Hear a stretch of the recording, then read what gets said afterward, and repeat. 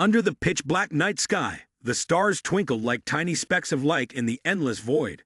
Far off in that vast darkness, a planet shimmered. This was Earth. Normally peaceful and serene, Earth suddenly trembled as spiritual energy, an ancient force, began to stir. Under the influence of this spiritual energy, a horrifying evolution took place, giving rise to terrifying creatures, monsters.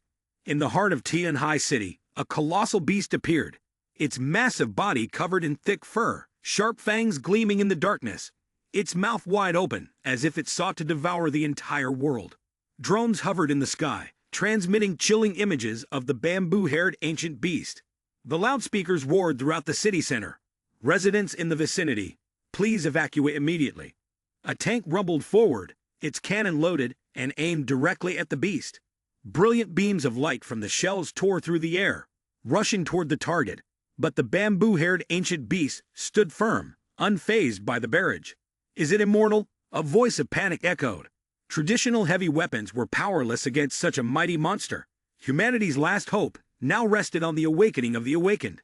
Suddenly, a figure appeared, clad in full armor that concealed their face, their hands emitting a blinding light. Behind the armor, a furious expression burned. He roared, "This world has false awakenings. We are here to protect. This is Earth's nirvana moment, the era of rebirth and battle." The scene shifted to the top high school of Tianhai City. On the towering walls of the school, 3 bright red plaques struck the eye, engraved with bold words full of vigor. Awaken stronger supernatural powers, a glorious life, strive harder, work diligently, reach further. After many generations of evolution, the surge of spiritual energy had greatly increased the probability of false awakenings among humans. Now, every young person turning 18 had to participate in the awakening ceremony, where they would discover the latent abilities within themselves. Groups of students with mixed expressions of excitement and anxiety walked through the school gates one by one. Zhao Wu, a teenager, tightly hugged his chest, his face pale with tension, murmuring, "I'm so nervous. What if I fail the awakening? Oh my God, if I can't awaken, I'll definitely be seen as weak." Next to him, a blonde-haired youth with a carefree attitude threw an arm around Zhao Wu's shoulder, looking up and laughing heartily. "What are you worried about? The success rate last time was over 92%. Not far away, a young man with white hair, his face cold and emotionless, furrowed his brows slightly. His sharp eyes gleamed with determination as he thought to himself, "Finally, the day of the awakening ceremony has come." Class 153, Chapter 3, The First City of Tianhai. Lin Tu stood at the front of the line, the corners of his mouth curling into a confident smile. His fingers gently stroked the shimmering necklace around his neck, and a gleam of arrogance flashed in his eyes. Today, he would definitely awaken a super-powerful ability that would astound the entire school, he thought to himself, his heart full of determination as his steps brought him closer and closer to the awakening room. Inside the brightly lit room, Zhao Wu had just completed the ritual, his face glowing with relief, as if a heavy burden had been lifted. He shouted out, his voice brimming with joy. "Great! I've awakened the flame fire ability. Grade A." The awakening machine emitted a cold, mechanical voice confirming. "Zhao Wu, 18 years old, has awakened the flame fire ability. T Grade A, blood condensation early stage." Outside, Zhao Wu was immediately surrounded by 3 men, each one eagerly trying to recruit him. One of them spoke up with a voice full of enthusiasm. "Hello, I'm a professor from Baisheng University, here to recruit students." Another man, unwilling to be outdone, interjected, "I'm a professor from Tianhai University. Fellow student, if you choose our university." Watching the scene unfold, Lin Tu couldn't help but curl his lips into a slight smirk, his eyes flashing with contemplation. As expected, the awakening ritual was the only opportunity to rely on one's abilities to defy fate and change one's destiny, he thought, a strong desire for breakthrough welling up inside him. At that moment, the teacher in charge of the awakening turned around, his tone serious yet calm. "Classmate, it's your turn now. Please report your name, class, and student ID number." Lin Tu stood straight, his voice loud and clear with confidence. "Lin Tu, class 153, student ID 2023 to 621. Immediately, whispers rose around him like waves crashing against the shore. The crowd of students began to murmur. Their eyes filled with curiosity and doubt as they looked at him. Isn't he the son of the legendary traitor? I heard his father has the lightning ability. I bet he didn't inherit that power, did he? So what if his father has the lightning ability? In the end, he's just a traitor. The sharp whispers reached Lin Tu's ears, but he remained unmoved, his expression as cold as a rock in the middle of a raging river. He tightened his grip on the necklace in his hand, his gaze momentarily flashing with determination. Suddenly, he spoke, his voice cutting through the air with piercing clarity. Yes, I am the son of the traitor they speak of. Wind Awakening, 3rd grade 1st rank, Tian High City. The applause rang out loudly, echoing through the auditorium, mingling with the flashing lights of cameras. In the center, a man with white hair, a red scarf draped over his shoulder, stood tall like a symbol of hope. Lin Tu stood before the awakening machine and gently closed his eyes. Old memories flooded back, vivid as if they had happened just yesterday. 7 years ago, in his father's strong embrace, Lin Tu was once a pride, surrounded by a crowd that hailed him as the child of a hero. But then the image of the young Lin Tu, bruised and sitting helplessly on the ground, tears streaming down his face, came clearly to mind. My father, he had once cried out in despair. That day, the bamboo-haired ancient beast suddenly attacked Tian High City. It was rumored that your father, faced with the great disaster, did not fight but fled, leaving the city to be ravaged, and the military and civilians suffered heavy casualties. The image of the cold, unfamiliar men coming to seize everything and Lin Tu's home cut into his heart like a knife. The young boy could only stand there, helpless, tears rolling down his cheeks. From that moment, the name son of a traitor clung to him, bringing disdain and contempt from everyone around him. Back in the present, Lin Tu stood before the awakening machine, his gaze unwavering. He thought to himself, even so, I still persist in studying here, because the blood of my father runs through my veins. I believe in this ritual. I will awaken a powerful ability that will change everything. The teacher responsible for the ritual, with a calm voice, guided Lin Tu forward. Lin Tu stepped forward and placed his left hand on the guiding device. He nodded and answered briefly. He stepped forward, his eyes gleaming with a flicker of hope.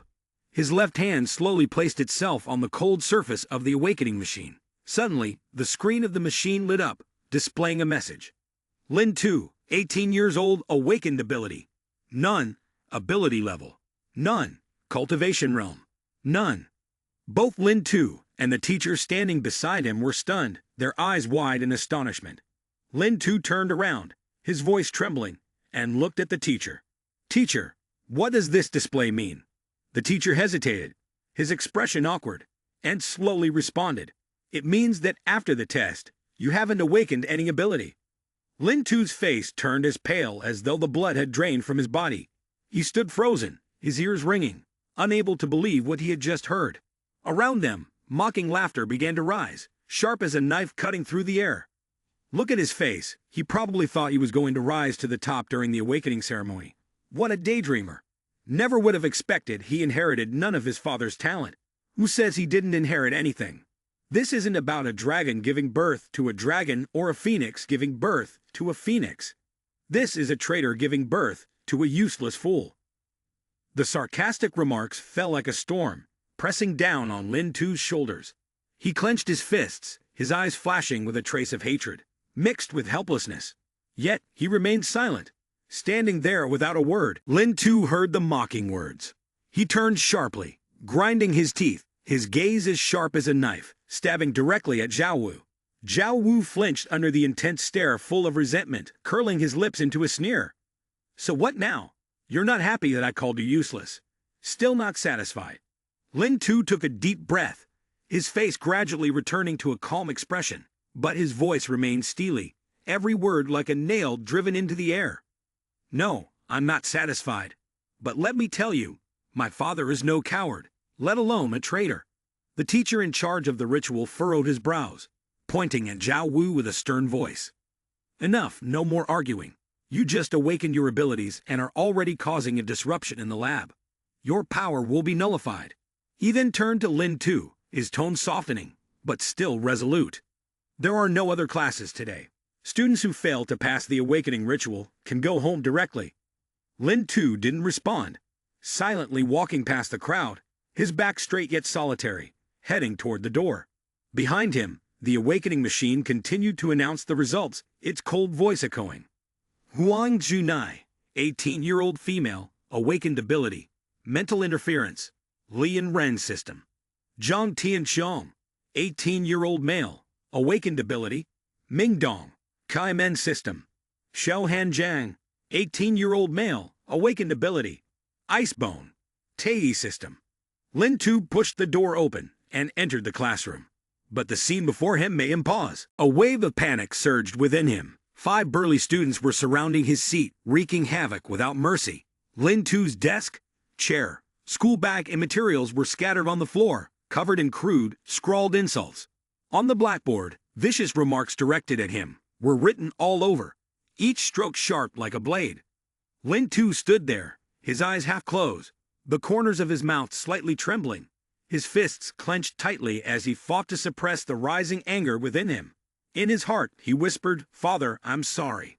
At that moment, Chen Hu, the young master of the general's mansion guarding the city of Tianhai, turned around, still holding a piece of chalk, a smirk curling on his lips.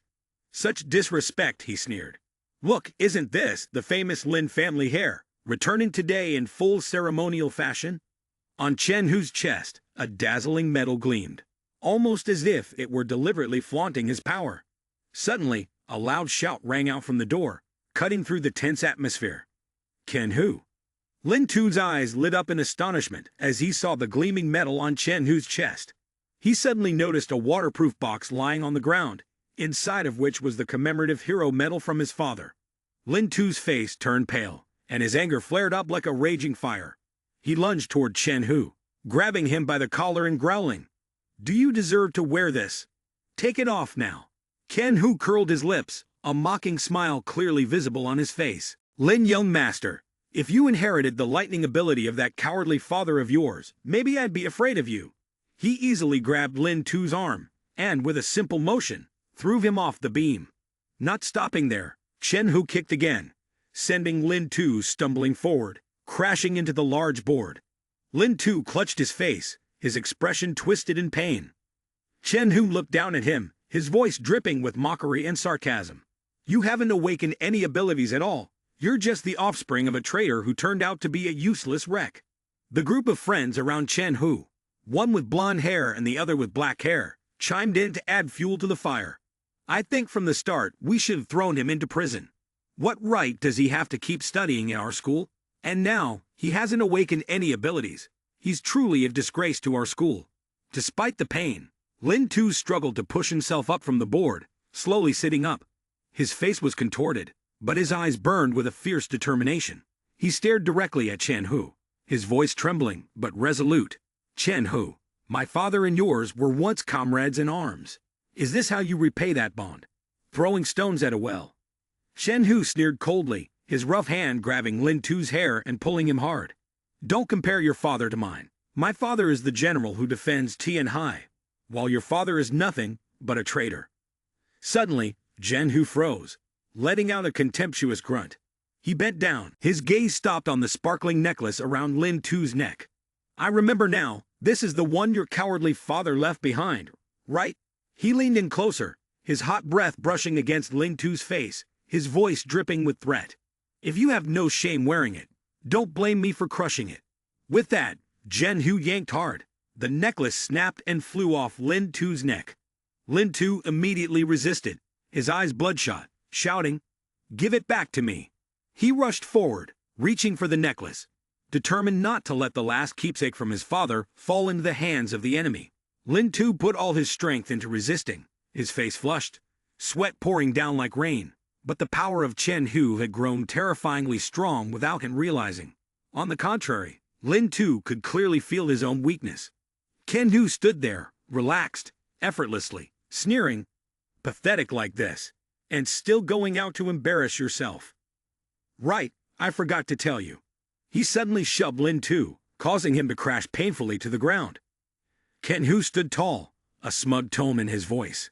"Today, I've awakened my ability, and it happens to be super strength." A nearby screen flashed with confirmation information. Chen Hu, male, 18 years old, awakened super strength, A-level ability in the Key Men system. Blood condensation middle stage cultivation.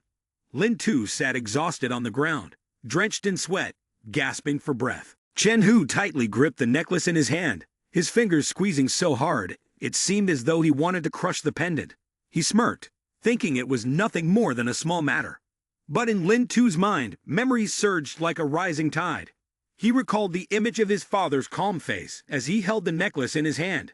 That night when Lin Tu had fallen asleep, his father had gently placed the necklace around his neck, the gesture tender but filled with an unspoken sense of attachment. The image of the boy crying uncontrollably, desperately clutching his father, came vividly to mind, so pitiful and heartbreaking. Lin Tu sat on the floor, his face flushed with anger, the corners of his eyes slightly wet. He clenched his fists, silently thinking, "No, that was the last gift my father left for me before he passed." Chen Hu tightened his grip on the necklace, his demeanor fierce, his cold eyes fixed on Lin Tu. Where was the arrogance from earlier? If he wanted to hold on to what his useless father had left behind, then he should kneel and beg for forgiveness. Lin, young master. His hand clenched as if he wanted to crush the precious memento. Lin Tu looked up, his eyes burning with rage. He growled, "Am I a dead duck, unable to speak?" He braced himself with both hands, staggering to his feet, and then suddenly lunged at Chen Hu. With all the strength he had left, Lin Tu leaped up and bit down hard on his hand. "Zhen Hu, what if all I have left is this stubborn mouth?" he shouted, his voice full of defiance. Chen Hu winced in pain, instinctively letting go of the chain, causing it to fall to the floor. "Damn, are you an animal? Biting people?" he yelled, clutching his arm in frustration. Lin Tu turned around, his gaze fixed firmly on the falling chain. Deep in his mind, there was only one thought: to seize it like a flash of lightning. Lin Tu lunged forward, his hands reaching out to grab the chain before it hit the ground. Chen Hu immediately charged toward him, grabbing Lin Tu's shirt and lifting him up as though he were a small animal, growling, "Damn, you might give it back to me." Lin Tu's eyes flashed with determination. He thought to himself, "I will swallow it whole before I let you have it." Without hesitation, he brought the chain to his mouth. Seeing this, Chen Hu panicked, but it was too late. Lin Tu swallowed the chain and exhaled, a sneer curling his lips as he said mockingly, I don't just bite people, I can swallow it too." Chen Hu's face turned crimson with rage, veins bulging, his teeth grinding as his eyes burned with fury, as if he wanted to tear Lin Tu apart. His anger flared up uncontrollably as he threw Lin Tu aside, shouting, "Damn it, you looking to die." Lin Tu's body flew backward, crashing violently into the floor. Bruised and in pain, he gritted his teeth, trembling as he pushed himself up with his hand on the edge of the table. Slowly, he rose, his eyes gleaming with unwavering resolve, his voice weak but filled with unyielding determination. "Those like you back then were afraid of me just because I am the son of Lin Longzhen. You trembled before me, used every possible means to try to win my favor." Lin Tu's face showed no emotion, his eyes scanning the crowd, mocking him. "Now it's the same. Just because I am the son of Lin Longzhen, you envy me, resent me, and do everything you can to humiliate me." He stood tall, his frail body unyielding, gritting his teeth as he continued, "You are not wrong. I am indeed a useless person, unable to awaken any special abilities." Lin Tu's battered face slightly twitched, the corners of his eyes moist, but his voice suddenly rang out, filled with determination. "Yet even as a useless person, I will never give up. There will come a day when I will prove to you all that my father is no coward." Outside, the thunder roared and bolts of lightning tore the sky apart, as if in sync with the fury in Lin Tu's heart. He took step after step, resolutely facing the group of Chen Hu, his voice firm. He never ran away in battle. Suddenly, deep within his body, a burst of fiery red light erupted, spreading like hot blood rushing through every cell. The stone on his necklace, though already swallowed, cracked open unexpectedly. A stream of fresh blood spurted out, causing the cracks on the stone to spread endlessly. Lin Tu felt his head spin, as if the entire world was turning upside down. This sensation made him widen his eyes, his pupils constricting, while the DNA strands within his body trembled. A sudden sharp change. A cold, mechanical voice echoed in his mind. "System notification. Blood test of the host successfully completed. Proceeding with the binding of the host's soul to the system. Welcome to the Beast Lord system. Lin Tu stood stunned, muttering to himself. System, Beast Lord system. But when did this happen? His memories rewound in his mind like a vivid film. From the moment his father gave him the necklace to when Chen Hu snatched it away, threatening to crush it with a mocking sneer. It was all just a minor incident. Then, in a moment of despair, Lin Tu had shoved the necklace into his mouth, biting down so hard it drew blood. Suddenly, Lin Tu snapped back to reality, his eyes widening in astonishment. It turned out that Chen Hu had intended to humiliate him, but due to that mistake, he had inadvertently helped Lin Tu activate the amber that his father had left behind. Before Lin Tu, a glowing system interface appeared, radiating with an ethereal light. The mechanical voice reverberated. Congratulations, host, you have successfully bound with the Beast Lord system. The host may now choose a beast to be their soul-bound companion as an initial reward.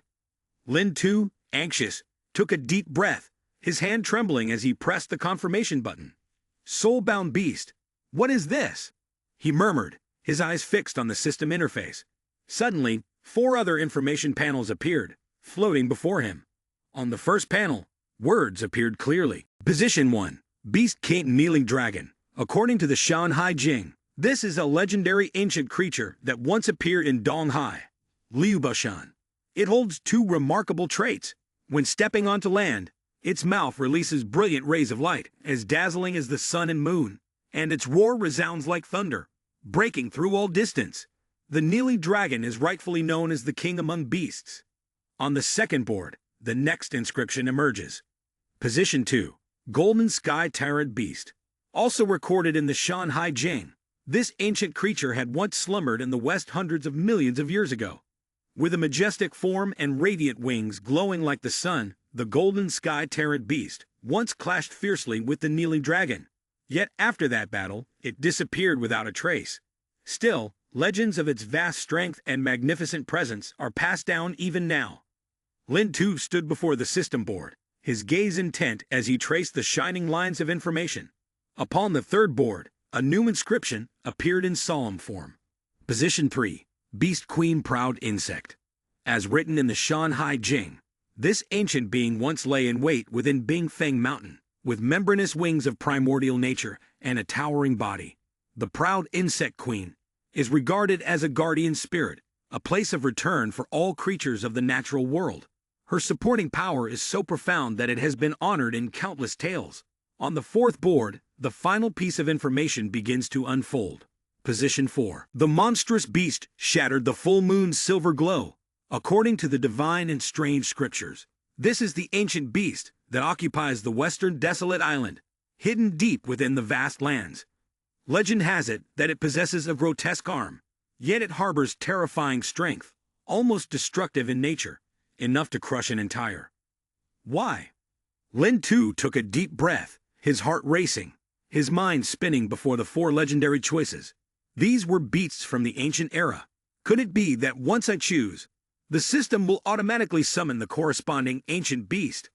He stood still, his gaze filled with determination, knowing that this decision would shape the path ahead of him. Suddenly, the system's mechanical voice echoed, cold yet clear. That is correct. However, ancient beasts are initially in their infancy stage upon creation. The host will need to patiently nurture them until they fully mature. Upon hearing this, Lin Tu's lips curled into a smile, his eyes flashing with a mix of surprise and excitement. Not bad, rewarding me with an ancient beast right from the start. This system truly is generous. He thought to himself, envisioning riding on the back of a majestic beast, trampling over the Chen Hu group beneath his feet. It was the ancient beast that once caused Tianhai to tremble. If I possess one like that, wouldn't I become invincible across the world? Suddenly, the system interrupted his train of thought, its tone urgent. 1 minute remaining. Host, please make your choice within the time limit. If not, it will be considered as the host giving up their rights. Lin Tu was startled and panicked. He awkwardly glanced at the 4 information boards in front of him. 4 options, 1 to choose. How should he decide? He mumbled, his gaze drifting over the board, displaying Beast Queen Proud Insect. But no matter how he looked at it, it didn't seem to suit him. He furrowed his brows, thoughts rushing through his mind. Suddenly, Lin Tu froze, his eyes lighting up like a flame, and he focused on the first board. Beast King Kneeling Dragon. Isn't this thunder? He exclaimed, his heart pounding as if he had just found his destiny. Lin Tu clenched his fists, the corners of his mouth lifting into a determined smile, his eyes burning with resolve. Who says I can't inherit my father's thunder ability? He stood there, amidst the chaos of the classroom, shouting loudly, "This is it. I choose Kneeling Dragon." The system immediately responded, its cold, mechanical voice confirming, "Your beast, Kneeling Dragon." Suddenly, a violent whirlpool appeared, pulling Lin Tu in. He heard a mysterious sound. What's going on? Lin Tu panicked as the rushing water engulfed him, constantly pulling him into a strange space. Inside the water, Lin Tu felt as if he were floating in the endless deep sea. He murmured, filled with questions, "Has this place turned into the deep sea now?" Suddenly, a huge, red, and majestic eye appeared in the darkness, staring directly at him, and a deep, thunderous sound, like the roar of thunder from the depths of the ocean, echoed. "Foolish humans, your thunder spirit system has not even lasted 10,000 years, yet you dare to claim yourselves as the rulers of the world." A giant face of the Kneeling Dragon materialized, floating in front of Lin Tu, exuding an overwhelming aura. When the true lord descended, it seemed as if heaven and earth themselves shrank beneath the feet of this ancient beast, causing all things to tremble. Sweat poured down Lin Tu's face as he felt the terrifying pressure from the Kneeling Dragon. "So this is the feeling of being oppressed by an ancient beast," he muttered, his voice trembling. Suddenly, a surge of water rushed in, encircling Lin Tu. "What is this?" he screamed, as the water splashed in all directions. A high-pitched scream reverberated, tearing through the sky. Beneath the water, a dark shadow appeared, with piercing blue eyes flashing a cold, menacing light. Its mouth, bright red, twisted into a strange smile as it slowly rose. Lin Tu's eyes were wide with terror as he realized he had fallen onto the back of the Kneeling Dragon. The colossal body of the Kneeling Dragon loomed like a mountain, its roars shaking the very earth. Lin Tu stood frozen, suddenly realizing he was perched atop the beast's head. Unexpectedly, he stumbled, unable to keep his balance. Ah ah ah ah. Lin Tu lost his footing and plunged straight into the abyss, his frantic screams echoing endlessly. Suddenly, Lin Tu jolted awake, his eyes darting to the three people in front of him, a sense of confusion flooding his mind. Could it have all just been a dream? At that moment, a glowing notification panel appeared before his eyes. "Congratulations, host! You have successfully completed the initial mandatory installation mode and obtained your bonded beast, the Kneeling Dragon." Lin Tu's eyes widened in shock, his heart racing as the system suddenly activated. Before him, a brilliant egg materialized, floating in the mystical space of the great beast domain. He watched the egg intently, his mind filled with doubt. But at the critical moment, the system had only provided him with one egg. What was he supposed to do now? Where was the promised eternal, invincible beast? He muttered to himself, his voice tinged with disappointment and confusion. Suddenly, the system emitted a cold, emotionless notification. "Please, host, hatch your bonded beast's egg as soon as possible." Lin Tu flinched, jumping to his feet and shouting into the void, "Hey, don't go. At least tell me how I'm supposed to make this egg hatch." But the only response was a repetitive, indifferent notification. "Hope host successfully hatches the bonded beast's egg soon." Lin Tu stood there, mouth agape, his face blank in disbelief. Had the system truly abandoned him? The black-haired man standing nearby noticed Lin Tu muttering to himself, an expression of curiosity, mixed with suspicion, crossing his face. "Lin Tu, you speak so arrogantly." Ken Hu, standing beside him, sneered and interjected, "Do you think that just because you swallowed the necklace, we can't do anything about it?"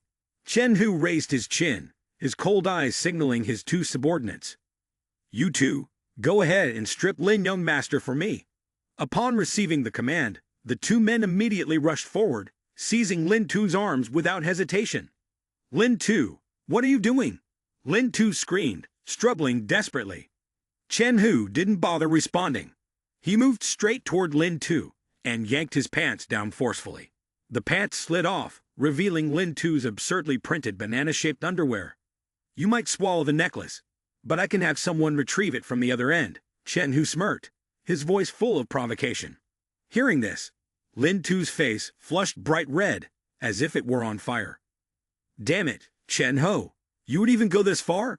Damn, are you even human anymore? He shouted, his voice trembling with both anger and embarrassment. In Lin Tu's mind, a grotesque image surfaced. He was squatting on a giant egg, with Chen Hu grinning maliciously beneath him, making mocking cluck, cluck sounds. Men sitting on eggs. Lin Tu shuddered and quickly spoke up. I can tell you this. The necklace inside my stomach is already crushed. Now it's turned into an egg waiting for me to hatch it.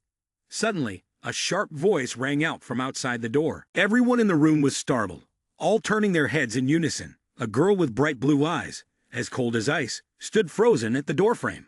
In her hand was a notebook and a pen, her fingers swiftly jotting down notes. Your behavior is serious and violates the school's rules.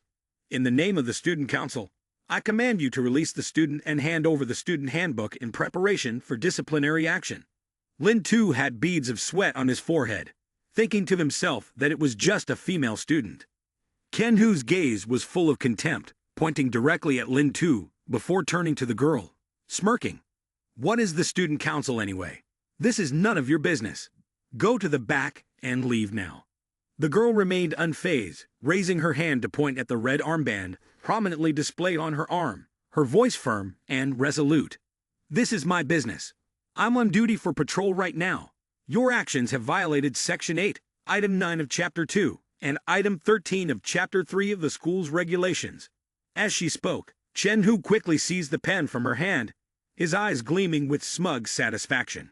He gripped the pen tightly, spinning it in his fingers, his gaze cold and challenging. Out of respect for you, I'll ask you to leave. But if you disrespect me, I won't let you leave this classroom. Suddenly, the girl gave a slight smirk, using her skills. The pen in Chen Hu's hand suddenly emitted a golden glow before shooting out of his grasp, hovering in midair. The pen holder pointed straight at Chen Hu's throat, sharp as a blade. Chen Hu flinched slightly but quickly regained his composure, pointing at the pen holder and sneering. This is just a pen holder. What the hell are you doing? The girl frowned, her voice as cold as ice. This is just a warning for you.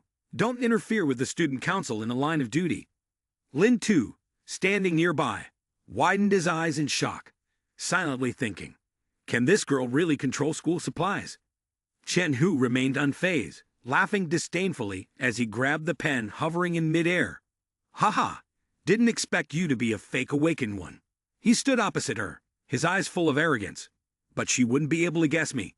All of my people here are fake awakened ones. Chen Hu tightened his grip, snapping the pen in two, his tone full of self-satisfaction. Moreover, my ability is A-level brute force. Before he could finish speaking, the girl interrupted sharply, her voice cutting through the air. So, Chen Hu pointed directly at her face, his voice cold as ice. So I advise you to mind your own business, and not throw your life away over a useless kid. Lin Tu, seeing this, panicked and rushed towards the girl to stop him. But two of Chen Hu's lackeys quickly held him back. Chen Ho, you're despicable. Bringing a bunch of fake awakened ones to bully a girl. Lin Tu yelled in anger. Before he could finish his sentence, one of the underlings threw a powerful punch at Lin Tu's face. He spat out blood and collapsed to the ground. Shut up and stop wasting words, the underling growled. Zhen Hu stood there, sneering, his eyes filled with disdain as he looked at Lin Tu. I'm beating up a useless, unawakened waste like you, and yet you still bring a bunch of fake awakenings. He slowly walked toward the girl, his fists clenched tightly, glowing with an intense fiery red, like they were burning. Or do you mean to challenge us awakens to a fight? The girl remained calm, unwavering, her voice steady yet sharp. Every word that came out of her mouth was about awakenings. Then she raised her voice, as if she were about to lecture. Do you truly understand the meaning of an awakened? She stood tall, her posture solemn, her gaze sharp. Her voice rang out, firm and resolute. Awakeneds are humanity's last hope to fight against the monsters in this era of nirvana, not a label for you to use to brag around everywhere. Lin Tu, lying on the ground, widened his eyes in shock as he stared at the girl. He thought to himself, has she accepted the challenge? Surrounded by enemies, Lin Tu couldn't believe what he was seeing. Stunned, he spoke up. So when you were in the secret realm, facing the monsters. Was it the same feeling as this? The girl casually waved her hand, without hesitation, and the broom that had been quietly sitting in the corner of the room suddenly began to shake. The broom shot toward Lin Tu, hooking onto his coat. With a powerful yank, it lifted him off the ground. "Hey, is this some kind of mistake?" he yelled, panicking as the broom dragged him away at an incredible speed. Suddenly, the broom slammed into the wall, pinning Lin Tu against it. He looked pathetic now, dangling in midair, his pants sliding down to reveal only a pair of banana-patterned boxers. "Why are you targeting me?" Lin Tu screamed, his face red with embarrassment. The girl, her face expressionless, replied calmly, "Sorry, classmate, just a little trouble with you hanging there. The situation over here is a bit dangerous." Chen Hu could no longer maintain his composure. His eyes burned with fury. He swung his fist at the girl and yelled, "You don't think much of me, do you? Brothers, come on." The girl simply waved her hands gently, her demeanor casual, as brilliant golden flashes of light flickered in the air. It seems someone needs to teach your so-called awakened group a lesson in not underestimating others. The pencil box on the desks suddenly shook violently. Rulers, compasses, pencils, and numerous other metal objects shot into the air, rushing forward like a whirlwind. Zhao Wu, standing nearby, looked pale or panicked, exclaiming, "I've heard of the ability to freely manipulate metals somewhere before." The girl hovered in midair, surrounded by a ring of razor-sharp metal. In a steely voice, she spoke to them, implying the true meaning of awakening. Chen Hu was overwhelmed, able only to let out a few cries. Metal implements had closed in on him, leaving not a single gap. The girl warned sternly, "Don't move a muscle. You'll get hurt." Lin Tu still hung suspended against the wall, sweat pouring, eyes wide with astonishment. He thought to himself that she had handled Chen Hu in the blink of an eye. What divine power does this schoolgirl belong to? Zhao Wu cowered beneath the table, hands clutching his head, trembling. Sharp metal objects hovered around them like the blades of death. In a panic he shouted, "Boss, I remember now. This girl's not someone to mess with. She is." Zhao Wu swallowed, his voice shaking. Student Council President Su Lingyu. The image of Su Lingyu came to mind. The prodigious 14-year-old girl who had once been interviewed. "You have awakened an A-rank magnetic force ability of the Tei system during the awakening ritual," Shen Hu muttered, dumbfounded, unable to believe his ears. Su Lingyu stepped forward, her gaze icy and her voice like steel. "With a little force from me, I could tear you to pieces. If you don't want that, then quickly admit defeat. Surrender." At that moment, a system panel flashed brightly, distinct from the previous ones. The golden light covered the notification. Su Lingyu, female, 17 years old, awakened ability. Tei level magnetic force system, ability A, early stage spirit aperture, cultivation realm. Lin Tu was stunned, his eyes wide with astonishment. He recalled the ranking of cultivation realms, starting from the lowest, blood condensation, followed by spirit aperture, Chen Mansion, void reversal, and the highest enter saint. He couldn't believe that Su Lingyu had surpassed Chen Hu by an entire realm. Despite this, Chen Hu stubbornly gritted his teeth and growled, "You wouldn't dare. My father is Chen Bao Liang." Without a word, Su Lingyu casually waved her hand, and sharp metal shards flew through the air. One metal shard sliced into Chen Hu's neck, causing fresh blood to spurt out. Chen Hu's face turned pale, contorted with pain. He screamed in panic, "I'm bleeding! Help me!" Suspended in midair, Su Lingyu looked down at Chen Hu, her voice cold. "I suggest you abandon this naive thought of yours. The abilities of an awakened one are not safe. Even when wiping a gun, it could go off, and there's a chance it could kill you." She raised her hand slightly, her gaze sharp. "Furthermore, it's you who initiated the challenge this time. So even if I fail and kill you, the senior military officers have no reason to inquire further." Upon hearing this, Chen Hu was so terrified that tears rolled down his face. "Ah, wait, I give up, I give up." He discarded his pride and continuously shouted, begging. Su Lingyu only snorted coldly, "Nem." Su Lingyu casually waved her hand, nullifying her power. All the sharp metal objects immediately fell to the ground with a series of dry, clanging sounds. She gently landed and slowly walked toward Chen Hu, her gaze icy and sharp. "Now you understand what a provoked awaken really means. With one hand behind her back, she raised the other and continued, I hope you'll remember today's lesson. If you go around underestimating and treating awakeners lightly, you'll end up dead. Su Lingyu pointed at Chen Hu, her power activating. The badge on his chest suddenly trembled, being forcefully pulled off, not to be casually worn. She shouted in a commanding tone, What are you showing off with that badge for? The badge was now firmly in her hand, glittering under the light. Chen Hu looked down at his shirt, seeing 2 empty holes in his chest, his face turning ashen. Su Lingyu's face remained cold and imposing as she ordered, If you understand, hand over your student notebook, and then you can leave. Don't forget, report to the office tomorrow morning to face your punishment. Chen Hu, terrified beyond measure, staggered backward and fell, stammering. His entire gang of lackeys, in a panic, fled. Shouts echoed. Wait for it. Lin Tu witnessed the entire scene just now, and his heart was filled with astonishment. She took less than 3 minutes to handle everything. He turned to look at Su Lingyu, his gaze still lingering in disbelief. Everything had ended swiftly, and the group of Chen Hu had scattered. He gritted his teeth, his face showing a mix of anger and complexity. Despite his hatred for Chen Hu, Lin Tu did not feel any satisfaction when he saw his enemy in such a miserable state. He had remained silent all this time, only daring to think in his mind, for the memory of the struggle for the necklace with Chen Hu was still vivid. He knew all too well how powerful Chen Hu's awakening force was. Then, Lin Tu recalled that moment when Su Lingyu had lightly snatched the badge from Chen Hu's chest. Although she was only 1 level higher in rank, her strength was on a completely different scale. He silently vowed, his eyes never leaving Su Lingyu. A strong determination arose within him. He must uncover the mystery behind the disappearance of his mentor and prove that he had not fled. But on this path, he had no idea how many powerful awakened individuals with terrifying abilities he would have to face. Su Lingyu slowly approached Lin Tu, her gaze sharp, yet there was a hint of curiosity. Can I really handle them? She looked directly at him, her voice firm. Are you Lin Tu? Lin Tu was still hanging in midair, his face filled with panic as he replied, What if I am?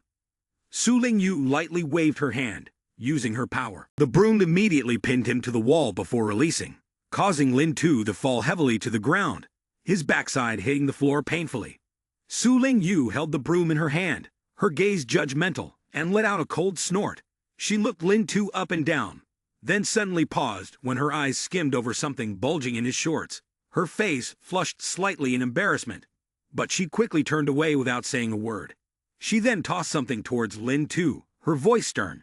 Don't bring things unrelated to studying to school. Lin Tu hurriedly caught it with both hands. It was the badge. He quickly pulled up his shorts, stammering, Thank you for helping me get this back. Su Lingyu walked toward the door, hesitated for a moment, then turned her head and said, The school has arranged this. Returning home this afternoon is for your own good. Su Lingyu glanced at Lin Tu, her gaze sharp as if it could pierce through his soul. Awakening creates a great distance due to strength, so since you haven't awakened yet, it's best for you to learn not to get involved with fake awakeners. It could be very dangerous to your life. Lin Tu was stunned upon hearing this, his gaze vague. He murmured, Su Lingyu, you're not wrong. He drifted into a stream of memories, recalling the series of events that had unfolded, from the moment Chen Hu had stolen the necklace to when he inadvertently activated the system, and the surreal scene when he had been sitting atop the ancient beast, the kneeling dragon. Indeed, one could not rely on ordinary methods to catch up to a fake awakener. He silently thought, My father is not a coward, but I still have to rely on his pendant to activate the system. If I can't become an awakened, I will have to face the monster directly. Lin Tu envisioned a magnificent scene. He sat atop the eternal ancient ghost dragon, towering on the edge of a cliff, facing a few awakened. He told himself, Then I will become a monster lord, confronting the awakened head-on. Under the night sky, a few faint stars twinkled. In the top-tier high school of the Angel City, a room still had its lights on. A tired sigh echoed, I'm so exhausted. A splash of water hit the blackboard, accompanied by the sound of scrubbing. When will this cleaning ever be finished? A hand was vigorously scrubbing the board, the clock ticking past 8:30 p.m. Chen Hu's group was busy rearranging desks and erasing the dirty words they had written. One underling grumbled, Boss, why do we have to stay at school to clean the classroom? Shouldn't we leave this kind of work to that useless Lin 2 kid? Another one chimed in. Yeah, I still have extra classes at 9. Ken who? His face darkened with anger. Shouted, I told you all to do it, so do it. Stop talking. The underlings, upon hearing this, dared not speak any further and quietly lowered their heads to continue working. Chen Yu involuntarily shivered, recalling the cold, commanding face of Su Lingyu as she ordered him. He muttered, I don't want to mess with Su Lingyu. Under the full moon hanging in the quiet night sky, a sudden scream shattered the stillness. Annoying. On a desk piled high with books, Lin Tu, sweat dotting his forehead, held his head in frustration.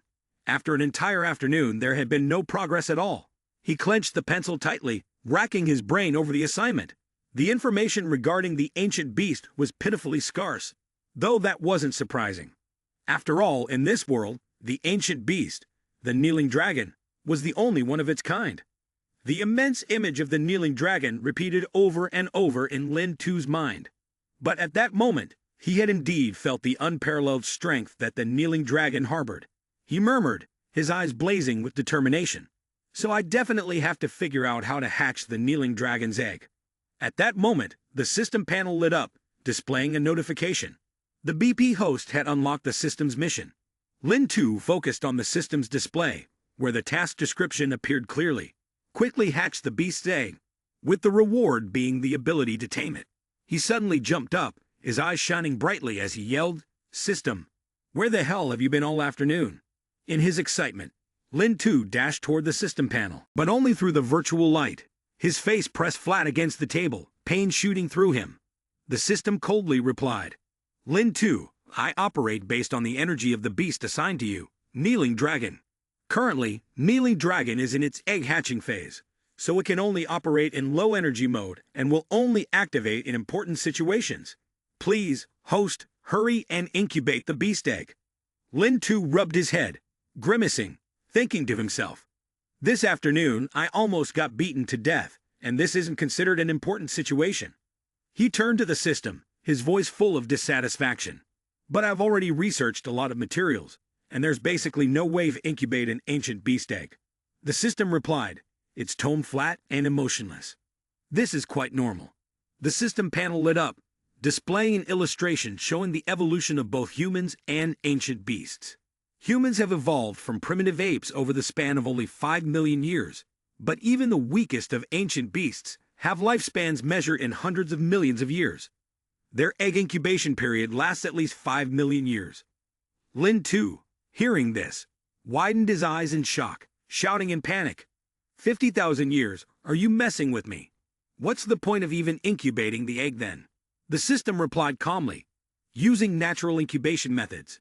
It indeed isn't feasible. But since this system is called the Beast Overlord, naturally, there is a way to incubate the egg quickly. Lin Tu immediately became excited and quickly asked, what is it? He imagined a monstrous creature with a glowing green stone on its head. The system notification, the beast's core. Lin Tu froze, muttering, the beast's core. The system confirmed, correct. The beast is formed from spiritual energy, generated by the energy of the environment, absorbing power to survive and grow. They condense the spiritual energy into a core, no bigger than a human fist. In front of Lin Tu, the system interface displayed a vivid image, a small dragon curled up inside an egg, with a glowing, mysterious spiritual core above it. The system continued to explain in a calm, clear voice. Ancient beasts grow and develop slowly due to the thin spiritual energy on the surface of Blue Star. As long as the spiritual energy contained in the core is used for supplementation, the egg's hatching process will be significantly accelerated. Lin Tu rubbed his forehead, his eyes thoughtful as he muttered, fortunately, it's definitely not talking about the inner core of a monster. But how do I get the beast's core? In Lin Tu's tidy room, the bedspread with a banana pattern stood out under the light. The system responded, rest assured, this system has detected the beast's core right within the host house. Lin Tu immediately snapped to attention, his energy surging. Really? You're not mistaken, are you? Couldn't it be that my mother is still hiding a treasure like this from me? The system interface flickered and displayed an image of the badge that Lin Tu's father had left behind. The notification system is this. After inspection, the badge was made from the core crystal of a monster, weighing hundreds of thousands of tons, containing enough spiritual energy to help the ancient beast complete its egg-laying process. Lin Tu's eyes were filled with astonishment, his hand trembling as it touched his father's hero badge. He recalled the insults deeply embedded in his mind from childhood. The traitor's son, the coward's son, the traitor's son, the coward's son. The cruel words, sharp as blades, were aimed at an innocent child. The badge, his father's symbol of honor, had always been kept in a small box inside Lin Tu's bag. Ever since his father's downfall, he had carried it with him, vowing that one day he would clear his father's name. He remembered the moment Su Lingyu had returned the badge. This afternoon, if not for Su Lingyu's intervention, he would have never been able to retrieve it. Lin Tu thought to himself, feeling a surge of helplessness, his tears soaking his face. He rummaged through his backpack, his hand tightly gripping his father's hero badge. Right now, I can't even protect this badge, let alone preserve my father's honor. On the wall of Lin Tu's room hung an old painting, depicting his late father. Lin Tu sighed softly, his gaze lingering on the painting before he asked the system. System, tell me, how can I accelerate this? The system responded, its voice even and clear. Currently, the host Great Lord Beast still cannot absorb the monster, so it is necessary to materialize the kneeling dragon first. Lin Tu frowned, thought for a moment, then asked, what do you mean by materialize? Without a word of response, the system suddenly activated. A shiny metal tube appeared out of thin air, floating in the middle of the room. A laser beam shot out from the end of the tube, sketching messy, tangled lines on the wall. Soon enough, the system announced smugly, success. Now the host can directly place the monster's core into the kneeling dragon's egg. Lin Tu stood stunned, his eyes fixed on the chaotic lines on the wall. He pointed at it, his voice filled with doubt. Are you serious? This drawing isn't even as good as when I was 7 years old. The system seemed to grow angry, growling, place it now. Lin Tu hesitated for a moment, his face showing clear signs of worry. He nervously held the metal in his hand and slowly brought it closer to the wall. As soon as the metal touched the surface, a powerful magnetic force immediately pulled it tightly against the wall. Lin Tu panicked, trying to pull his hand back, but it was useless. The metal was completely swallowed up by the wall. Suddenly, the ground shook violently. Lin Tu staggered, unable to keep his balance on the wall where the chaotic lines were. Countless small cracks began to spread out like a spider's web. Lin Tu cautiously approached, reaching out to lightly touch the cracks. He muttered softly to himself, but immediately pulled back, his eyes filled with confusion as the cracks widened and deepened. Suddenly, the wall could no longer withstand the pressure. Large chunks of stone shattered and fell with a deafening crash, shaking the entire room. The wall collapsed completely with a rumbling explosion. Lin Tu reacted swiftly, jumping out of the danger zone, shouting repeatedly. Thick smoke and dust engulfed the room, and Lin Tu collapsed onto the cold, hard floor, his breath coming in quick gasps. Through the haze, he vaguely made out a huge silhouette, his eyes widening in disbelief, his face showing astonishment.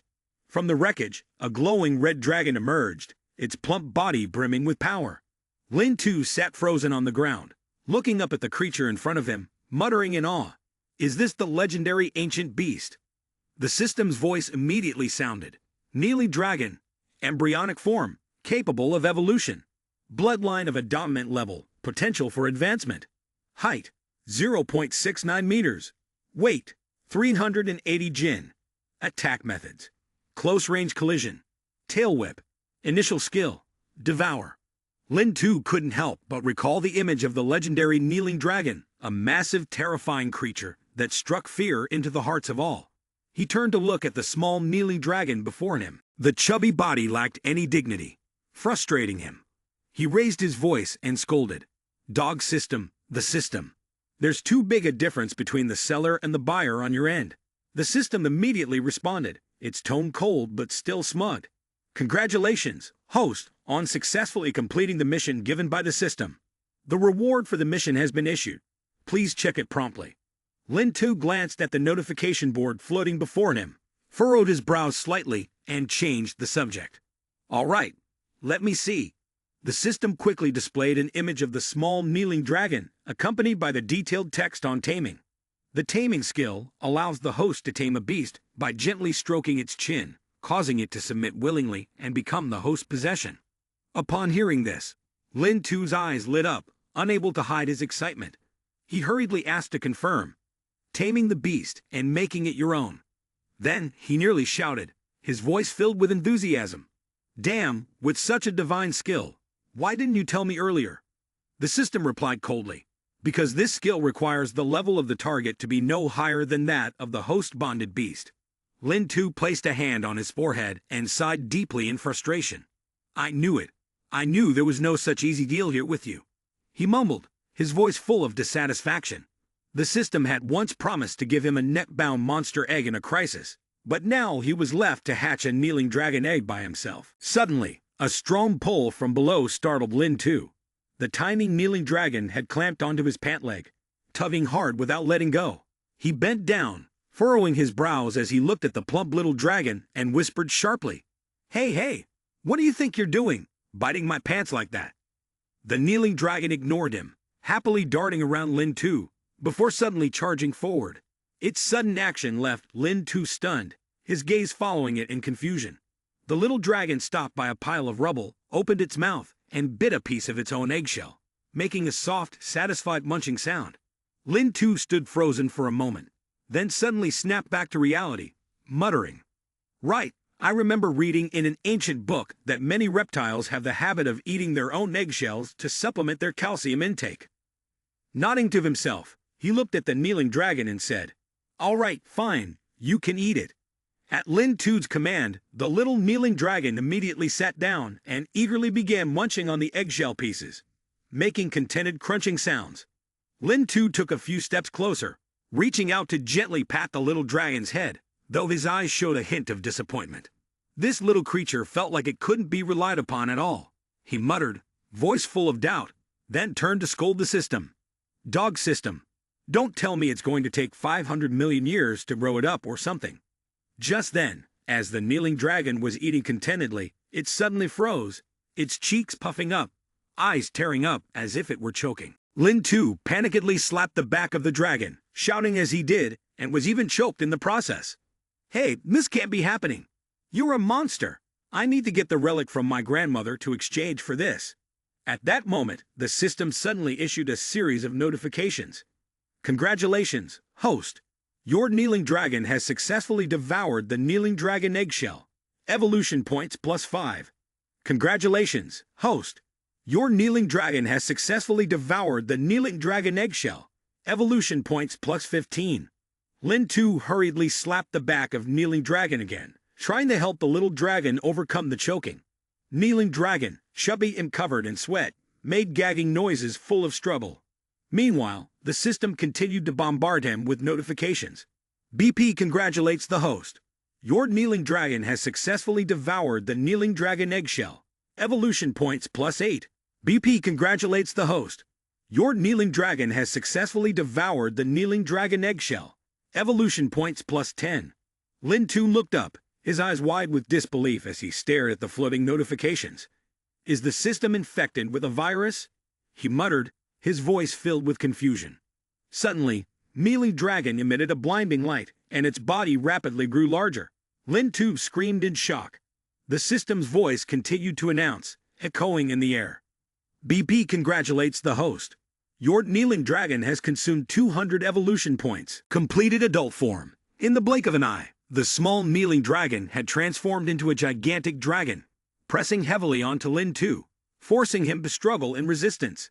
The system displayed the status panel of kneeling dragon, showing its adult form could evolve. Its bloodline at the overlord level could be upgraded, standing at a height of 1.28 meters, weighing 960 jin, with attack methods: close combat collision, tail lash of the divine dragon, initial skill, devour. Lin Tu pushed with all his might to shove the dragon off him, shouting at the system, "What the hell is going on? Why did it suddenly grow this big?" The system flashed and presented the evolution panel of Kneeling Dragon before Lin Tu's eyes. The text clearly appeared. Kneeling Dragon, adult form, can evolve. Bloodline at the overlord level can be upgraded. Height 1.28 meters. Weight 960 jin. Attack methods: close combat collision, divine dragon tail lash, Initial skill. Devour. Devour works by ingesting food, transforming it into evolution points, providing energy for its growth and evolution. Lin 2 lay flat on the ground, crushed under the enormous kneeling dragon, his face contorted in pain. Gritting his teeth, he cursed at the system. Are you using an MT control panel? Didn't the control panel just say this is the initial devour skill of kneeling dragon? He looked up and glanced at the dragon that was sitting imposingly on top of him. For a moment, he thought to himself about the devouring skill, marveling at how quickly kneeling dragon was growing. Should I be happy that I chose this one? He mumbled to himself, but immediately shuddered as he felt the incredible weight pressing down on him. Shaking, he yelled, "No, can this thing move its butt? My salary is about to be crushed under you." Suddenly, kneeling dragon jerked up, its round eyes staring at the door, as the door trembled and creaked as if someone was pushing it open. Lin 2 panicked, his heart racing, muttering, "This isn't good, is Mom home?" Sure enough, Lin 2's mother entered from outside, her worried gaze scanning the room. When she saw Lin 2 pinned under the enormous kneeling dragon, she froze, her voice faltering. "Lin 2, you rascal, what happened to you? The teacher called and said you were with your classmates."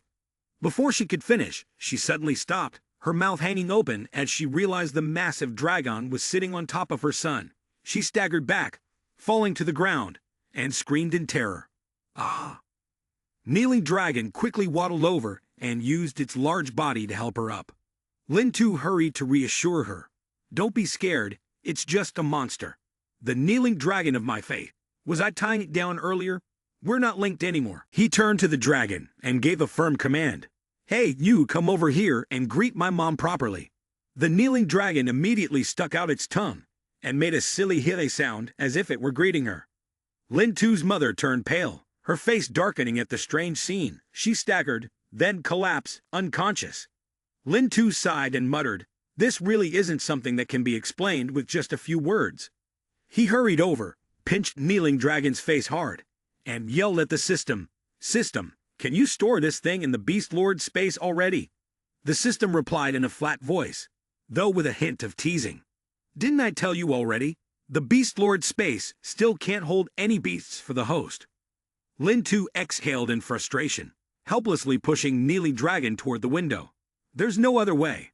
Looks like I'll have to take this thing away and then slowly explain things to my mom," he muttered, his expression filled with worry.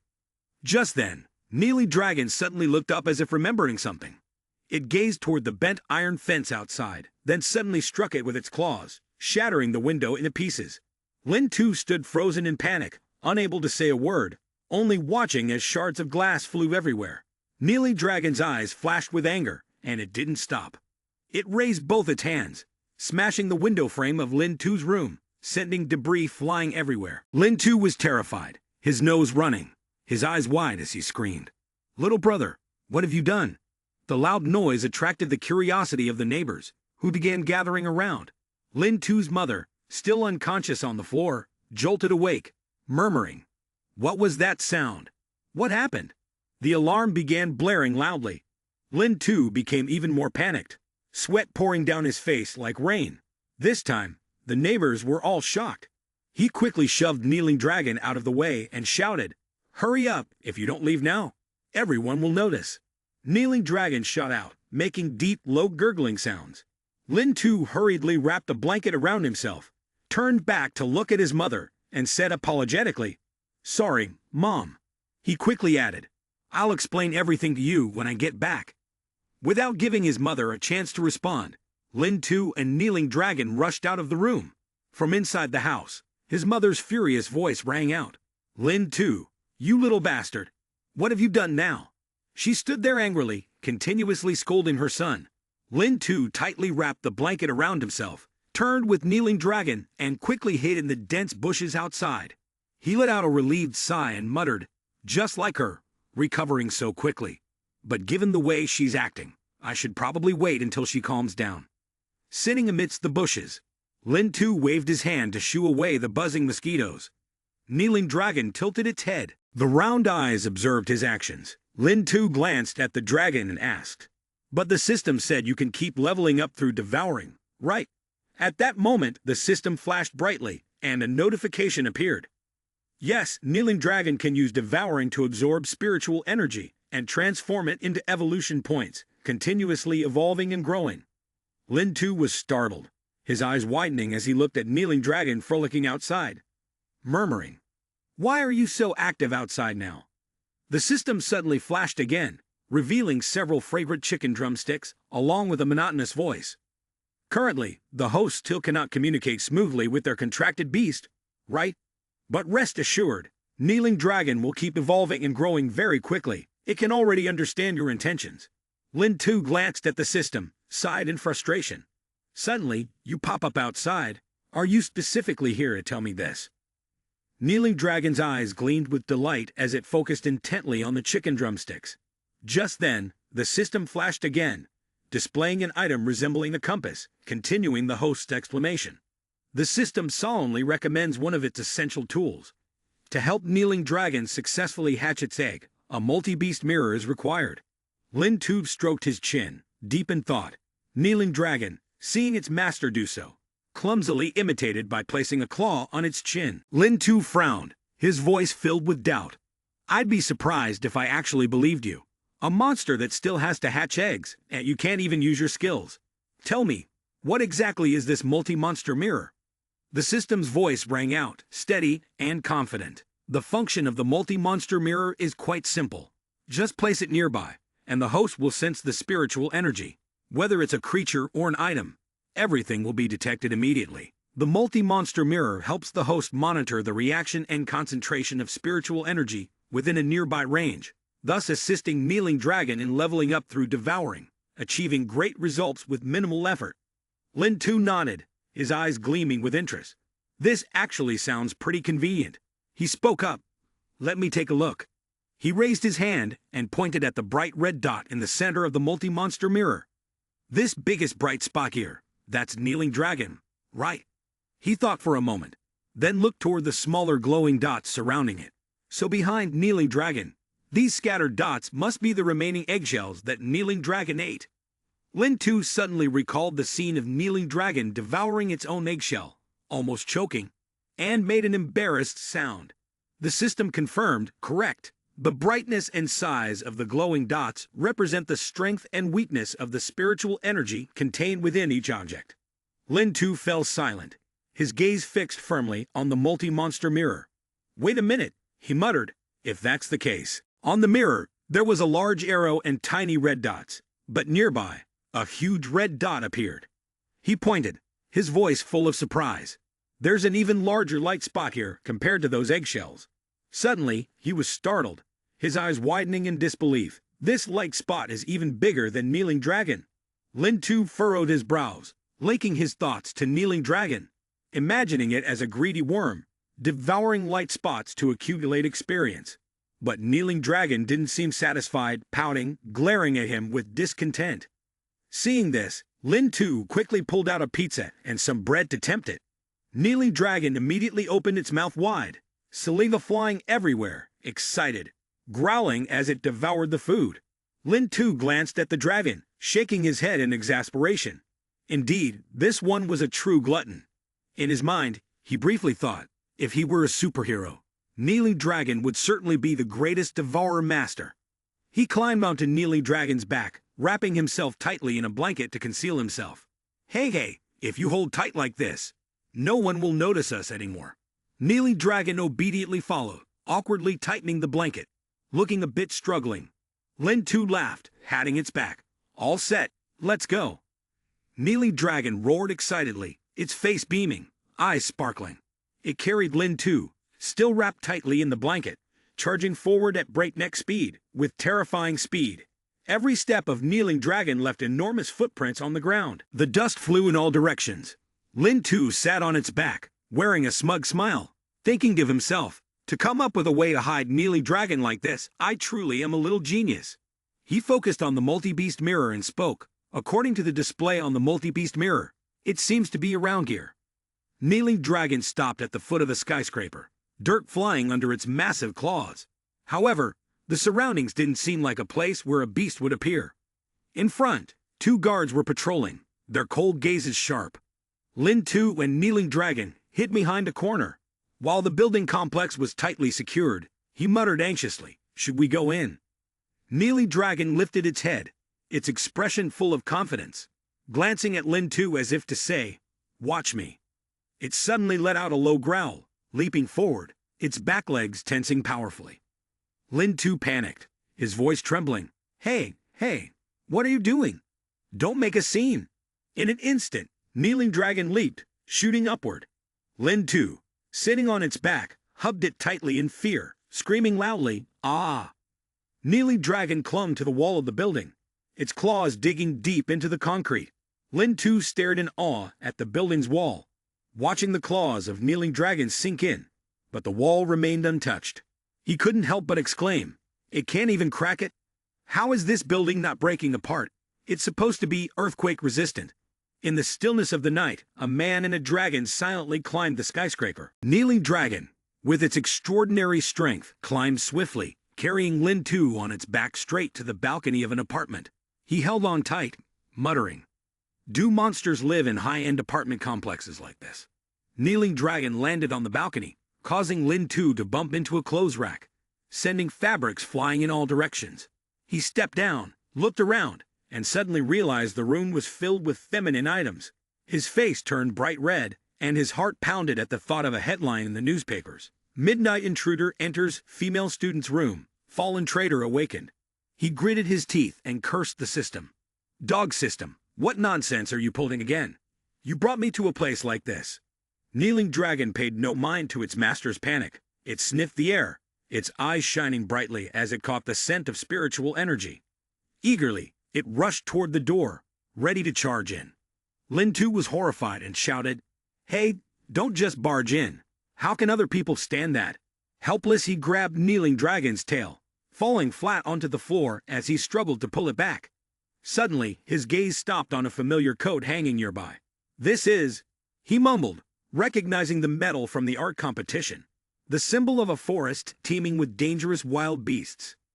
Lin Tu fell into thought, his eyes sparkling as he pondered the secret realm. He knew that most of the spiritual energy on Blue Star was concentrated in otherworldly spaces, places called secret realms, under the nurturing of the damp spiritual energy. The secret realm gives birth to countless precious resources and ferocious beasts, becoming an ideal destination for awakened ones who risk everything to cultivate immortality. However, secret realms in every nation are strictly managed. Even awakened individuals must pass a series of tests and verifications to earn the qualification to step inside. The silver glinting medal of the art festival hanging from the coat was the very pass into the secret realm granted by Nation H. Rumor had it that each awakened individual could design their own medal, making each one utterly unique. Lin Tu and Kneeling Dragon stared intently at the medal behind the glass. Beyond it, the fleeting silhouette of a girl appeared, moving gracefully. Lin Tu froze, his face flushing crimson as blood suddenly trickled from his nose. He hurriedly wiped it away, heart pounding wildly, muttering, "So this medal probably belongs to that shadow." Suddenly Lin Tu cried out, his voice full of terror, "Su Ling Yu, her image is clear in my mind." He clutched his head and rolled on the floor, screaming, "Damn it, of all places, you had to bring me here." With her around, even the beasts would have their bones stripped clean by now. Kneeling Dragon tilted his head, gazing blankly at Lin Tu, his mind filled only with images of piles of food stacked high like mountains. Lin Tu's face burned red, sweat pouring down as he gritted his teeth and cursed the green bean system. "Dog system, you've made me addicted, haven't you?" Just then, the sound of running water from the bathroom came to a stop. Su Ling Yu wrapped the towel around her body to cover her sensitive areas as she stepped out. Her face was cold, her body still glistening with droplets of water, exuding an irresistible charm. She spoke in a sharp, cold voice. "Who is it?" Lin Tu was startled, his head snapping up, his eyes wide with panic. He glanced at Kneeling Dragon, his lips pressed tight, imagining the sight of the dragon being roasted and placed on the dining table. But Kneeling Dragon remained carefree, his eyes bright, showing no sign of danger. The ticking of the clock blended with the sound of water dripping from the showerhead. Su Ling Yu had just finished her shower, lost in quiet thought. Was she too harsh this afternoon? For someone who hadn't awakened, it was best to learn not to get involved with those who had. Forget it, I only wanted what was best for him anyway. As she dried herself off, Su Lingyu suddenly recalled Lin Tu's pitiful state when he returned to the palace, looking worn out, unexpectedly being the son of a hero, but completely unaware of his own limits. She muttered to herself, I should have never had any expectations of him from the start. Suddenly, a loud crash came from outside, as if something had shattered. Su Lingyu jumped, quickly tightening her towel around her, spinning around to shout, Who's there? She opened the bathroom door but saw no one. The balcony door had been broken open, a red light flashing. Kneeling Dragon, with Lin Tu firmly in his mouth, leaped out of the balcony. His face was filled with panic, desperately trying to keep the blanket wrapped around him. Lin Tu screamed, Hey, this isn't our 4th floor. This is the 40th floor. Kneeling Dragon shot straight down at an incredible speed. Upon impact, a terrifying collision sent rocks and debris flying everywhere, creating a thick cloud of dust and leaving behind a deep crater in the ground.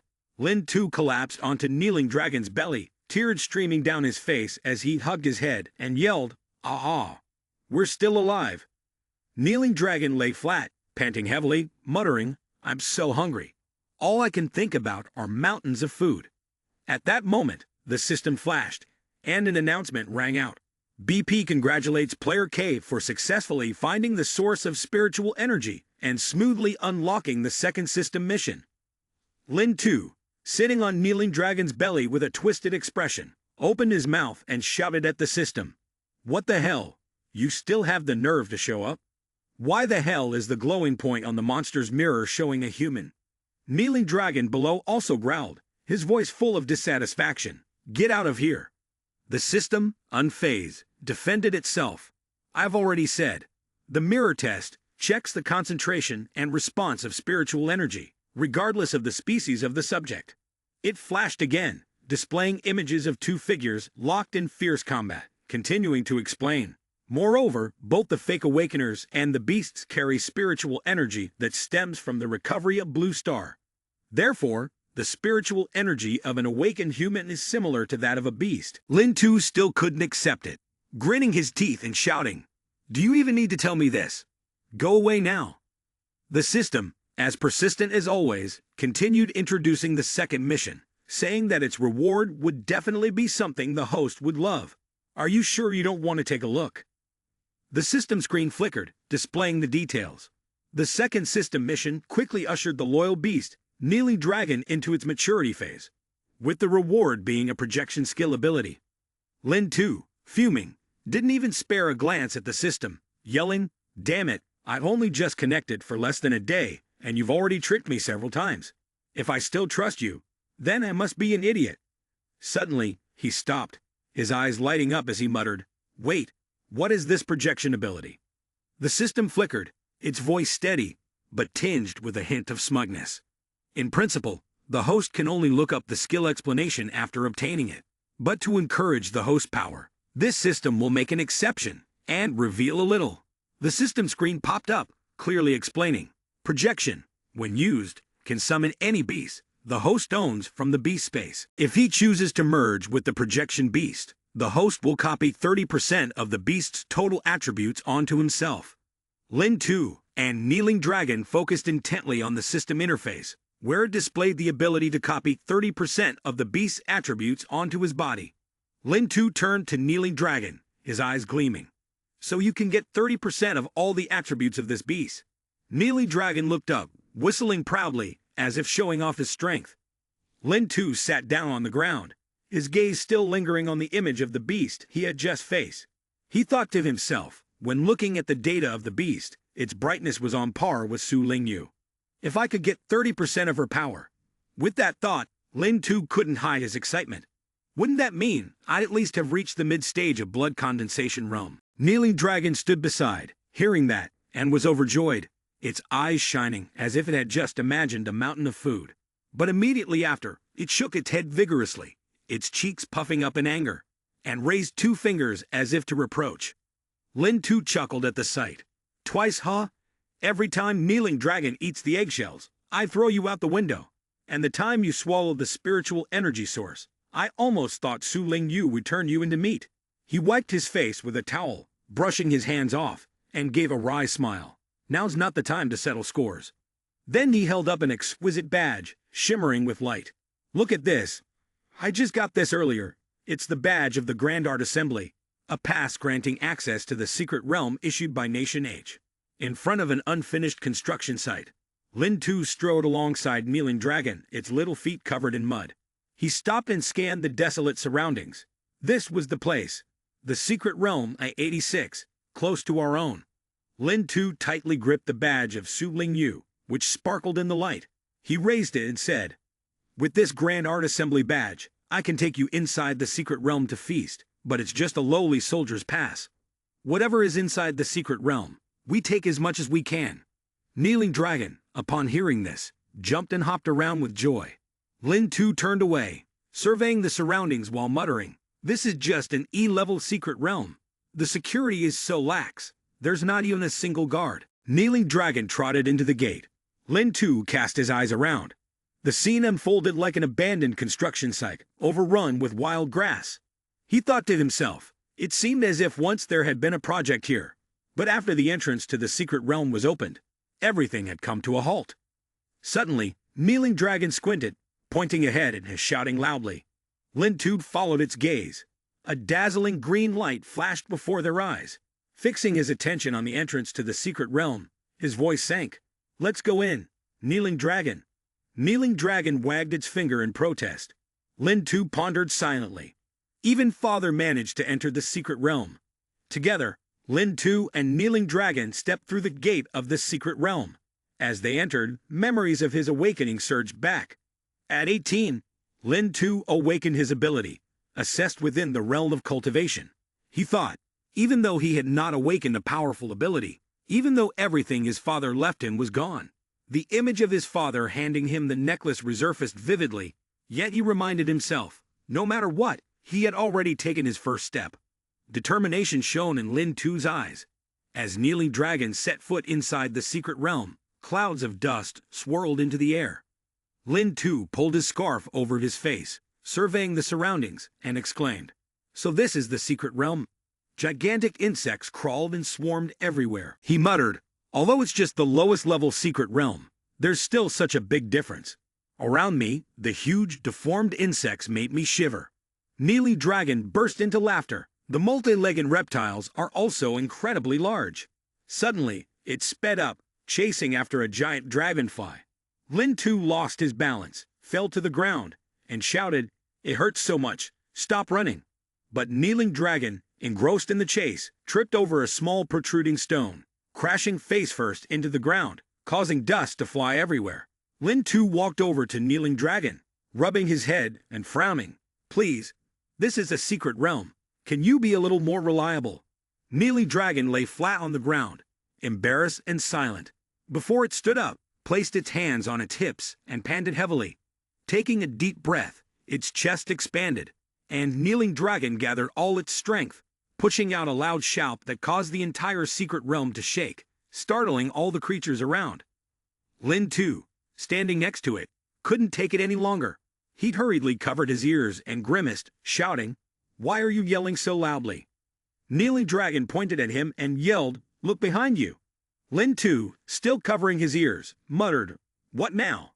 He glanced back, and sweat poured down his face when he saw a giant bear, enormous and towering, with bloodshot eyes, a long tongue hanging out, drooling, surrounded by a faint mist. The beast looked terrifying, to the point of horror. Lin Tu collapsed to the ground, exclaiming in panic, "A monster has appeared."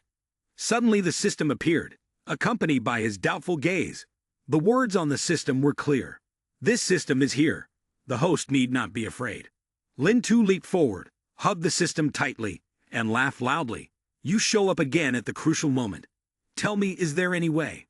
The system replied calmly, reporting to the host, "The creature in front of you is not a monster, merely an extremely ordinary prehistoric animal."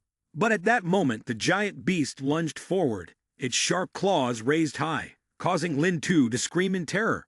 It barreled straight at him, but fortunately he managed to dodge. Not trusting the system, Lin Tu shouted, "So this is just ordinary." The colossal bear charged in, and with a single swipe it split an ancient tree in two, and sent it crashing to the ground. Witnessing that, Lin Tu became even more terrified. the broken trunk toppled down right in front of him. He cried out in alarm, "Damn it!" Staring at the shattered great tree, Lin Tu's face turned ashen, sweat beading on his brow, and he muttered, "If that strike had hit me, I'd have been reduced to a pile of meat." He spun around, pointed at the system, and barked angrily, "Ordinary my foot, if I hadn't dodged in time. This little life of mine would be gone." The system immediately retorted in a calm voice, "The host has activated the Beast's Handbook. Just open it and you'll know right away." Immediately after, the system displayed analytical data about the massive bear in front of them. The short-faced bear, weighing 1.8 tons and standing 4.2 meters tall, was the largest bear species in history. Its limbs were exceptionally long, and when standing upright, it could reach a height of over 2 meters. In the past, when the world underwent drastic changes, some prehistoric creatures accidentally entered the secret realm and managed to survive.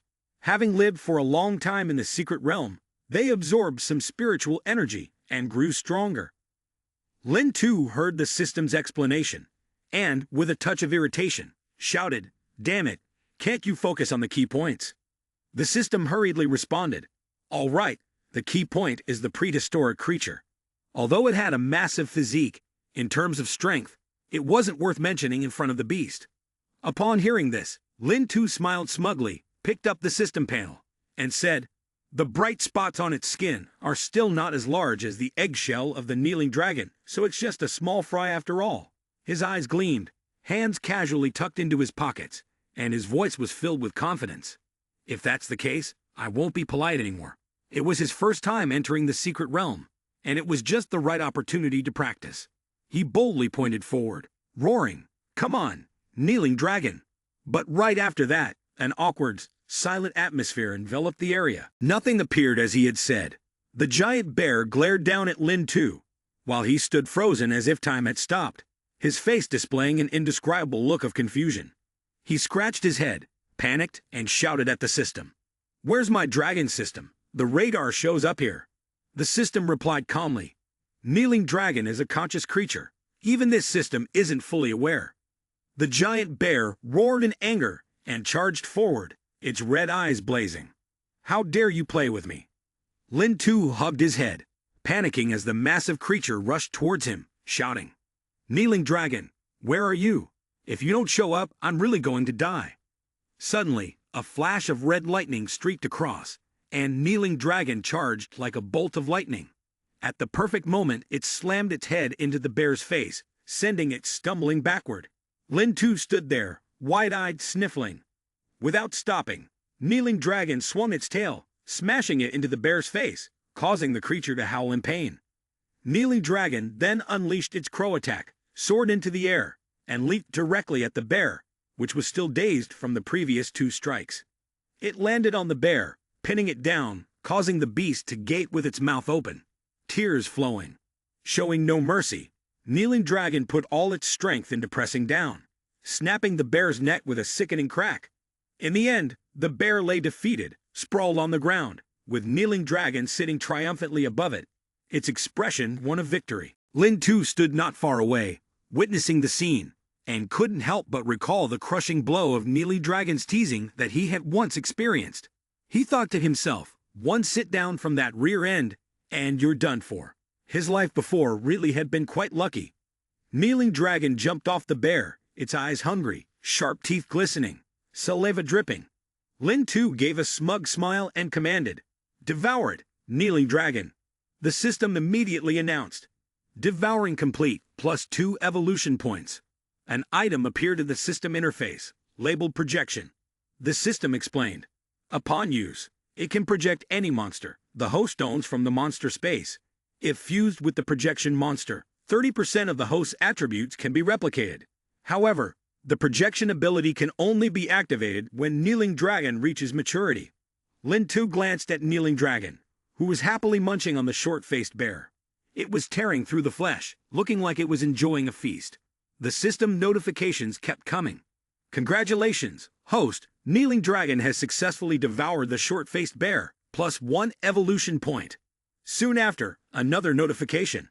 "Congratulations, host, Kneeling Dragon has successfully devoured the short-faced bear. plus 1.5 evolution points.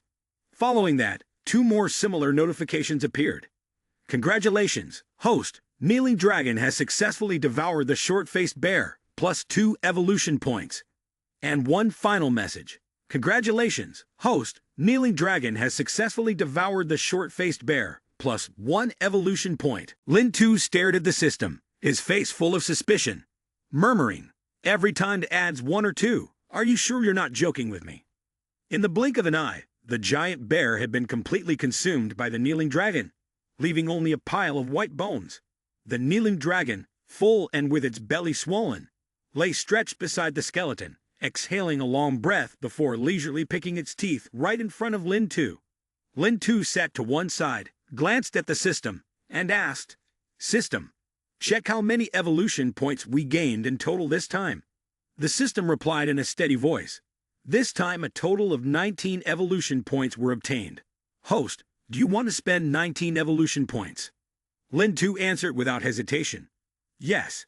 Suddenly, the Kneeling Dragon in front of him flared brilliantly and began to evolve, but aside from gaining 3 centimeters in height, nothing else changed noticeably.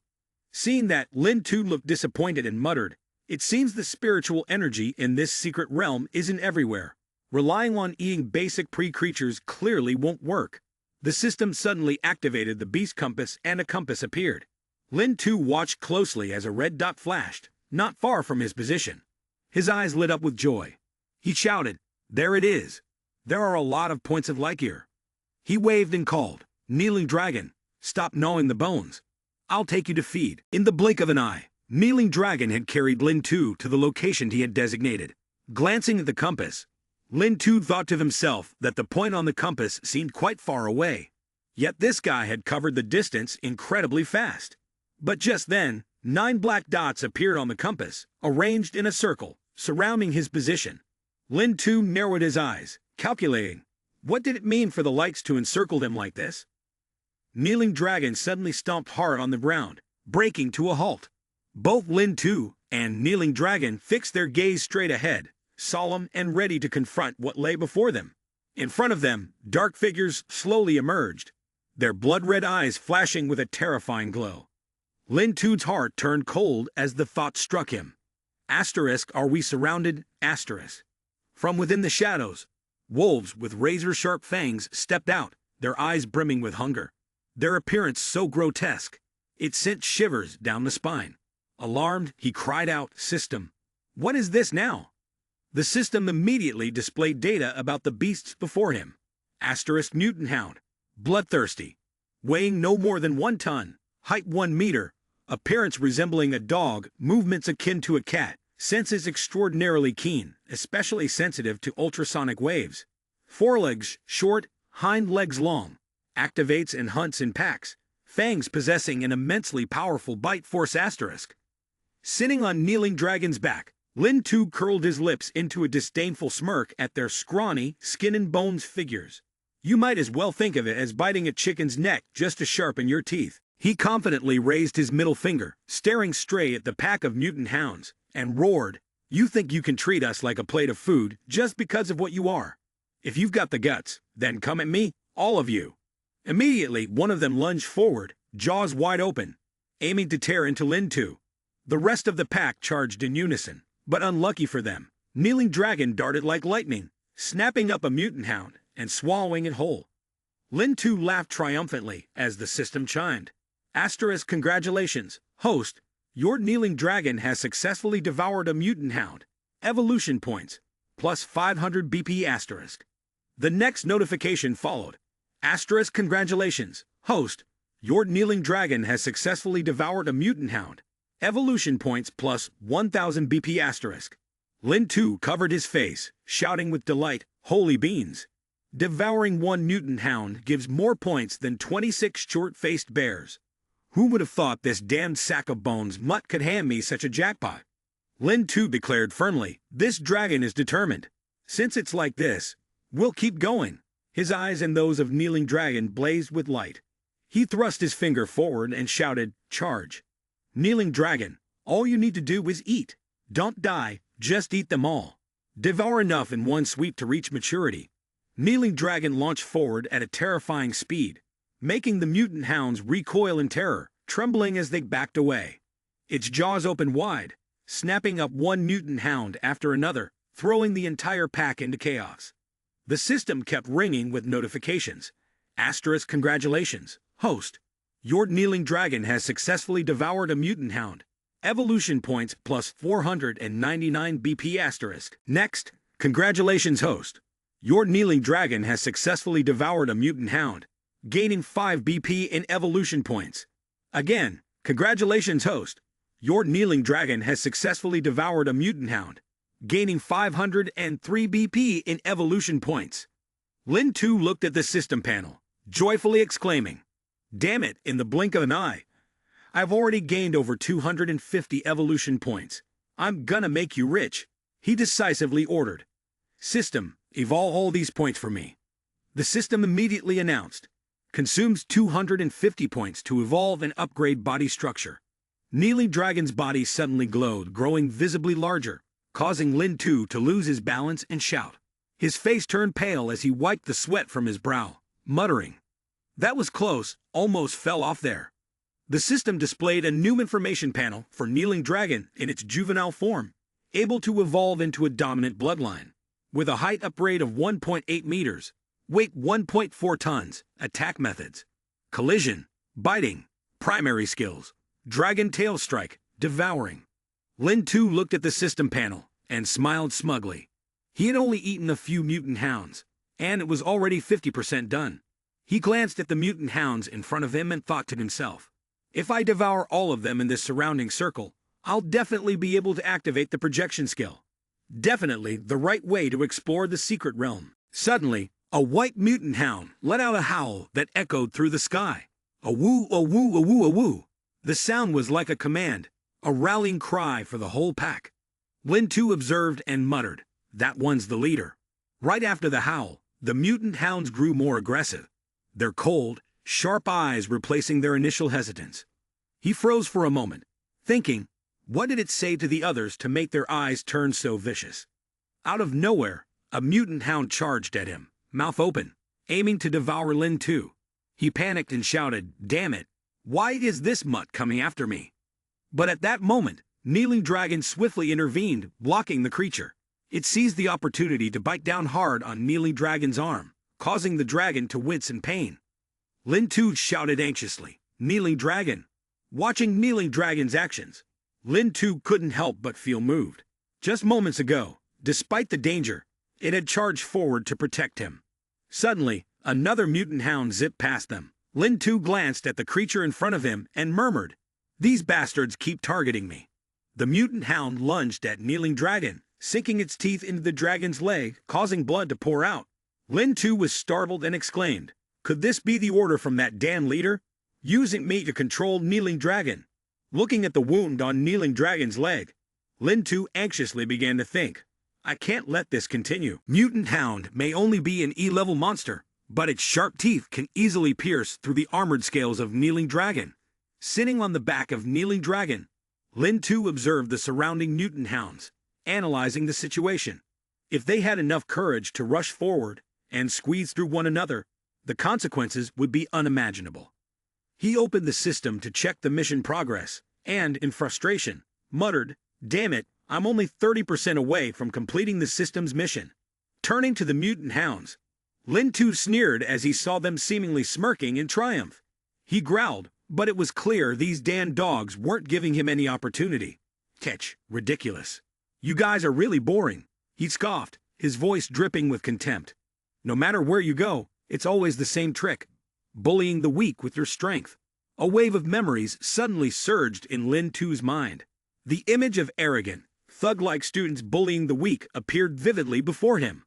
One of the three standing in front of him, with a look of disdain in his eyes, a smug smile on his face, and holding Lin 2's necklace in his hand. He clenched his teeth in resentment and shouted, "But you're wrong. Maybe I don't have any awakening abilities, maybe I'm indeed weak, but that doesn't mean you can bully me as you please." Back in the present, Lin 2 placed his hand on Kneeling Dragon's head, as if to impart courage. He pointed straight at a tree in front of them and ordered, "Do you see that tree?" Kneeling Dragon obeyed the command, letting out a mighty roar. Both their gazes locked onto a single target. Lin Tu shouted loudly, "Go!" He, along with Kneeling Dragon, charged forward, undeterred by the mutant hounds pursuing and attacking from behind. Lin Tu quietly calculated in his mind. Although this approach was risky, he still wanted to try it once. The image of him facing the short-faced bear, with Kneeling Dragon delivering a powerful blow, flashed through his mind, blending with his burning thoughts. If they like picking on the weak, I'll give them a chance. Now Kneeling Dragon and I will split up, drawing the attention of the mutant hounds. Without any burden, Kneeling Dragon will be able to rampage freely. I believe with its insatiable appetite, it won't be long before it devours enough to level up. A rising anxiety gripped Lin Tu's heart. The only thing that unsettled him was not knowing how long he could hold out against the encircling assault of the mutant hounds. Kneeling Dragon halted, its legs still bleeding from the bites of the creatures. Sitting on its back, Lin Tu looked up at the high branches and thought to himself, "Back in school, I used to do pull-ups. This height shouldn't be a problem." He sprang to his feet and leaped forward, grabbing onto a branch. Kneeling Dragon, seeing its master's risky action, moved closer, growling in distress. The growl seemed to carry an overwhelming sense of worry. Lin Tu tightly gripped the branch with one hand, while raising the other to angrily gesture and shout, "Kneeling Dragon, you idiot, go eat already. What are you following me for?" Kneeling Dragon turned his face, licking his lips, his cold eyes fixed on the approaching mutant hounds. Lin Tu climbed the tree, observing the situation below, and with a smirk, he flipped them the middle finger, shouting as he chased after them, "If you have the guts, call your buddies here to chase me off." But as he looked down, he froze. A group of mutant hounds had gathered beneath the tree, waiting. Tears streamed down his face, and he sighed. Damn it, how did they call so many in such a short time?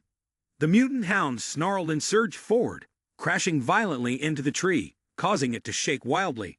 Lin Tu fell from the high branch, screaming. His soul seemed to want to escape his body. He screamed at the system. "System, use all my evolution points to level up quickly." The system immediately appeared, announcing the consumption of 2,100 evolution points. As he continued to fall, in panic, he screamed in desperation. If he landed in the midst of the dogs, he'd surely be torn apart. The system quickly acted, consuming all the evolution points. A notification sounded. BP has consumed 2,182 evolution points. Kneeling Dragon's physique leveled up. Then, beep. Congratulations, host. After leveling up, Kneeling Dragon's body has matured, growing to 4 meters in length and weighing 3.5 tons. And finally, congratulations, host. Kneeling Dragon has successfully evolved to the mature stage, but Lin Tu is still falling. Angry, he shouted. Dog system, it's already a critical moment. Can't you be a little faster? Quickly give me the second mission reward from the system. The system immediately displayed. Congratulations, host, for successfully completing the system's second mission. The reward has been issued. Please check it in time. A brilliant light enveloped Lin Tu. The system announced the projection ability, which, once used, could project any monster the host owned in the monster space. If the host chose to merge with the projected monster, they could replicate 30% of the host's total attributes. A short black object fell into Lin Tu's hand. He stared at the thing in his hand, confused, and asked, "What is this? Is it the black egg of the Kneeling Dragon when it materializes?" The system responded, "Correct, that is a projection lens. The method of using the monster projection lens is very simple. The system will now guide you. First, the host needs to bring the end of the lens close to their eye. Lin Tu followed the instructions, holding the bottom of the lens close to his eye. The system continued. Turn the knob on top of the lens to find the monster you wish to project. A diverse list of monsters appeared brilliantly before Lin Tu's eyes. The system concluded. The final step, press the projection button to begin the projection. Lin Tu stared at the lens, his face puzzled. Suddenly, he slipped, fell flat on his back, and his head slammed into the trunk of a tree. He yelled angrily, "Simple-minded fool, such a troublesome skill. Do you want to get me killed, or what?" He tightened his grip on the lens, inadvertently activating the feature, and a blinding beam of light shot out, striking Lin Tu directly. The Kneeling Dragon mark appeared. The mutant hound seemed agitated, crazily charging toward him, growling fiercely. Lin Tu remained seated, still not standing up, his eyes blazing with fury as he glared at the approaching mutant hound. He yelled, "Damn it!" Suddenly springing to his feet, he lifted a massive tree and hurled it forcefully toward the beasts, roaring, "Come at me, if you got the guts. Let's do a one-for-one." Looking down at his arm, he froze in shock, seeing that it had transformed, resembling the arm of kneeling dragon. He gasped in disbelief. This is... Seeing the mutant hounds coming closer, he gritted his teeth and muttered, "These mutts think I'm weak, huh?" He placed his hand on a nearby tree, his voice filled with rage. "You thought I was a sick cat, didn't you?" Around Lin too, red lightning flickered brilliantly. He smirked, sneering, "Let me show you all something." His sharp claws pierced deep into the tough tree, lifting it effortlessly, with just one hand. Lin too roared, "I'm the damn Steel Club." Without hesitation, he threw the tree straight at the mutant hounds, shouting loudly, but unexpectedly, the mutant hounds nimbly dodged, always slipping past the tree trunks like the wind. Lin too was stunned, exclaiming, "Damn it, they're that agile. Looks like I'll have to risk everything." Standing alone in front of the mutant hounds, ready for battle, a sudden heavy step echoed. The kneeling dragon, with its massive body, appeared behind the pack of beasts, its enormous shadow causing the mutant hounds to tremble in fear and retreat. With a single bite, the kneeling dragon clamped down on 3 mutant hounds with its sharp teeth. They struggled violently, but to no avail. The system immediately chimed. Your kneeling dragon has successfully devoured the mutant hound, plus 53 evolution points. In an instant, the 3 mutant hounds were swallowed whole by the kneeling dragon. The system continued to notify. Your kneeling dragon has successfully devoured the mutant hound, plus 499 evolution points. Your kneeling dragon has successfully devoured the mutant hound, plus 510 evolution points. The 3 mutant hounds were completely consumed by the kneeling dragon, leaving not even a single bone behind. Lin too stared at the scene before him, incredulously exclaiming, "Kneeling dragon." He stood there, wide-eyed, in awe of the colossal, powerful creature gnawing away, filled with admiration. In front of Lin too, the system flashed, displaying the detailed information of the kneeling dragon. The inscription clearly displayed the shape of the mature phase, which could evolve into a dominant-level bloodline, increasing in height to 4 meters, weighing 3.5 tons, with methods of attack including collision, tearing, and the divine dragon's sweeping tail, along with a primary skill of devouring. Lin too stood stunned, gazing up at the massive kneeling dragon, exclaiming, "To think it's already this huge just after entering the mature phase. This growth speed truly lives up to its reputation as an ancient beast." Standing before the colossal kneeling dragon, a chill ran down his spine, yet he still tried to remain calm. "So, I said I'd take you out for a full meal, and I'm keeping my word. Right?" Kneeling dragon exhaled deeply, emitting a low growl that made Lin too shiver, silently thinking, "It's really intimidating." The dragon lowered its head, its bright eyes staring at him, and placed a giant claw on his shoulder. Lin too was taken aback, his voice trembling. "Do what you want to do." In an instant, Kneeling Dragon lifted him up and gently set him down on one of its enormous arms. Lin too panicked, shouting, "Hey, hey!" Suddenly, a cold voice, unclear of origin, rang out, slicing through the air. "Why did you leave here without permission?" Lin too was startled, his eyes darting around, his body tense and on guard, shouting, "Who's there? Who's speaking?" Kneeling Dragon glanced at him, its deep voice rumbling. "Falling off me is very dangerous." Hearing his beast speak, Lin too was stunned, his mouth agape in disbelief. Wow, it can talk. A monster. The system immediately lit up, its voice filled with reproach. "What's so surprising about Kneeling Dragon talking? Why are you so amazed?" The screen displayed an image of the massive Kneeling Dragon, holding the entire blue star in its claws. The system continued, "Host, do you really think the ancient creatures that dominated Blue Star for tens of billions of years are just a bunch of low-level, brainless beasts with big bodies? They live in the long river of life, having evolved into super-intelligent beings. For them, mastering human language is not a difficult task." Lin too was still in shock, staring intently at the system. Kneeling Dragon turned to him, its cold eyes speaking in a stern tone. "You must not take any risks." Lin too pouted, retorting, Weren't you also using me as bait to catch the short-faced bear earlier? Kneeling Dragon raised its head, answering proudly. That's different. I'm strong. I was more confident about it.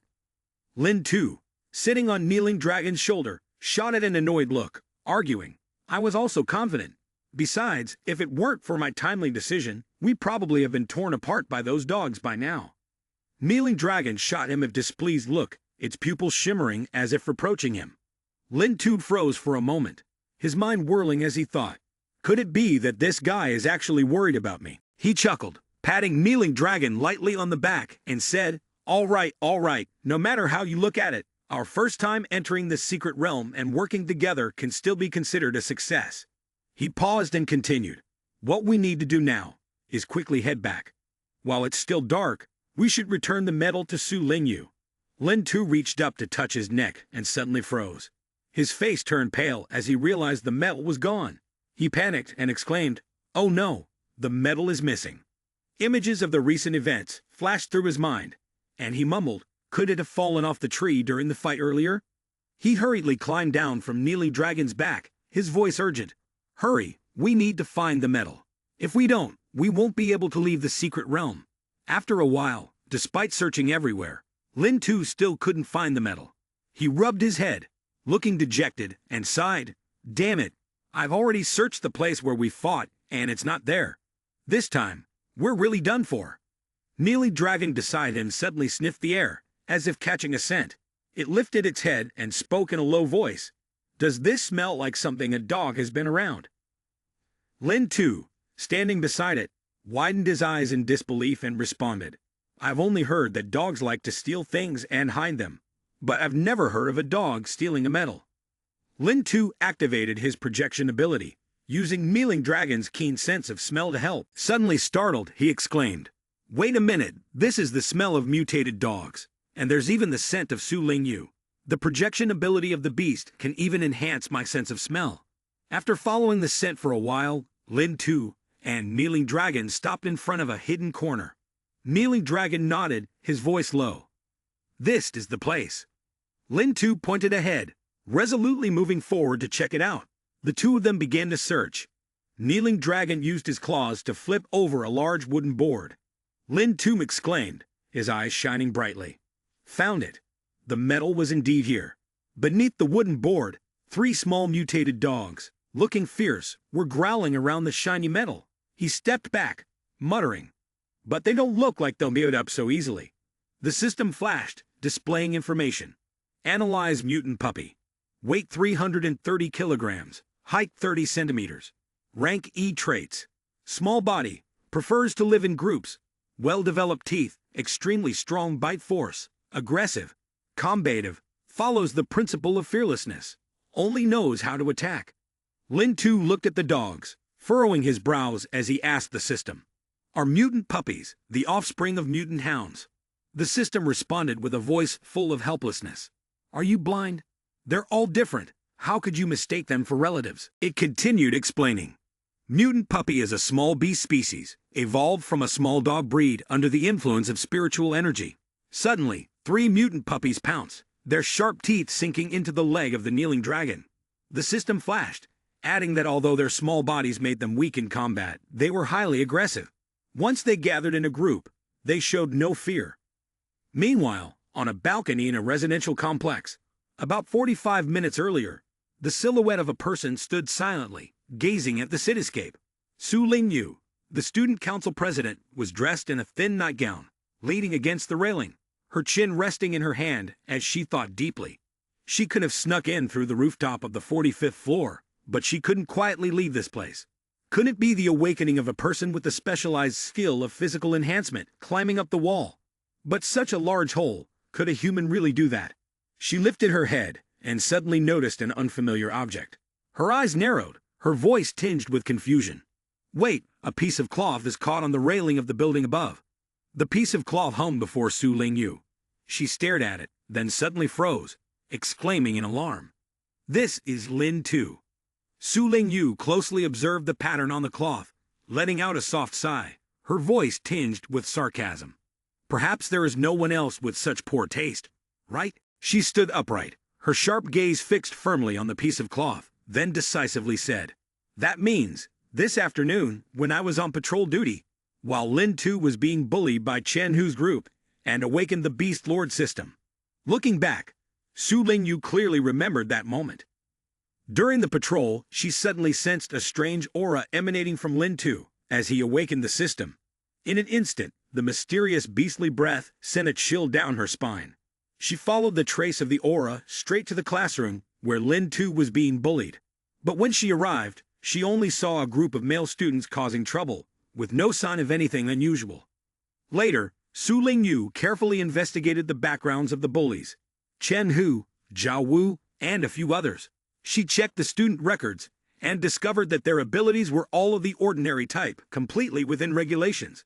After the investigation, with no suspicious individuals among the bullies, she muttered to herself, her gaze still glued to the piece of shimmering cloth with doubt. Su Lingyu sank into thought about Lin Tu, the one who was bullied. She furrowed her brows, thinking to herself, if that moment wasn't an illusion, then Lin Tu, who on paper hasn't awakened yet, is the most suspicious person. Finishing her recollection of that afternoon, she entered the elevator of the apartment building. The display blinked, showing the first floor. Su Lingyu crossed her arms, her eyes filled with deep contemplation. But could the awakening machine have misjudged? She had never heard of an ability that manipulated beasts, nor a sixth root system that controlled the mind. She slowly stepped out of the elevator, still lost in thought. If Lin Tu really had hidden abilities, why didn't he use them when he was brutally bullied this afternoon? She just couldn't make sense of it. Suddenly, a bright expression appeared on Su Lingyu's face as she muttered. The person bent down to pick something up from a hole in front of the apartment building. But there is one thing that can be confirmed. If Lin Tu had awakened the power to control monsters, then the strange events today could be explained. Suddenly, a new question flashed through her mind. She frowned, her voice filled with suspicion. But there's still one new problem. Why did that kid come to my place in the middle of the night? And how did he know I live here? Just then, the phone rang incessantly, beeping loudly, breaking the silence. Su Lingyu hurriedly pulled her phone from her pocket, her eyes scanning the screen. A glaring red emergency notification from the A86 Secret Realm Management Center appeared. She frowned and muttered, "An emergency red-level E-Class Secret Realm alert. What's going on?" At the same time, in the A86 Secret Realm, Lin Tu raised his hand to block Kneeling Dragon, preventing it from charging into the monsters in front of them. He shouted, "Wait a minute, hold the dog back." Kneeling Dragon, its eyes flashing with indignation, growled and said, "You said you'd keep your word. This is the third time you've stopped me from eating." Lin Tu pointed at the shimmering radar map in front of him, his voice firm. "The bright spots of these little ones aren't any bigger than the short-faced bear. Even if you devour them, you'll only gain a few evolution points. You might as well let me handle it." The system blinked, displaying new information. Taming skill. The host can make monsters obey and serve them through the method of chin rubbing. Lin Tu's eyes lit up, and he eagerly turned to Kneeling Dragon, saying, "Let me try the taming skill. I just got it earlier, and the target to be tamed must not exceed the host's main monster in rank. It should be usable now, right?" He sank into a moment of nostalgia. When he first obtained Kneeling Dragon, it was just a tiny creature that reached knee height. He thought to himself, "Back then, when I first got the taming skill, I wondered if there were any monsters weaker than this one." Lin Tu looked at the giant Kneeling Dragon before him, the corner of his mouth lifting into a smile. But now, only 1 or 2 hours had passed, and it had already grown into such a massive creature. Indeed, the potential to devour endlessly had no limits. Suddenly, his thoughts were interrupted. 3 mutant puppies charged forward, their sharp teeth sinking into Lin Tu's hand. He was startled and panicked, shouting loudly, "Ah! Help!" But strangely, he didn't feel any pain at all. Lin Tu's eyes lit up as he excitedly shouted, "It doesn't hurt at all. I never expected the projection ability to work like this." Suddenly, the system's voice interrupted Lin Tu's joyful excitement. "But I would like to remind the host that the duration of the projection ability is almost over. If the host fails to escape the attack of the mutant puppy after the time runs out, you will be seriously injured." Hearing the warning, Lin Tu was startled, cold sweat trickling down his back. His eyes widened in panic as he looked at Kneeling Dragon and yelled, "You come over here and help." Kneeling Dragon, clutching his stomach, laughed with delight. "Haha, No way, I'm afraid I might hurt your pet. Kneeling Dragon's words made Lin Tu suddenly recall how he had stopped it from eating the mutant puppies to test his taming skills. His eyes brightened, and he exclaimed excitedly, "That's right, what if I tame them?" Lin Tu jumped to his feet, the mutant puppy still biting onto his hand, hanging from it like a ripe fruit. He stared directly at it, his voice soft. "Come here." The little dog seemed to muster all its strength, trying to leave a loving bite on Lin Tu's hand, but it was clearly too difficult. While it stubbornly continued biting, Lin Tu gently stroked the puppy's chin with 2 fingers. The little dog's fierce gaze gradually softened, turning into a twinkling, affectionate look. The system's voice suddenly echoed, monotone, but with an unmistakable hint of excitement. "Congratulations, host, you have successfully tamed the mutant puppy." The mutant puppy immediately released Lin Tu's hand and swiftly jumped down to the ground. It turned around and barked loudly, accompanied by 2 other small dogs, each biting tightly onto one of Lin Tu's legs.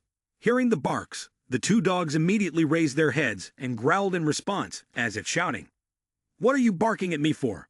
Are you stupid or something?" Seeing the expression on the dog that had just been tamed, Lin Tu froze for a moment, a forced smile spreading across his face.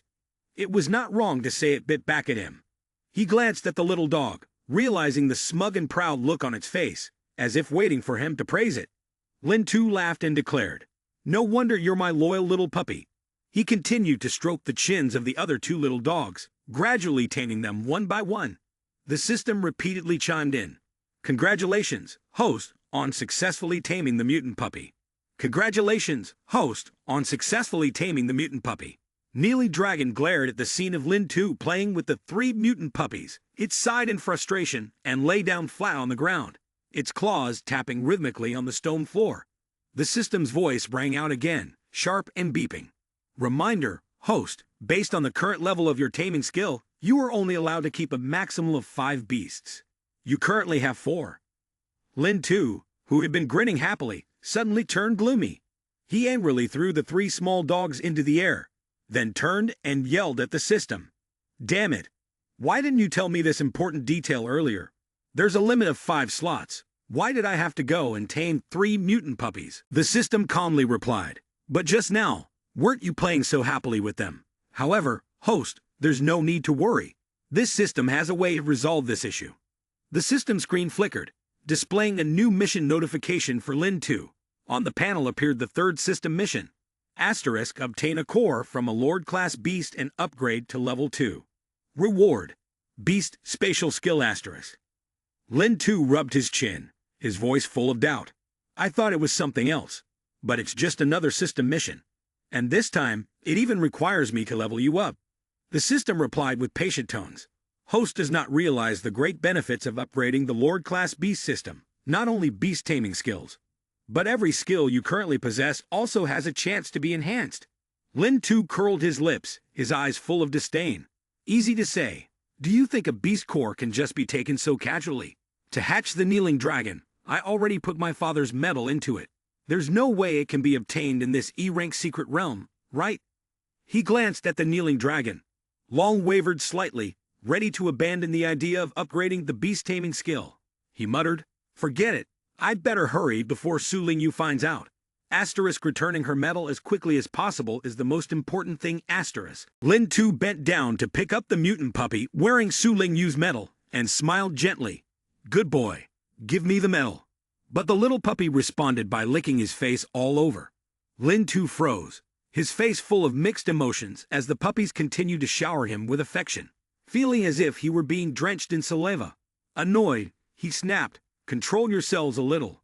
Watching Lin Tu surrounded by 3 mutant puppies, being licked incessantly and unable to escape, Kneeling Dragon lay sprawled on the ground, looking helpless. "Can't you handle your own 3 dogs?" Lin Tu, irritated, grabbed the metal hanging from the neck of the mutant puppy that was pinning him down, and turned to yell at Kneeling Dragon. "Do you need to say so much? Watch me." He yanked hard, sending the little puppy flying off him. The metal was also pulled off, rolling across the ground, bouncing a few times before finally stopping. As it fell, the metal flipped open. Lin Tu was still held tightly by 2 puppies on either side, while one climbed onto his head and wobbled toward the metal. He bent down to pick it up, his eyes suddenly widening as he saw the image inside. He exclaimed in a slightly louder voice, "This medal has been designed into a pendant." Lin Tu's face turned pale, his eyes wide in disbelief. Inside the medal was a picture of a man with white hair, bearing a slight resemblance to Lin Tu, smiling confidently. Lin Tu stared intently at the medal, his mind full of questions, muttering, "Why is Dad's photo on Su Lingyu's medal?" A thought flashed through his mind, making his head spin with scenarios straight out of a Korean drama. He imagined that while his mother was eating skewers, Su Lingyu was exploring a hidden realm.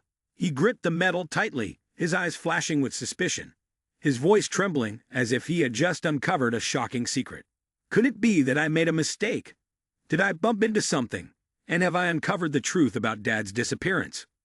Lin Tu's far-fetched, somewhat delusional thoughts were interrupted by the ringing of his phone. The sound was so intense in his pocket, it felt like it was about to explode if he didn't pick up immediately. Lin Tu quickly pulled out his phone, glanced at the screen, and saw an unfamiliar number. He furrowed his brow, wondering, who could be calling me at this time? He pressed the answer button, and Su Lingyu's voice blasted through the phone, so loud it felt like a storm was coming, no different from the voice of an ordinary person. Lin Tu's hair was blown back by the explosive sound. From the phone, Su Lingyu's voice erupted like thunder, filled with fury. "Lin Tu, you little brat, did you sneak into my house tonight and steal my Grand Art Assembly medal, huh?" Just as he snapped out of his thoughts, somewhat dazed, Lin Tu was interrupted by the phone's ringing. He glanced at the screen, saw an unknown number, and thought to himself, "Let me pick up and see who's calling." He pressed the answer button, and Su Lingyu's voice blasted through the phone like a fierce storm, startling him. Realizing that the caller was Su Lingyu, Lin Tu forced a shy smile and said with a flattering tone, "President Su, what are you talking about?" But inside, he was in a panic, cold sweat running down his back. He thought to himself, "This is bad. Has she found out the medal was stolen?" Su Lingyu's voice came through the phone, sharp and commanding, as she yelled, "Stop pretending to be clueless. You're currently in the A86 secret realm, right?" On Lin Tu's end, Su Lingyu's voice rang like a warning bell. She continued, her voice tense. 15 minutes ago, an inspection in the A86 secret realm showed a reaction from a monster over 2 tons. Upon hearing that there was a monster weighing over 2 tons, Lin Tu was stunned, his mouth hanging open in disbelief. He stammered, "A monster over 2 tons?" To confirm, Su Lingyu replied firmly, "That's right.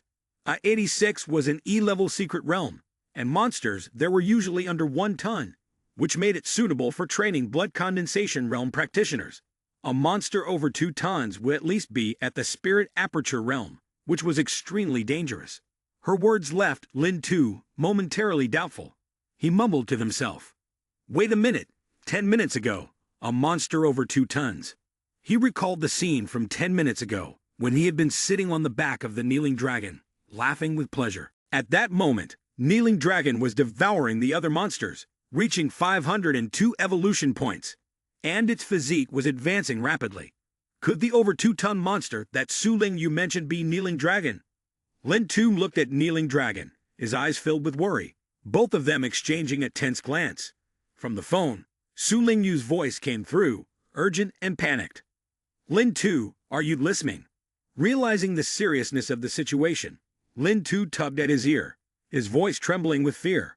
Could the over 2-ton monster be kneeling dragon? This is bad. We've caused a huge problem.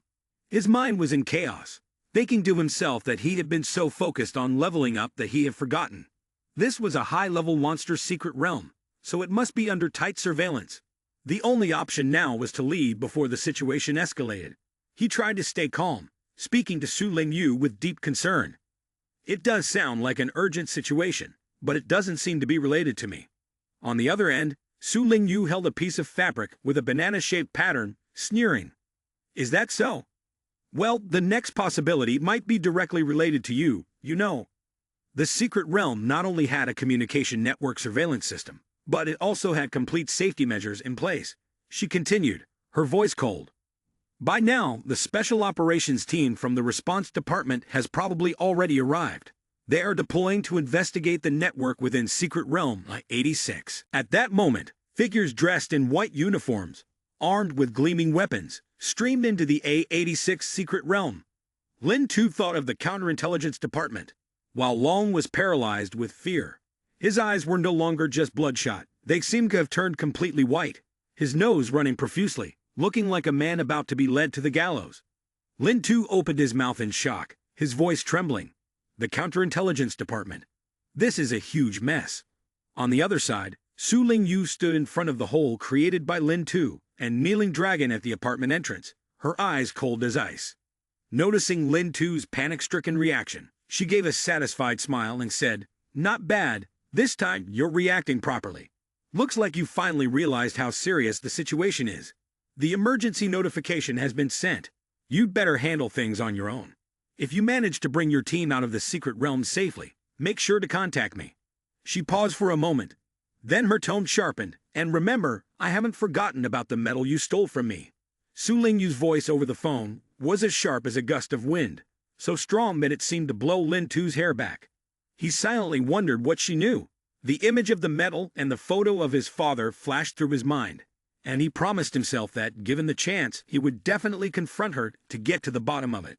Pushing those questions aside, Lin Tu turned his attention to the system panel, scrolling quickly to search for something. He muttered to himself, "But the most important thing right now is to get out of this secret realm." Kneeling Dragon lowered its head, its curious eyes gazing at Lin Tu, its voice deep. "What's wrong?" Finally, Lin Tu managed to find information about Kneeling Dragon in the system interface. The screen displayed the following. Kneeling Dragon, in its mature form, with a sovereign-level bloodline capable of evolution, standing at 1.8 meters tall and weighing 3.5 tons. Its methods of attack included collision, biting, and it possessed the basic Devour skill. But soon after, the system interface displayed additional information about a hidden map. Lin Tu looked at it, furrowing his brows, his voice pensive. "The situation's a bit bad. Your existence has alerted the Countermeasures Bureau. They're setting up a net for inspection, trying to capture you." Upon hearing this, Kneeling Dragon seemed to misunderstand or perhaps feign ignorance. Its eyes brightened, saliva dripping, its appearance one of hunger, as if a delicious meal had just arrived at its doorstep. Hearing the foolishness of his own pet, Lin Tu was enraged, leaping to his feet and striking Kneeling Dragon's head with a force that caused it to grow several inches taller. Lin Tu shouted in fury, "Eat, eat, eat, eat your head, you idiot. Quickly come up with a plan to escape the pursuit. And by the way, they're mainly targeting you." Kneeling Dragon, stunned by the blow, looked bewildered, not understanding where it had gone wrong. Suddenly, a small dog rushed forward, biting Lin Tu's pant leg and pulling forcefully toward the front. The other two dogs began barking loudly, trying to grab his attention, as if trying to lead him somewhere. Lin Tu looked at the strange expressions of the three dogs and thought to himself, "What's wrong with these three?" Kneeling Dragon's head was still as large as ever, bent down with a serious look on its face, seemingly understanding what they meant.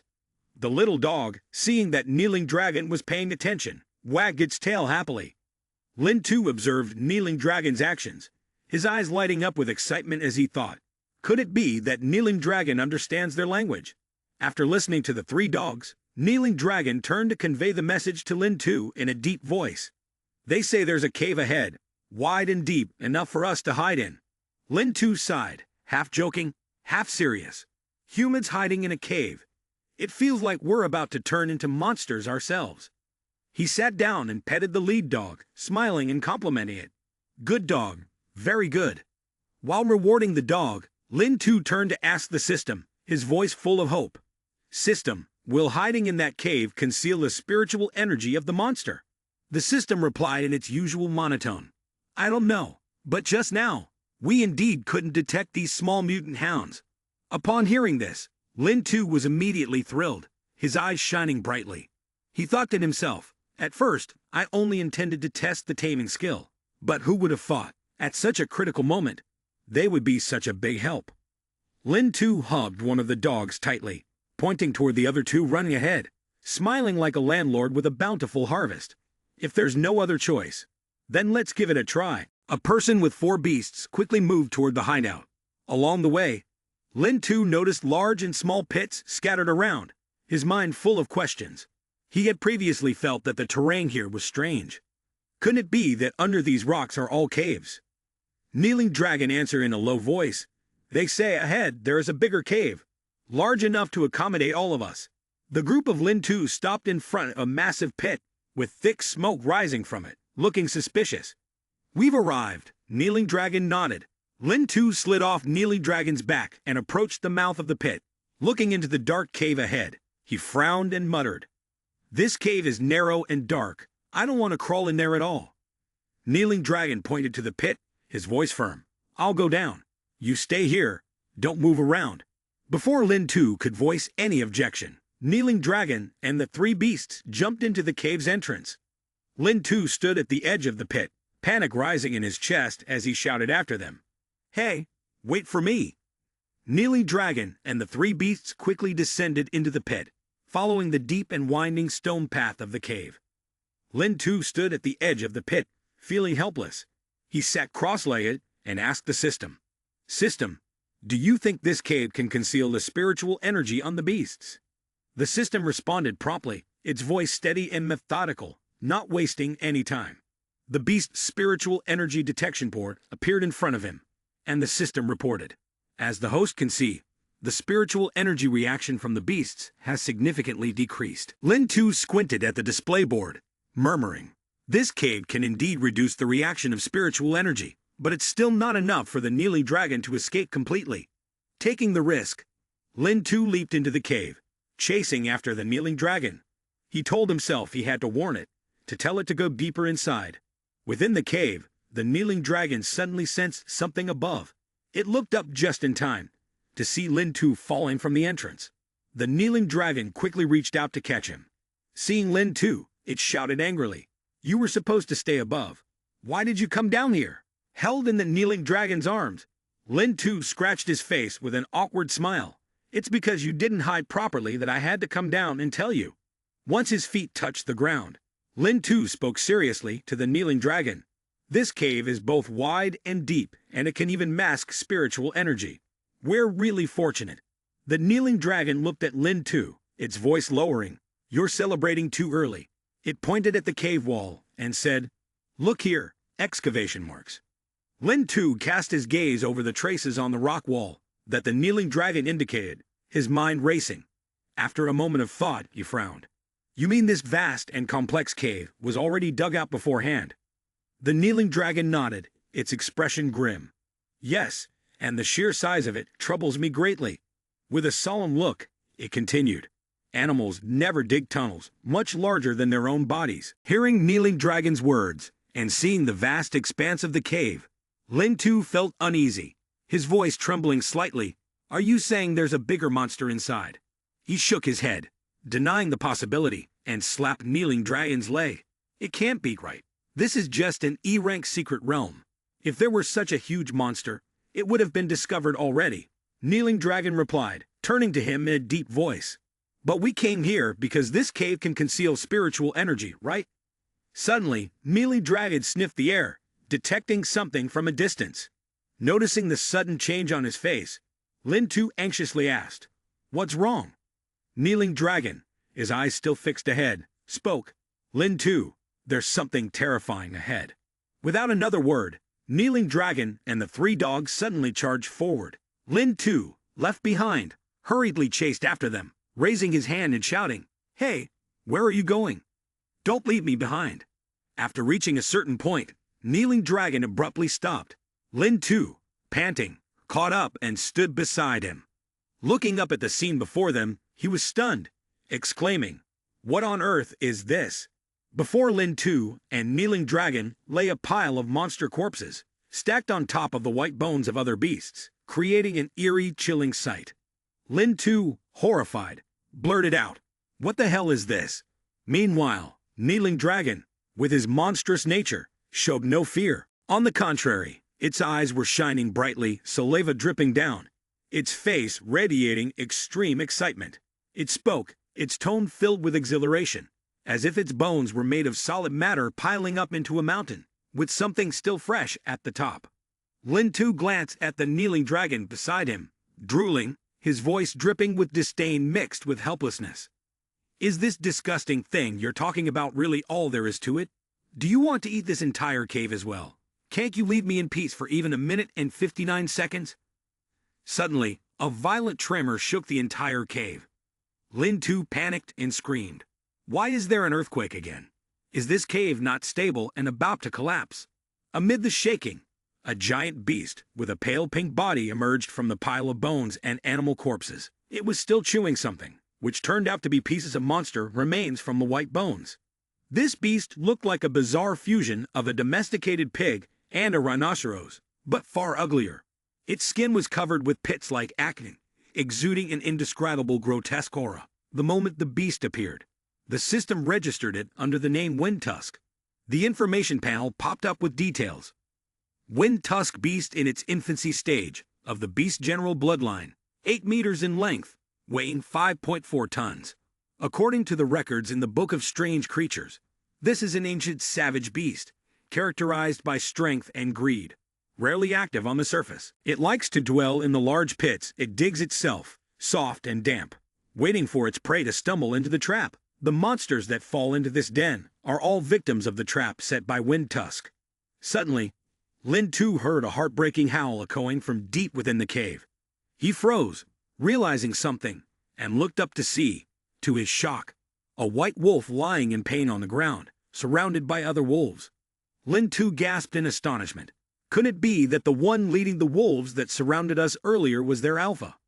No sooner had the words left his mouth than the wolves turned in unison, their eyes blazing with anger. They snarled, baring their teeth as they advanced toward Lin Tu and Kneeling Dragon, ready to attack. As the wolves drew closer, Lin Tu felt a brief moment of panic. His voice trembled. It seems they misunderstood. They think we dug the pit to trap them. Kneeling Dragon growled menacingly, his eyes sharp, preventing the wolves from coming any closer. Lin Tu, his face thoughtful, suddenly spoke. Wait, what if they're also fleeing and accidentally fell into this pit? With that thought, he quickly waved his hand, signaling that things weren't as they seemed, and shouted, Hey, now's not the time for us to fight. Kneeling Dragon stood proudly beside him, arms crossed, looking at the wolves with a mocking expression. Lin Tu pointed at them, a sudden idea forming in his mind, trying to win them over to his side.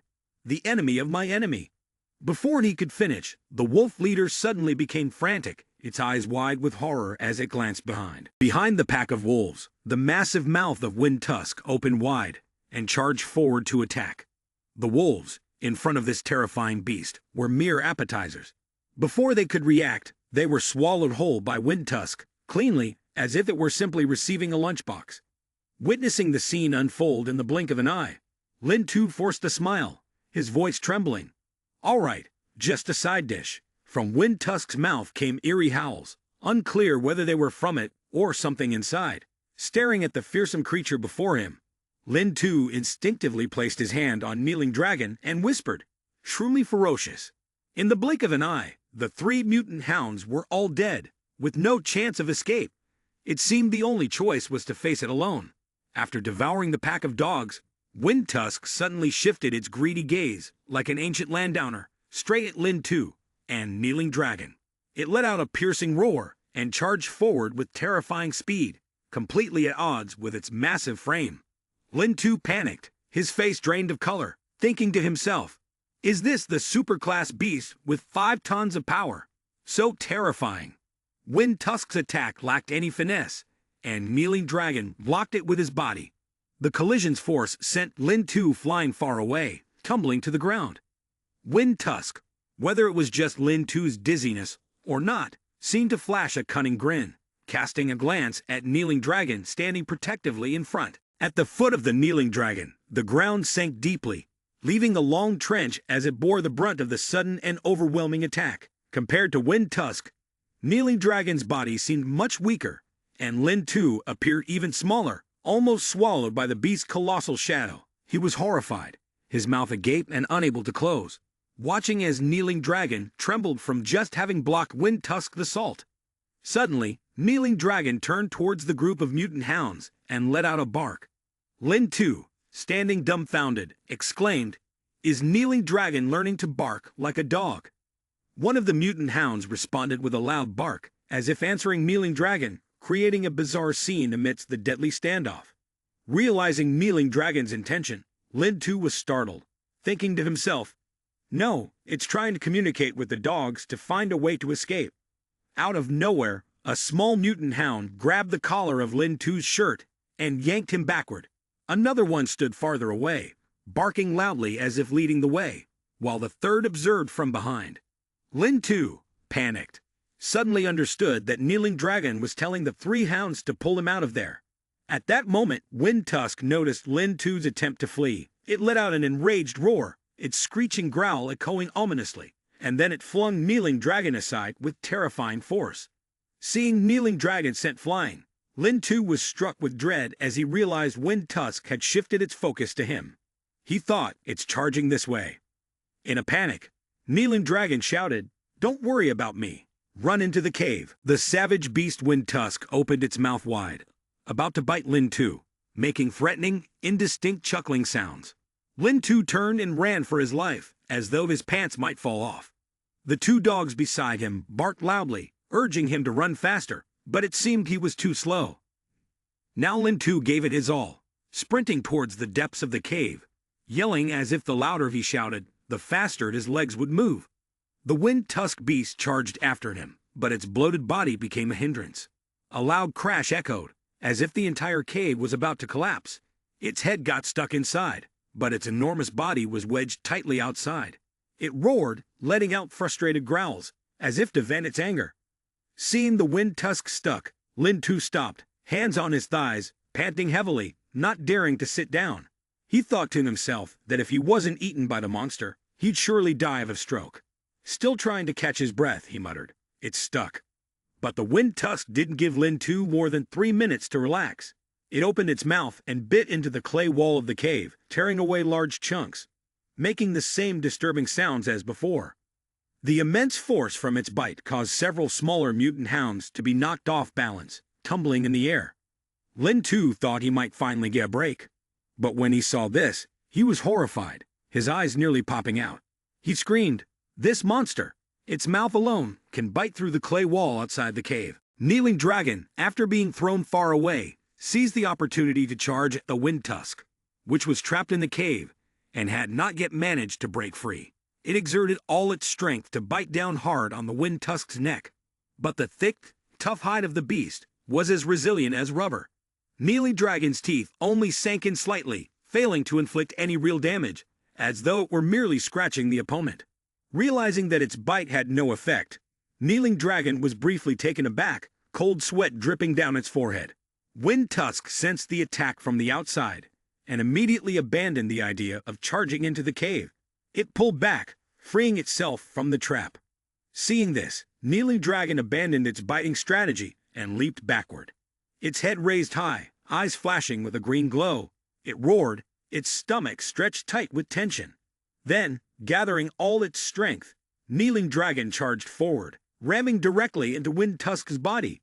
The powerful impact caused the beast's thick flesh to sink deep, creating a large dent. Not willing to give up, Kneeling Dragon spun around, using its back as leverage, and continued to strike at Wind Tusk. But this savage creature was far from passive. It let out an enraged growl, opening its mouth wide to reveal teeth larger than even Lin Tu's, saliva dripping from its maw.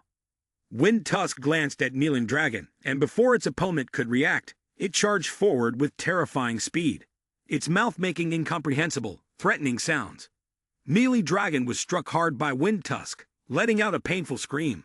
From inside the cave, Lin Tu watched the brutal battle between Kneeling Dragon and Wind Tusk.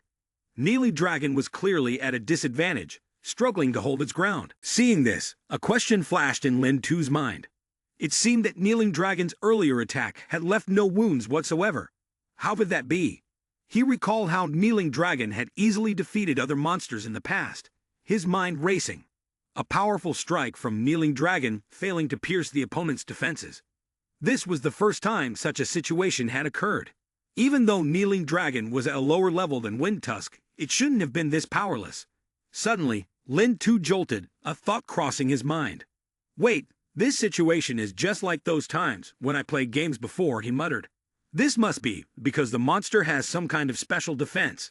Only by hitting its weak spot will the attack be effective." Carefully observing Wind Tusk, Lin Tu noticed the most obvious weak spot, the large, swollen belly beneath its body. Having figured out the solution, he silently promised himself to find a way to inform Kneeling Dragon. At that moment, the system's voice suddenly rang out. "Host, it is 12 o'clock midnight. Do you wish to proceed with signing the contract?" Lin Tu froze, then asked, confused, "Sign what?" The system replied, its tone flat yet tinged with amusement at his naive question. "That's right, host. You can sign the contract to receive evolution points, items, props, or even skills." Hearing the enticing benefits, Lin Tu's face lit up, his smile wide. "Sign, sign immediately." The system chimed continuously. "First day sign-in, exclusive skill reward of the Kneeling Dragon, ***, furious breath ***. Condense all the energy within the body and unleash from the mouth a beam of light with devastating destructive power. Use it wisely, for this is the strongest cannon in history." Seeing that the reward was the furious breath skill, Lin Tu covered his mouth and let out a sly laugh. He pictured the scene of Wind Tusk being struck by this new ability, and, unable to contain his excitement, shouted, "The weakness of beasts is that they hate finishing moves. Hate it. Wind Tusk, just wait until your evolution point turns you into braised pork." After saying that, he burst into loud laughter, his voice echoing through the cave. But the system suddenly poured a bucket of cold water over Lin Tu's head, snapping him out of his uncontrollable laughter and reeling in his wild antics.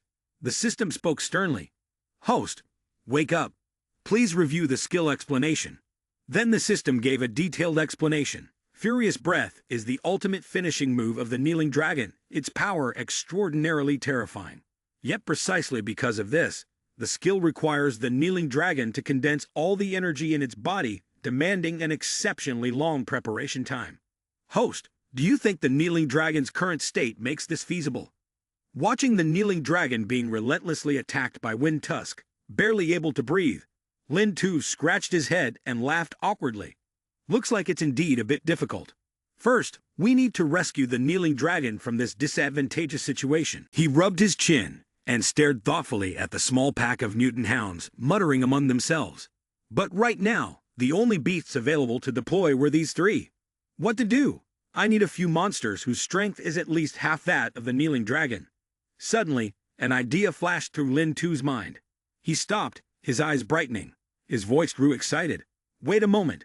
Difficult as it may be, perhaps I can manage it." Looking down at his hands, Lin Tu felt a surge of exhilaration. He laughed aloud. "A beast possessing 30% of the Kneeling Dragon's power. That's me." Elated, Lin Tu turned to the system and eagerly laid out his idea. "System, if I can sign, will the projection ability be enabled?" Immediately, the system replied in a steady voice, "Yes, host, it can be used at any time." Hearing that confirmation, Lin Tu beamed, his confidence swelling. He murmured to himself, "This time it's fine. By leveraging the projection ability, I can possess 30% of the Kneeling Dragon's attributes. With that, I can certainly rush in to distract Wind Tusk." A clear plan to defeat the ferocious beast formed in his mind. With a scholarly air of certainty, Lin Tu said, "As long as I can restrain Wind Tusk for a while and divert its attention from the Kneeling Dragon, the Kneeling Dragon will have an opening to unleash a devastating earth assault and strike its weak point. Therefore, the crux of the plan is to keep Wind Tusk's focus scattered long enough." Bending down, Lin Tu looked at the three mutant hounds, his voice low but firm. He spoke, "Listen to me, I have a plan." The three small mutant hounds paid close attention to Lin Tu's instructions. Watching their expressions, Lin Tu stroked his chin and thought to himself, "These creatures seem to understand what I'm saying, though I'm not sure how much they grasp." He pulled a branch from somewhere and drew a battle plan in the dirt, making it easier for the dogs to visualize. Lin Tu pointed to each line and shape, his voice decisive. "When we charge out there, the two of you need to find a way to draw Wind Tusk's attention. Cover me while I launch a surprise attack. As for you, run straight to Kneeling Dragon's position. Find an opportunity to convey my battle plan to it. I'll be hiding on the wall, waiting for the right moment to strike this wild boar before it can react." After laying out the plan, Lin Tu looked at the dogs, his tone serious. "Do you all understand?" The three small hounds immediately stood at attention, their posture like soldiers, replying in unison. Okay. Seeing their response, Lin Tu nodded, thinking to himself, these guys actually seem reliable. Suddenly, a loud roar echoed through the air, startling him. Turning around, he recognized the roar as coming from Kneeling Dragon. Kneeling Dragon opened its massive mouth wide, charging to attack Wind Tusk, sinking its teeth into the thick flesh around the wild beast's nostrils. Wind Tusk, caught by the bite, turned bright red with fury and roared in anger.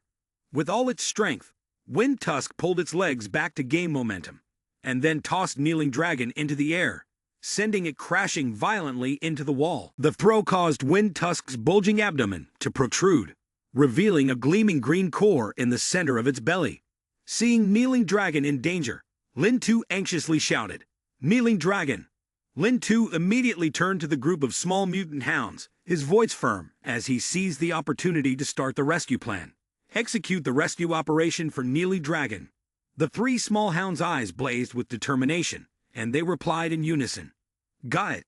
Lin Tu pointed toward the savage beast Wind Tusk, shouting loudly, "Go!" The small hounds growled and charged directly at Wind Tusk, following the plan exactly. As they neared the beast, they split up. Two charged in to cause a distraction and draw attention, while one headed toward Kneeling Dragon to deliver the plan, looking as professional as trained soldiers.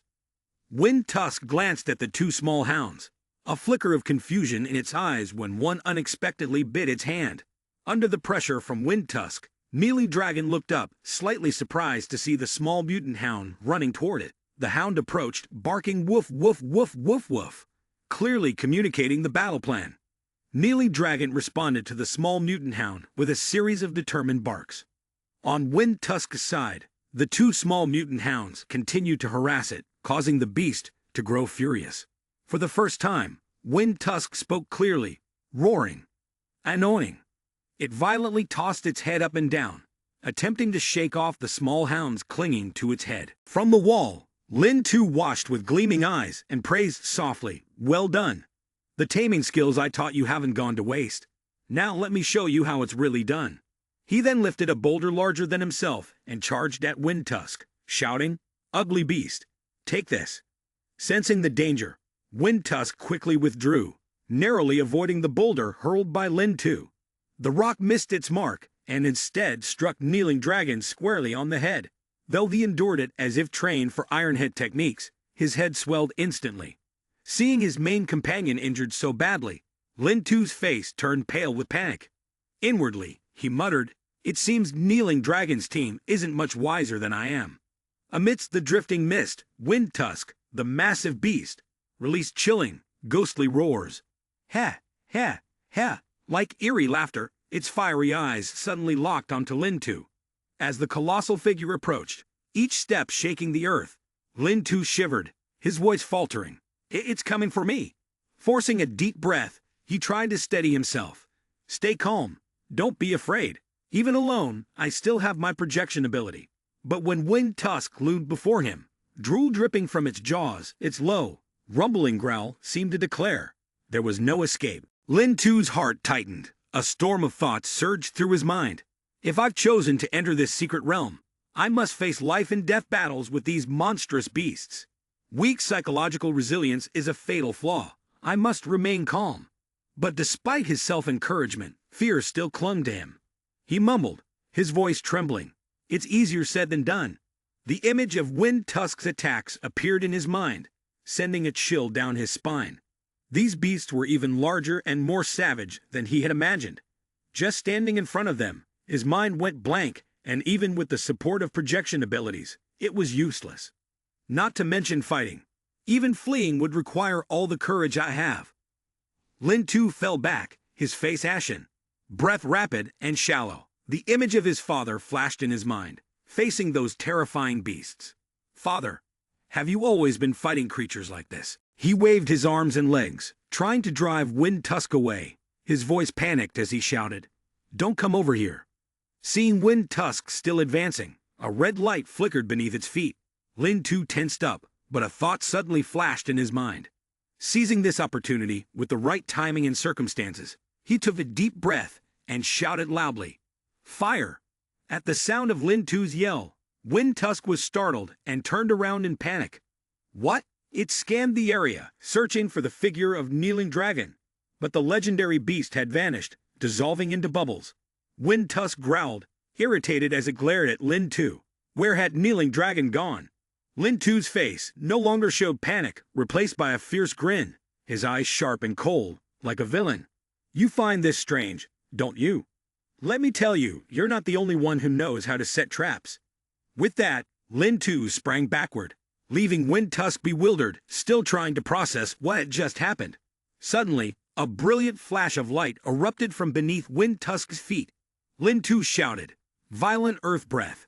A beam of light from Kneeling Dragon's Violent Earth Breath skill shot out, carrying terrifying power, and sending Wind Tusk soaring into the air. The violent force hurled the gigantic beast out of the cave. In that instant, it seemed like the skill had destroyed something mysterious hidden deep within Wind Tusk's body. From a distance, a member of the patrol team raised binoculars, their gaze tense as they observed. The massive silhouette of Wind Tusk was sent flying into the sky, falling down in a distinct trajectory. The person quickly reported, his voice urgent, "Captain, at the 2 o'clock direction, a huge object has been detected falling. Based on its trajectory, we can infer it's a monster, approximately 8 to 10 meters in length, likely searching for a target." The man standing nearby, imposing in appearance, was clearly the captain of the patrol team. Upon hearing the report, his expression darkened. He gave a decisive order. "Go check the situation." Inside the cave, after the terrifying strike from Kneeling Dragon's Violent Earth Breath skill, a large hole appeared, clearly marking the shape of Wind Tusk. The morning sunlight filtered through the cracks in the rocks, illuminating the space, signaling the start of a new day. The darkest and longest night in Lin Tu's 18 years of life had finally come to an end. Lin Tu stood there, his face pale and haggard like the underside of a frog, his eyes tired but gleaming with pride. He mumbled, his voice hoarse. Is this the full power of the cannon's mouth? Beneath him, the pit that had been dug to ambush Wind Tusk was still there, a testament to the bold plan. Next to him, Kneeling Dragon appeared in the form of a mutant puppy, lying on its back, panting heavily, clearly exhausted. Lin Tu glanced at the puppy, reached out to gently rub its head, and a smirk tugged at the corner of his lips. My battle plan was to pretend to accidentally step on Kneeling Dragon to lower the enemy's guard, then launch a surprise attack, drawing all their attention. He silently thought to himself, his eyes gleaming with a sharp intelligence, as if he had just overcome a fateful challenge. Kneeling Dragon quietly circled beneath, seizing the opportunity to prepare for an ambush. Lin Tu, standing beside him, mocked himself, the corners of his lips curling into a bitter smile. Just a moment ago, he had been so proud of his tactical plan. What a fool he was. Suddenly, Kneeling Dragon sprang to his feet, his deep voice echoing with a hint of regret. Such a pity in the end. I didn't get to see you attack Wind Tusk. Upon hearing those words, Lin Tu awkwardly wiped the sweat from his forehead, letting out a small grunt, too embarrassed to speak. He feared that if he said anything more, he would accidentally reveal the moment of panic, when fear had paralyzed him, leaving him frozen in place, unable to even move. Without warning, as if triggered, Lin Tu jumped up, his face flushed with anger, shouting, "How else could I have done it? That's a level 5 mutant beast. The climb is 3 stories high, and if I ran around, the earth itself would tremble. I could only stand still." My mind went blank for a moment. Don't talk about attacking. I didn't even have the courage to escape. The fact that I even remembered to call you out, now that's impressive enough. Lin Tu's surge of anger was suddenly cut off by the cold, mechanical voice of the system. Ting. Kneeling Dragon has successfully devoured the mutant hound. Evolution points, plus 476. Your demon has successfully devoured the landslide. Evolution points, plus 520. Ting. Your Kneeling Dragon has successfully devoured the short-faced bear. Evolution points, plus 31. Ting. Your Kneeling Dragon has successfully devoured. Lin Tu turned around quickly, his eyes wide with shock, as if he had just realized a serious issue. What happens if Kneeling Dragon devours too much? He yelled, his voice filled with panic and frustration. Why are you eating again? Have you forgotten why we crawled into this damn hole? He mentioned the Strategy Bureau, and the external patrol forces made his anger flare up even more. Lin Tu shouted even louder. The Strategy Bureau is out there, pulling in the search nets. They might be getting close. Do you want to die? But before he could finish his sentence, as he was standing too close to the edge of the pit, Lin Tu slipped and fell in. His scream echoed loudly. Ah! He landed on his backside, the pain shooting through him, his head tilting back toward the sky as he rubbed his head, muttering, "It hurts so much." Next to him, Kneeling Dragon was still engrossed in eating, glancing at Lin Tu with a look as if watching a clown putting on a show. Suddenly, right next to Lin Tu, a glowing green stone appeared, catching his attention. Lin Tu widened his eyes and exclaimed, "Damn, could this be?" Beside him, Kneeling Dragon, still focused on chewing, tumbled over, its gaze fixed intently on the shimmering green stone. Both Lin Tu and Kneeling Dragon stared intently at the stone, as if mesmerized. Lin Tu spoke first, his voice trembling. "The core of the legendary beast, the blood Kneeling Dragon." Kneeling Dragon, still munching, let out a puzzled emph. At that moment, the cold voice of the system rang out, providing an answer. "That's correct. This is the core of the beast. Though it's only a fragment, it is enough to upgrade the system to level 2. Upon hearing core, Kneeling Dragon's eyes lit up like car headlights, saliva dripping down as if he had been starved for a year. Seeing Kneeling Dragon's greedy expression, Lin Tu quickly grabbed the core from the ground and hugged it tightly to his chest, his eyes flashing a warning. "This isn't for you to eat. This is for upgrading the system." The system immediately responded, a mechanical voice accompanying the information screen. "Host only needs to place the beast's core into the teleportation portal beneath the reflective screen." Lin Tu carefully placed the core into the designated spot. Instantly, the sparkling stone was sucked in and vanished in a burst of radiant light. Lin Tu blinked, both surprised and excited, exclaiming, "Ah, it absorbed it." Beside him, Kneeling Dragon, seeing the core he so desired being consumed by the system, let out a disgruntled emph, his small dog-like eyes flashing with irritation. Immediately after, the cold voice of the system rang out. "Congratulations, host! The Beast Lord system has upgraded to level 2. Ding! Congratulations, host, for successfully completing the system's 3rd task. The reward has been issued. Please check it promptly." Lin Tu paused, muttering, "Hemph." He turned left and right, his eyes scanning for the reward. Suddenly, behind him, a blue backpack materialized, hovering as if summoned from thin air. Lin Tu grabbed it and examined it closely, his face showing disappointment, even a hint of disdain. "Is this the space of the monster? It looks awful." Hearing Lin Tu's criticism, the system immediately responded, its tone slightly irritable. "Host, don't underestimate this backpack. As soon as you step inside, you'll realize it's an entirely different realm. This is the spatial artifact of the monster realm, a miniature time-space, ensuring absolute privacy for the host." The system continued explaining, despite Lin Tu's skeptical expression.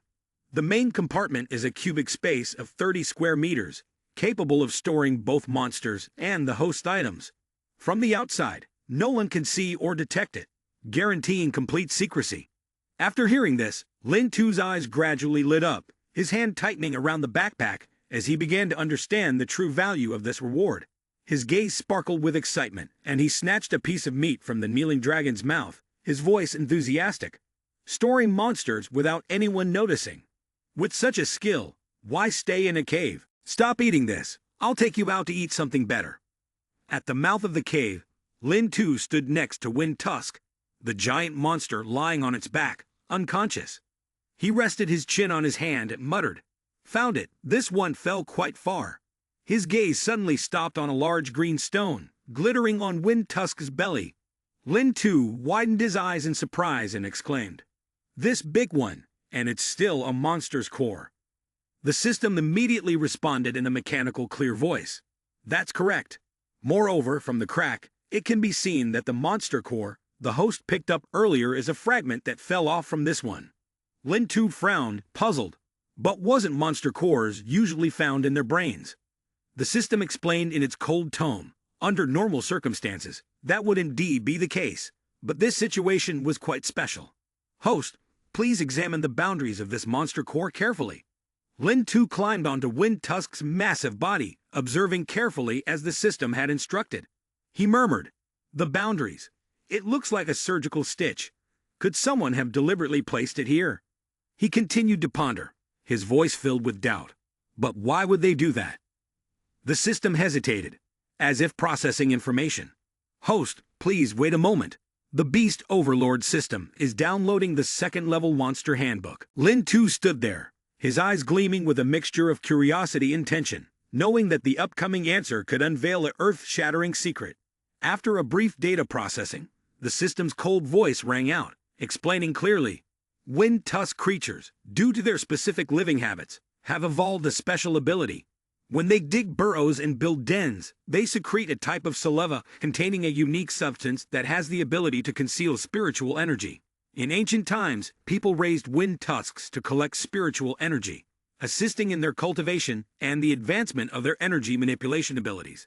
Upon hearing this, Lin Tu's face showed disbelief as he mumbled. Raising wind tusks to cultivate and enhance energy manipulation abilities.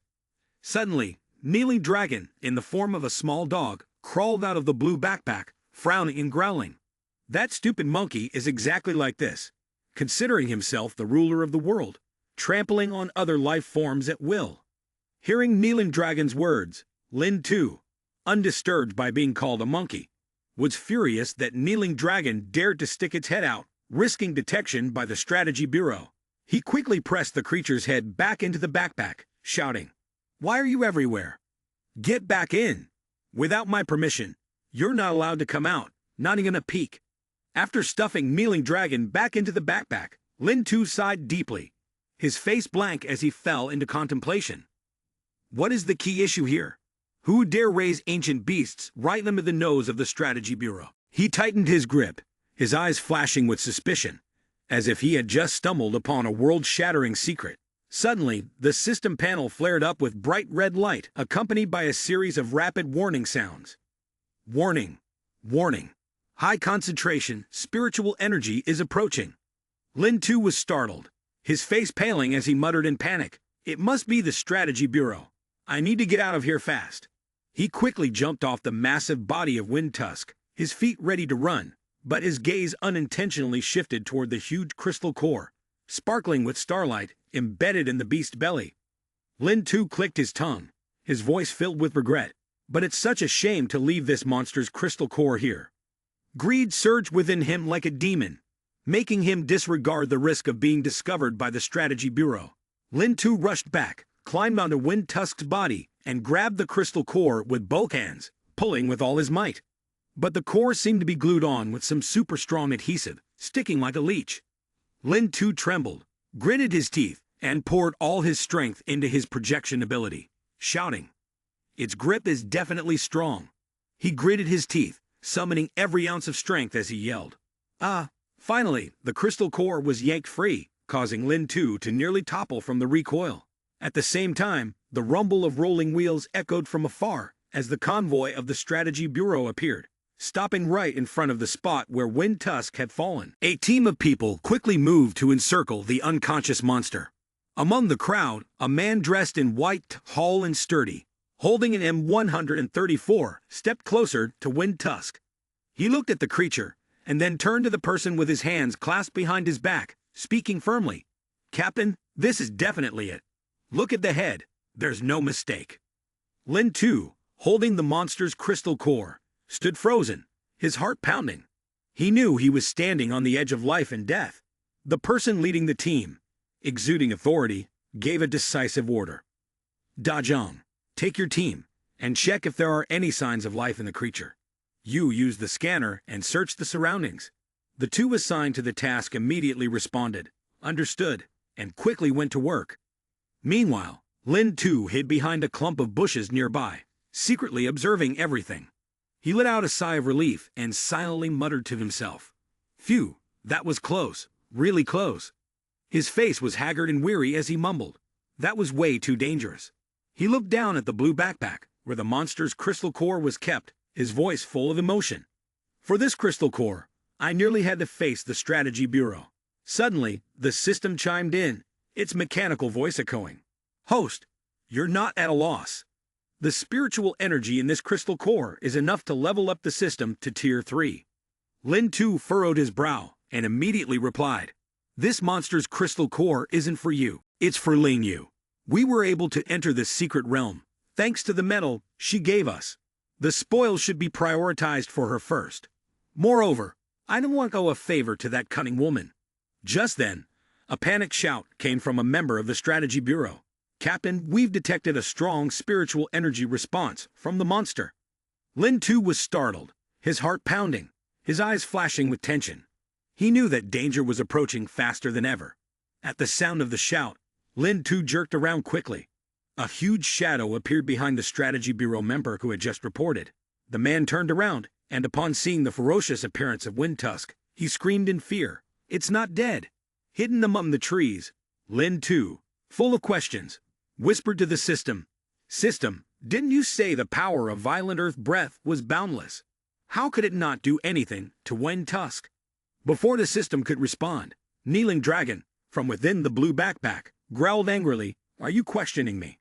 Its voice reverberated, seemingly to drown out any doubts Lin too had. The system immediately spoke up, its mechanical voice clear. Violent earth breath does indeed have boundless power. However, this attack coincidentally struck the monster's core. The core absorbed most of the energy, which is why Windtusk managed to survive. Outside the bushes, the group of Strategy Bureau members were in disarray, like bees whose hive had been destroyed, as Windtusk suddenly woke up. The chaotic shouting filled the air. Back off! Back off! Quickly get out of here! The leader of the Bureau of Strategy Operations, Hebei, stood amidst the line between life and death, observing the situation with a solemn expression, his eyes flashing with vigilance. Lin too, hiding in the grass, gripped his backpack tightly, his heart pounding, knowing that things were getting more dangerous than ever. Hebei, with his calm demeanor but sharp gaze, muttered, Truly unexpected. He quickly shrugged off his outer coat, his voice serious. But there's nothing to fear. Both beasts and awakened ones are the same. They're all products of spiritual energy. A team member hurriedly brought over a table, placing Hebei's coat on it. Next to the coat was a large piece of cloth, its comical banana pattern causing another team member to grumble. Captain, don't put it here. Don't get it dirty. Hidden among the bushes, Lin too saw the banana pattern cloth and his face turned pale. In a panic, he whispered, Wait a minute, isn't that the curtain from my house? His mind was in chaos, thoughts spiraling. It must have fallen out after the fight with the short-faced bear, and they must have picked it up. This is bad. The live documents have already been scolded by Mom. And now this. Turning back outside, Hebei slowly approached Windtusk, his voice deep, as though analyzing the situation. The difference lies in the fact that humans use spiritual energy to evolve and perform supernatural abilities at will, while the monsters use spiritual energy to build their own physical flesh and blood bodies. Lin too crouched in the bushes, gripping his backpack tightly, his heart pounding in his chest. He knew the situation was becoming increasingly critical, and a greater secret seemed to be slowly revealing itself before his eyes. The members of the Strategy Bureau team anxiously reminded him, their voices full of concern. Captain, be careful. That monster is at least level 5. Windtusk was caught off guard by the opponent's audacity, halting when he saw Hebei not retreating but instead moving directly toward the captain of the Strategy Bureau. Once within the necessary distance, a burst of bright red-orange spiritual energy erupted around Hebei, like flames roaring around his body. He spoke in a deep, sarcastic tone. But among humans, there are also those like me, stubborn, dull, with no dreams, only knowing how to use spiritual energy to enhance their muscles. As the spiritual energy surged into him, Hebei's body seemed to inflate, his solid muscles bulging and rippling. He looked up, staring straight into Windtusk's eyes, a smirk on his lips. Hemph, I'm the perfect opponent for you. The system immediately displayed the following information. Hebei, male 45 years old, awakened supernatural ability in muscle devouring system, supernatural ability grade A, cultivation level, late stage body refinement. Hidden in the bushes, Lin too's eyes widened, and he muttered, Damn it, what kind of body is that? Windtusk's gaze was filled with contempt as it glanced at the figure standing before it. Suddenly, it opened its mouth wide, intending to swallow Hebei whole. But the captain of the Strategy Bureau showed no sign of fear.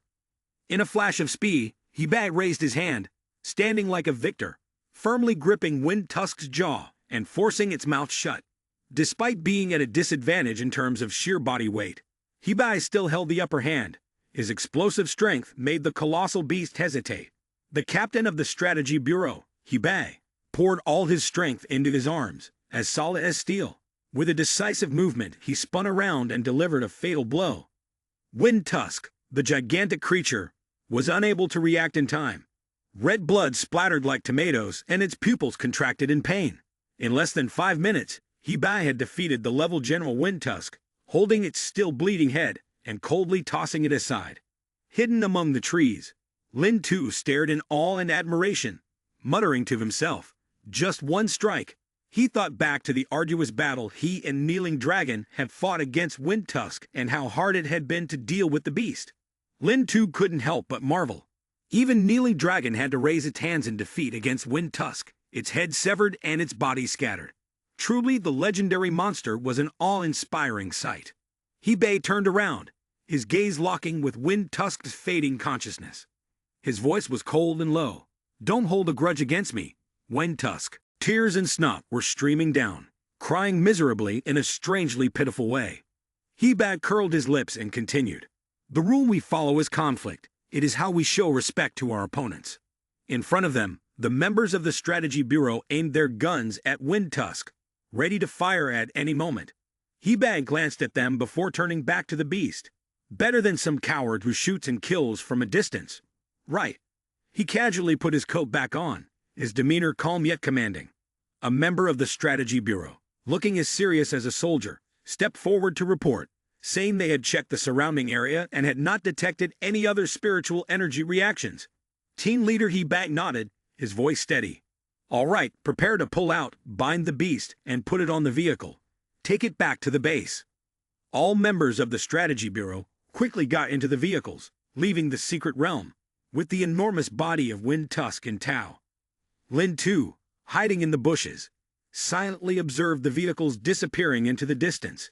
After a tense moment that felt suffocating, he relaxed, slumping to the ground with a sigh of relief. That was close. They must have identified Wind Tusk as the target in the warning. When the Strategy Bureau members returned to check Wind Tusk's lair, Lin Tu stealthily made his way back as well. He sat on a pile of the beast's bones and exhaled. Phew, finally back in Wind Tusk's cave. No more hiding. Lin Tu raised a huge piece of meat in front of Kneeling Dragon. Smug voice. "Did you see that? These are all your tasks for today." Kneeling Dragon, in the form of a small dog, crossed its arms, its face full of disgust. "You're making me eat this again." Lin Tu glared and responded immediately. "Wind Tusk has been captured, and now all that's left are its leftover meals. We fought hard to defeat that boss. How can I give up this chance to level up?" He stood on tiptoe, deliberately bringing the piece of meat close to Kneeling Dragon's mouth, his voice coaxing. "Eat it." Lin Tu continued to bring the drumstick to Kneeling Dragon's mouth, nearly forcing it in, his eyes sparkling with mischief mixed with determination. As soon as the drumstick was shoved into Kneeling Dragon's mouth, the system's voice rang out coldly, announcing, "System alert. Your Kneeling Dragon has successfully devoured the mutant hound. Evolution points increased by 467. Lin Tu, feeling triumphant, plopped down, hugging his blue backpack, and began scooping up the remaining food in the cave, stuffing it into the monster space. He muttered smugly, "When this guy eats, I don't have the luxury of sitting around and watching." The system, observing the host's actions, couldn't help but wonder. "Host, what are you doing?" Lin Tu answered immediately, his eyes gleaming. "I figured Kneeling Dragon can't possibly eat all of this in one sitting. Don't let it go to waste. I'll pack it up to take with me." Upon hearing Lin Tu's plan, the system immediately protested, its tone filled with displeasure. "Host, this is a monster space, not a storage container for monster food." On the other side, Kneeling Dragon was still engrossed in devouring, so enthusiastically that its belly bulged as if it were 8 months pregnant. Along with the sound of its munching, the system continued to chime incessantly. "Ting, Kneeling Dragon has successfully devoured Mutant Hound. Evolution points, plus 420. Ting, Kneeling Dragon has successfully devoured Shanbing Z. Evolution points, plus 480. Ting, Kneeling Dragon has successfully devoured Short-Faced Bear. Evolution points, plus 26. Ting, kneeling dragon has successfully devoured. After a hearty feast, wiping out everything around it, kneeling dragon now looked round and bloated like a pufferfish, rolling around like a ball, no longer displaying the majestic form of a pango beast. Lin Tu looked at the system panel, his eyes sparkling with excitement as he exclaimed in surprise, "Wow, I've already got 3283 evolution points. I wonder what would happen if I used all of these for evolution." He tightened his backpack, his gaze flickering with a mix of excitement and curiosity, as if standing on the brink of a fateful turning point. Without hesitation, Lin Tu decisively commanded, "System, use all the evolution points to evolve Kneeling Dragon." Immediately, a brilliant golden light erupted from Kneeling Dragon's body. Lin Tu and the small mutant hounds looked up, their mouths agape in astonishment. Lin Tu shouted loudly, "Damn it, has it grown this much already?" The Kneeling Dragon's body gradually expanded, its golden light enveloping it like a blazing torch in the cavern. A system interface appeared, displaying new information. Kneeling Dragon, adult stage, capable of evolving into a sovereign tier bloodline, capable of leveling up. Height 11.8 meters, weight 9.6 tons. Attack methods: collision, roar, bite, divine dragon tail whip. Basic skills: devour, violent earth breath. Huh. Lin Tu stood up, slinging his backpack over his shoulder, muttering, all right, if we're full, it's time to head back. We've been lingering here for so long, it's probably daylight outside." But before leaving, he paused, his gaze sharpening with seriousness. There was one more thing to do. Lin Tu carefully dug a small grave and placed a tiny fragment of the wind tusk crystal core beneath it. He stood solemnly before the grave, his posture earnest, while the Kneeling Dragon and the mutant hounds peered out from his backpack, their faces full of questions. Lin Tu spoke in a deep yet sincere tone. "Wind Tusk, though you were an ugly, disheveled wild boar, sly and greedy, and a nuisance to be around, in this hidden realm, you saved us 3 times. First, you dug a hole for us to escape the pursuit of the Strategy Bureau. Secondly, your part allowed my companion to claim the monster's space to hide. And in the end, at the most critical moment, it was you who drew the attention of the Strategy Bureau."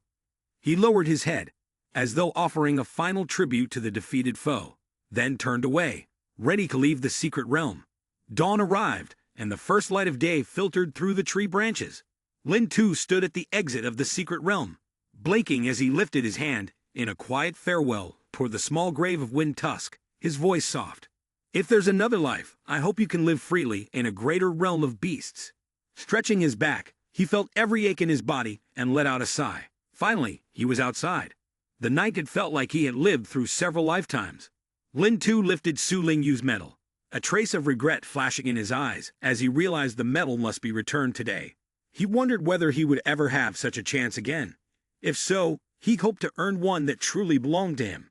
Placing the medal into his backpack, he pulled out his phone and murmured, "Right, I promised Su Lingyu this morning that I would return it." As he stared at the screen showing their earlier conversation, a faint unease washed over him. His expression tightened, uncertain how to begin.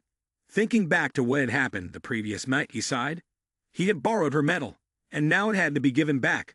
But admitting it was with him, wouldn't that mean revealing he had entered her place? Moreover, she would definitely ask me what I'm doing in the secret realm. It seems like she knows about the monster I have, but it's unclear how much she actually understands. Lin Tu tightened his grip on the phone, his eyes flickering with a mix of worry and determination, as though preparing to face a new challenge that could be just as dangerous as the secret realm he had just been through. He felt dizzy, as if the whole world had turned into a chaotic mess, with no way out. Clutching his head, his hair disheveled, his gaze unfocused, he struggled to sort through the chaotic stream of thoughts. It was an unsolvable mess. He mumbled, his voice full of helplessness. In the midst of his confusion, Lin Tu suddenly thought that perhaps the only option was to place his trust in the monster's core. Hopefully, when Su Lingyu saw it, she would be so pleased that she would forget all about the difficult questions. Suddenly, an idea flashed through his mind. If the system could help him level up 3 times in a row, wouldn't that make all of this worthwhile? At that moment, his phone buzzed in his hand, the screen lighting up with a new message notification. Su Lingyu had replied, "Okay, but the student council has an event this morning, and I'll be at the gym the whole time. If you're fine with that, you can come to the gym and find me. A moment later, at the most prestigious high school in Tianhai City, Lin Tu clutched the enormous monster core tightly in his arms, running hurriedly through the school grounds. Arriving in front of a building, he slowly reduced his speed, panting, and then looked around. "We're here. This is the place," he murmured, but his eyes suddenly flashed with doubt. The area was deserted, not a soul in sight. But why does it look like nothing's going on here? He wondered, his brows slightly furrowing. Lin Tu pushed open the door, carefully stuck his head in, and called out, "President Su, are you here? I've arrived. Can you come out for a bit?" Inside, the space was as quiet as a tomb, not a single sound in reply. He froze, an uneasy feeling rising in his chest. Eerie images flashed through his mind, sending a shiver down his spine. "It's almost dawn. Why is the gym still so dark?" he muttered, his voice trembling. At that moment, his phone buzzed. A message from Su Ling Yu appeared on the screen. "I'm still busy. Can't come out. You can just go in directly." After reading it, Lin Tu furrowed his brow, his face full of confusion. He muttered, his mind swirling with dozens of questions. "This is a bit strange, right? The gym is pitch black, and she's still too busy to come out." Despite his doubts, he told himself, "But since I'm already here, I should apologize to her first. Maybe I should just do as she says." After making up his mind, Lin Tu took a deep breath and resolutely stepped into the gym. As soon as he stepped in, he walked while calling out, "President Su, I'm coming in.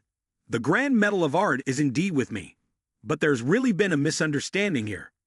Just as he passed through the door, a loud slam echoed as it shut, causing Lin Tu to jump, his heart racing in fear. Suddenly, he caught sight of a vague figure in the darkness of the gymnasium. The scene in front of him stunned him, and he couldn't help but exclaim, "What is going on here?" From the dim corner, Su Ling Yu slowly emerged, her shoes, glowing with a bright red hue, standing out beneath the faint light on the ground floor. She smiled, her voice full of meaning. "Surprised, aren't you? I specially prepared all of this for you." Lin Tu took a step back, his eyes filled with a mixture of fear and embarrassment. "This, Su Ling," he stammered, but before he could finish, her face suddenly turned cold, her gaze sharp as though it could kill. "You perverted peeping Tom, spying on others while they shower, and on top of that, a metal thief," she yelled, her voice dripping with disdain. Lin Tu quickly raised his hand, trying to explain. No, there's been a misunderstanding. You have to let me explain first." But Su Ling Yu didn't give him the chance. With a movement as fast as lightning, she reached into Lin Tu's pocket and pulled out the medal. "A misunderstanding, huh?" she smirked, her tone laced with sarcasm. Lin Tu bent down, his face turning pale when he saw the large tear in his pants. He groaned inwardly. Damn it, she took it. Su Ling Yu raised the curtain from his house, along with the stolen medal, her expression triumphant. "Here's the evidence, the physical evidence, all in one place. Do you have anything to say?" Looking at the items in her hands, Lin Tu could only force a smile, his head spinning. That was the torn curtain he had used to hide the kneeling dragon. He was caught. No way out now. Su Ling Yu stepped closer, her voice as cold as ice. "If you've seen it, then you should know that I've set up an intricate trap inside this gym. There's no way you can escape like you did last night, so it's best you confess everything." Lin Tu was incredibly tense, sweat dotting his forehead. "What?" he blurted out, his mind racing with thoughts. "There's no other choice. I'll have to gamble." He quickly bowed his head at a 90-degree angle, his tone full of sincerity. "I'm sorry. Last night, without your permission, I took your medal." Then, with a flattering tone, he raised the enormous, shimmering beast crystal high. "But last night, I found the giant beast crystal in the secret realm. I want to give it to you as an apology." A steel rod shot through the air, piercing straight through the crystal. The gem shattered into pieces, fragments falling to the floor. Lin Tu froze, unable to react in time. Anger erupted in his chest. "Su Ling Yu, what are you doing?" he roared, his eyes blazing.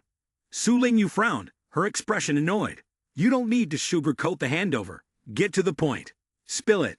How exactly did you sneak into my house last night?"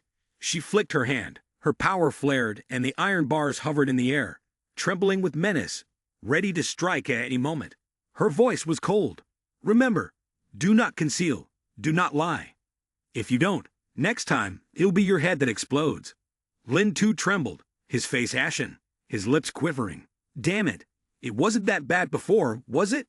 Looking at the threateningly suspended iron bars, he thought to himself that he had only borrowed the metal a little. It wasn't as if he deserved a death sentence. Besides, how could he possibly explain this? Was he supposed to tell her that he was bound to the Lord Beast system, that the system had brought him to her house, that a Panga beast had carried him on its back? Inside the kneeling dragon space, the mutated hounds bristled with fury, desperate to burst out. Mealy Dragon growled in Lin Tu's mind. Let me go deal with her. Lin Tu quickly turned to it, scowling. Deal with your own head. This is the school. Shut up.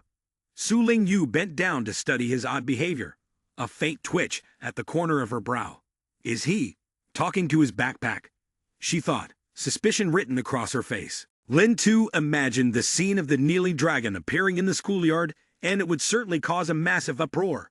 He shook his head in frustration and muttered, that name, Kneeling Dragon, if he fights here, wouldn't it tear the whole school apart? But no matter how much I think about it, I can't come up with any other way. He stroked his chin and muttered to himself, the beast projection has already been used today. Suddenly, an idea flashed in his mind. His eyes lit up, and he exclaimed, wait a minute, the beast projection. Su Ling Yu suddenly spoke, her cold voice cutting through, clearly having no expectations that he would speak up. But at that moment, Lin Tu unexpectedly raised his hand. A beam of light from the device in his hand shot towards Su Ling Yu. Take this move of mine, he yelled, his eyes glinting mischievously. Su Ling Yu was startled, her eyes wide. Before she could react, she hurriedly swung her hand, sending the metal rod flying toward Lin Tu. The rod slammed into the floor right next to him. Lin Tu jumped in surprise, letting out a loud scream.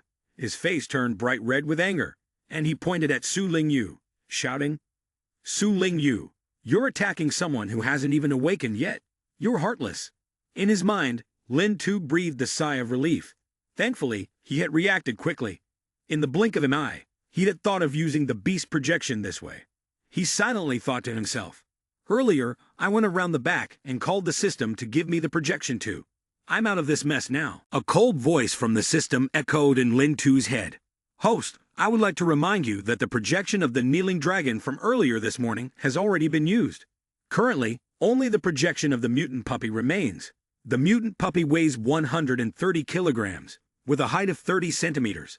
Its small body is characterized by its communal lifestyle, developed canine teeth, extremely strong bite force, aggressive nature, and a fearless, combative personality. It believes in one principle: do it, regardless of the consequences. After hearing the introduction, Lin Tu shook his head in frustration and muttered, is this projection going to make my attributes decrease instead of increasing? Back in the present moment, Lin Tu unexpectedly directed a blinding beam of light from his device straight into Su Ling Yu's face, causing her to stagger, her eyes squinting tightly from the intense light. He smirked, his voice full of self-satisfaction. How is it? You're used to the dark, aren't you? Surely you can't handle this kind of brightness, right? So why not take the chance to escape now? With that, he turned around and dashed out. But deep down, Lin Tu couldn't help but feel a sense of panic. Cold sweat broke out on his forehead. Originally, he just wanted to return the medal and offer an apology to wrap things up. But he never expected it to end up like this. He thought to himself, well, the medal is returned. The apology has been made. The gift has been given. Now, time to get away. Meanwhile, Su Ling Yu was still disoriented from the sudden attack. One hand was shielding her eyes, while the other controlled a floating set of iron rods, poised and threatening. In her mind, she gritted her teeth. This brat was indeed deeply cunning. No wonder he endured the terrible bullying yesterday without fighting back, not using his skills. Today, I will make sure to force him to reveal himself. Lin Tu sprinted like a madman, running for his life, with sharp iron rods chasing closely behind him. One thought dominated his mind. The door is near. Just need to get out, and I'll be safe. But things were not as simple as they seemed. The iron rods suddenly shot down, stabbing into the floor, blocking the exit. Lin Tu quickly turned around, his gaze darting and landing on the handrail of the gym, which was glinting in the light. Su Ling Yu had removed the entire handrail and turned it into a weapon. Seeing the terrifying scene, Lin Tu's eyes widened, and he groaned inwardly. Hey, doesn't the headmaster's rule clearly state that public property must be protected? Why did you take apart the whole building? Just yesterday, you punished Chen Hu for this very thing. Su Lingyu controlled the handrails and iron rods with the skill of a master. She jumped onto one of the handrails, riding it like a mount, holding a sharp iron rod as her weapon. Watching her smooth movements, Lin Tu gaped, unable to hold back. Damn, is this even possible? You're something else. Su Lingyu leaped off the handrail and charged at Lin Tu with terrifying speed. She attacked relentlessly, each strike aimed to kill. If Lin Tu hadn't managed to dodge in time, he'd probably be long dead by now. Finally, he collapsed onto the floor, lying awkwardly, panting heavily. Su Lingyu took slow, deliberate steps towards him, her gaze as cold as ice. If you refuse to tell me how you sneaked into my house last night, then I'll ask a different question. This time, you must answer truthfully. Who was the accomplice who snuck in with you? Where are they now? Lin Tu's mind was a tangled mess. He thought to himself, accomplice. He recalled when Su Lingyu had announced the manhunt from the Strategy Bureau, and how she had specifically emphasized something. Right, when Su Lingyu called, she also mentioned this. Turns out, she wasn't angry about the medal being stolen or being secretly watched. She set this whole scene up just to force me into summoning Kneeling Dragon. Thinking back to the moment he entered the gymnasium, Lin Tu awkwardly muttered to himself. If she had intentionally set this up to deal with him, creating such an extravagant situation, then it was indeed a devious plot. This woman was truly terrifying. Gripping the projection tube tightly, Lin Tu sneered, his voice full of defiance. I won't let you have what you want. Su Lingyu frowned, her voice laced with mockery. Can one trick really work twice? She raised her hand, her powers flaring up, sensing every movement of Lin Tu. Gritting his teeth, Lin Tu made up his mind to take a risk. He activated the mutant hound's projection ability, and light flared, enveloping his body. Thanks to this skill, he managed to dodge a deadly strike from Su Lingyu. But at that moment, Lin Tu's form completely changed. No longer a human, he transformed into a creature that was half man, half dog with shaggy fur, growling. His appearance now made Su Lingyu gape, her eyes wide in disbelief, unable to comprehend the scene before her. Damn! What the hell is that? She exclaimed, her voice full of astonishment. In his half-human, half-beast form, Lin Tu leaped up to the gymnasium ceiling, clinging to the wall like a frog. His bizarre appearance was both grotesque and comical, lacking any majesty or dignity. But Su Lingyu didn't let her surprise distract her. She swung her arm, directing a series of sharp iron rods straight toward Lin Tu, who was clinging to the wall.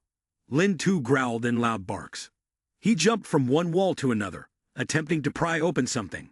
But it was too solid. Damn it, I can't get it open, he muttered irritably, sweat dotting his forehead. Behind him, the iron rods, controlled by Su Lingyu, relentlessly pursued him, streaking toward him as though trying to tear the very air apart.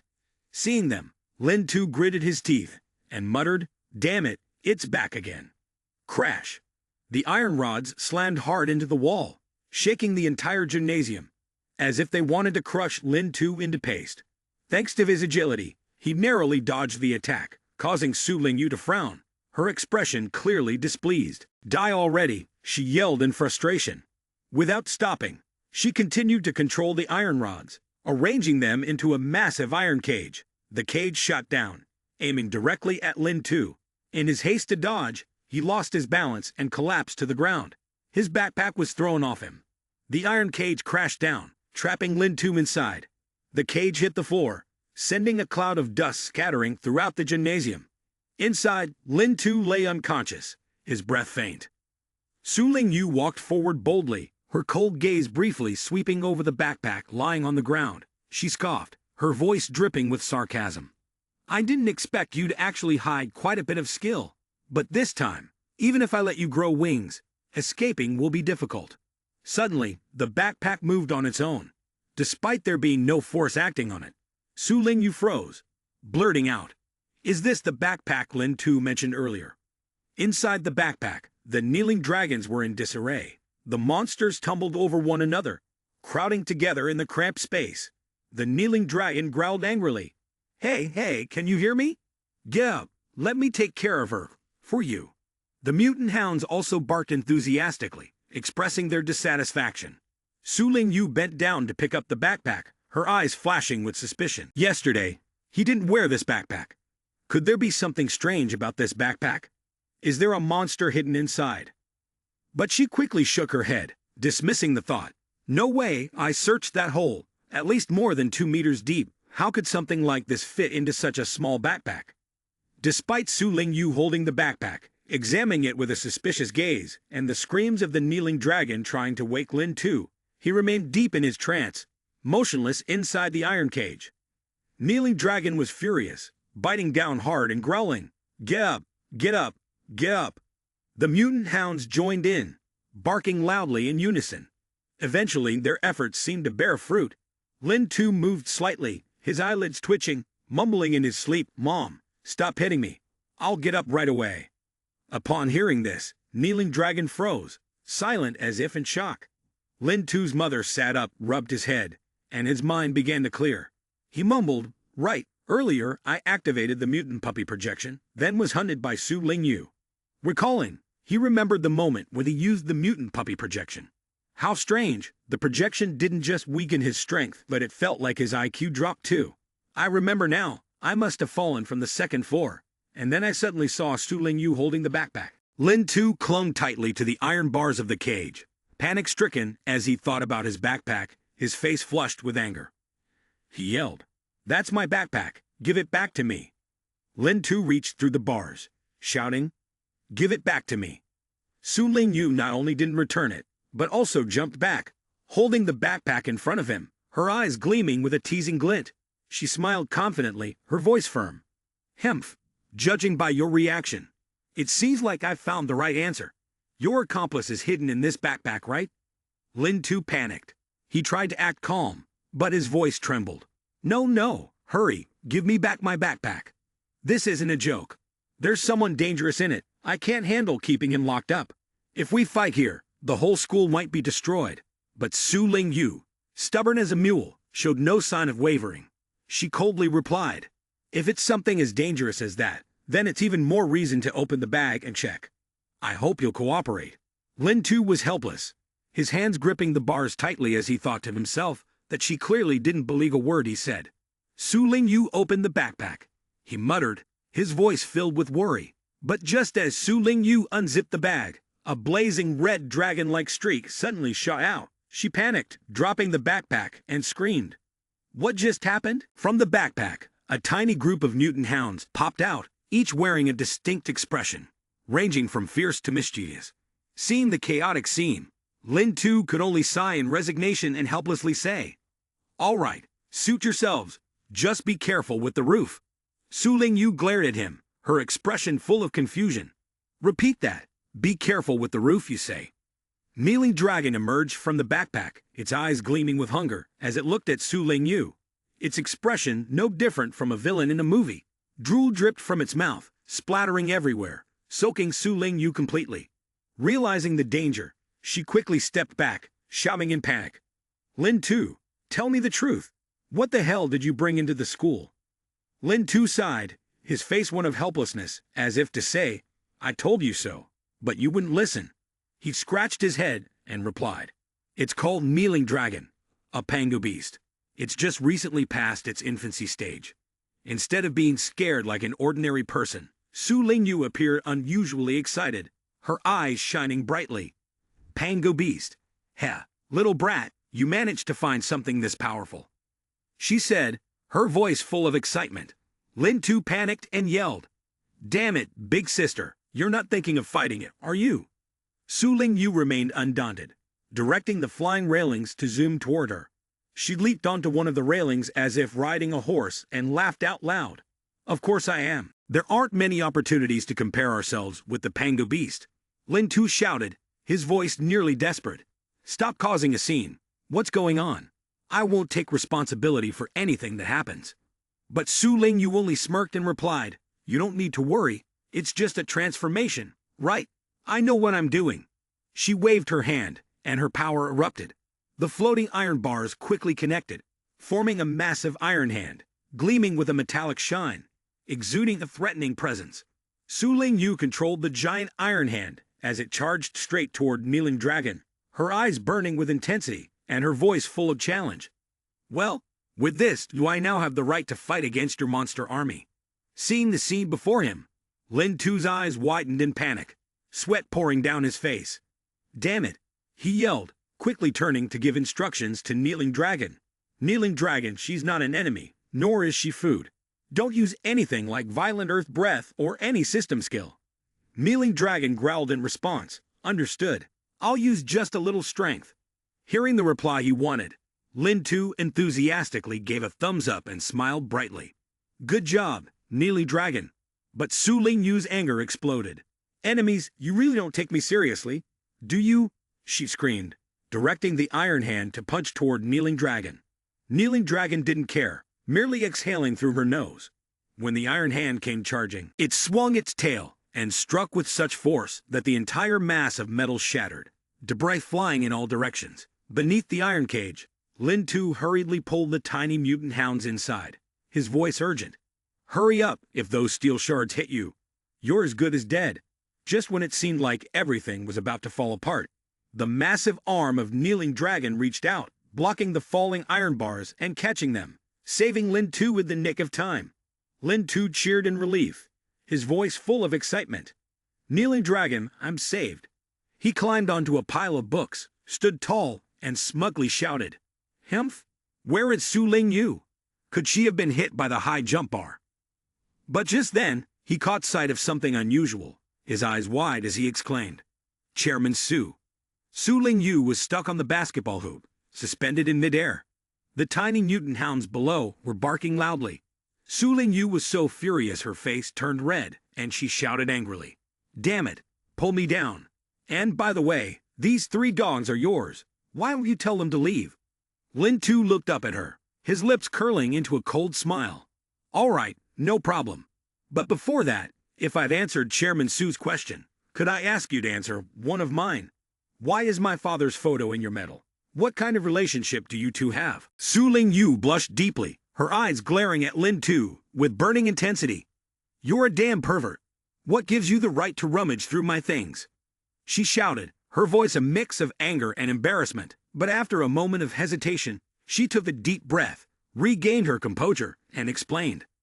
Lin Tu, you know her, right? 7 years ago, the Pangu Bamboo Dragon monster attacked Tianhai. The Bamboo Dragon destroyed more than half of the city. During that disaster, my mother was trapped under a collapsed building. Young Su Ling Yu, tears streaming down her face, clung tightly to someone's arm, crying out in despair. Mom, I'll come to help you. Her mother, trapped beneath a massive slab of concrete, gasped weakly and shouted, Run! Don't worry about me. Just escape. Su Ling Yu shook her head, her voice choked with emotion. No, don't. I want you to come with me. But just then, the bamboo dragon charged forward, its mouth wide open, ready to strike the mother and daughter. Seeing the imminent danger, Su Ling Yu's mother screamed again. Run now. Su Ling Yu cried out louder, desperately screaming. No, if we die together. In her mind, the desperate cries echoed, repeating like a sorrowful refrain. Damn it, who will save us? Damn it, who will save us? Who will save us? Suddenly, a formidable figure appeared. That person threw a powerful punch at the bamboo dragon. This move is called Thunder Iron Fist, a signature technique of Lin Tu's father. The powerful punch sent the monster flying, making it retreat. Lin Tu's father, Lin Longzun, stood tall, shielding Su Ling Yu and her mother. He turned around with a bright smile, giving a thumbs up in approval. Excellent. Su Ling Yu stopped crying, but her face remained streaked with tears and snot. She looked up at the man before her, silently thinking, this person is really strong. Back in the present at the gym, Su Ling Yu looked at Lin Tu, her voice becoming low with emotion. Just like that, he saved both me and my mother. Upon hearing this, Lin Tu became excited, throwing punches into the air, his face glowing with joy. I told you, my dad is not someone who runs from a fight. I didn't expect him to land a punch on that bamboo dragon. Truly amazing. Su Ling Yu looked down at her hands, her gaze distant. That's right, I've always hoped to land a powerful punch like he does. She paused, recalling the moment when her punch was easily blocked by Kneeling Dragon. She sighed. But after years of hard training, my punch couldn't even withstand a single strike from the panga beast in its early stages. Su Ling Yu turned to Lin Tu, her eyes filled with curiosity. Where is it normally kept? At your house? No. You've always kept it locked in your backpack, haven't you? Lin Tu thought to himself. He couldn't tell her that he had only obtained the kneeling dragon yesterday. He chuckled awkwardly, scratching his head and stammering. I guess something like that. Su Ling Yu didn't pay much attention, turning to chat with Kneeling Dragon, her voice full of enthusiasm. By the way, little guy, do you want to come stay at my place? That way, we can train together every day. Kneeling Dragon growled, his face serious. Who's dumb enough to be your punching bag? Su Ling Yu smirked, her eyes gleaming as though she had just come up with a clever idea. Oh, I forgot to mention, my house is in a secret realm. It's huge, and there's more food than you could ever want, she said, her voice dripping with temptation. Upon hearing that, Kneeling Dragon's eyes lit up like headlights. He howled excitedly. Yes, yes, yes. Seeing Kneeling Dragon being so easily swayed by food, Lin Tu pointed at Su Ling Yu, furious, and yelled, Hey, don't go around tempting monsters right in front of their owner. Realizing she might have gone too far, Su Ling Yu awkwardly scratched her head, giving a sheepish smile. Sorry, I almost forgot about you. She paused for a moment before continuing. Actually, I'd be really happy if you came too. Lin Tu froze, pointing at himself, his voice hesitant as he asked. You really welcome me to? What do you mean by that? In the faint light, Lin Tu and Su Ling Yu were enveloped in a heavy silence. Lin Tu crossed his arms, his sharp gaze slightly tilting his head. Breaking the silence, he asked. But then, what happens after that? My father and Bamboo Dragon. Su Ling Yu fell silent, her eyes filled with sorrow as if they were sinking into a stream of painful memories. She replied softly, I'm sorry. I don't know what happened afterward. My mother and I were rescued by people from the Strategy Bureau, but her injuries were too severe and she passed away soon after. I was then taken in by my adoptive father. Recalling the days after she was rescued, Su Ling Yu continued, her voice steady but low. After that, my adoptive father brought me to the Strategy Bureau, where they gave him the regular flag. That's when I learned his name was Lin Long Zun. From then on, I started hearing some unpleasant rumors about him. Things that were hard to ignore. As Su Ling Yu recounted her past, Lin Tu involuntarily clenched his fists, a surge of uncontrollable anger rising within him. The derogatory remarks about his father that had once echoed through the school came rushing back, making him grit his teeth and think to himself, Hemph, those rumors. Just wait, they're not true. A flash of realization crossed Lin Tu's mind, and he furrowed his brow, sensing something unusual in Su Ling Yu's story. According to her, there must have been many people in the Strategy Bureau who had witnessed the battle between his father and Bamboo Dragon. So why had malicious rumors about his father spread so widely? Su Ling Yu noticed the tense expression on Lin Tu's face. She tilted her head slightly, her gaze shimmering with a hint of embarrassment, and spoke up. What are you thinking? Don't lose focus. The main point comes next. I came here to talk to you about this. Su Ling Yu sighed softly, her eyes filled with sadness as she recalled the memory. I don't know Uncle Lin's whereabouts, so I had no choice but to return to the family's abandoned house to pay my respects. She paused, her gaze drifting into the emptiness, as if rummaging through her memories. Suddenly, her eyes fell on the medal lying abandoned under a layer of dust, her voice trembling. This is Uncle Lin's Grand Arts Festival medal. Could something have happened to him? But immediately, she shook her head, dismissing her own thoughts, her voice more determined. That can't be. He's too strong for that. Lin Tu, hearing this, sharpened his gaze and quickly pressed. Was there anything else at the scene? At that moment, a bright red warning flashed on the system, accompanied by a cold message. Warning. Multiple beasts have detected suspicious spiritual energy reactions around the host. Lin Tu frowned, muttering under his breath. Hemph, another red alert. Su Ling Yu, not noticing the change in Lin Tu's expression, bent down to rummage through her backpack, her voice serious. So today, I want to think about this for 40 seconds. Lin Tu suddenly interrupted Su Ling Yu, his voice urgent. Wait, there seems to be something going on. He quickly ordered the system in his mind to bring up the multi-beast perimeter, staring at the edge of the multi-beast zone.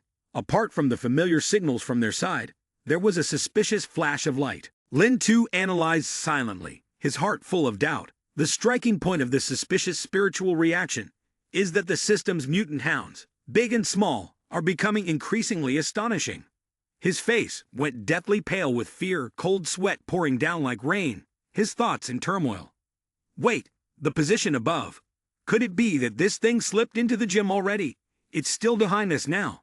The system confirmed immediately. A mechanical voice rang out, affirming Lin Tu's thought without error.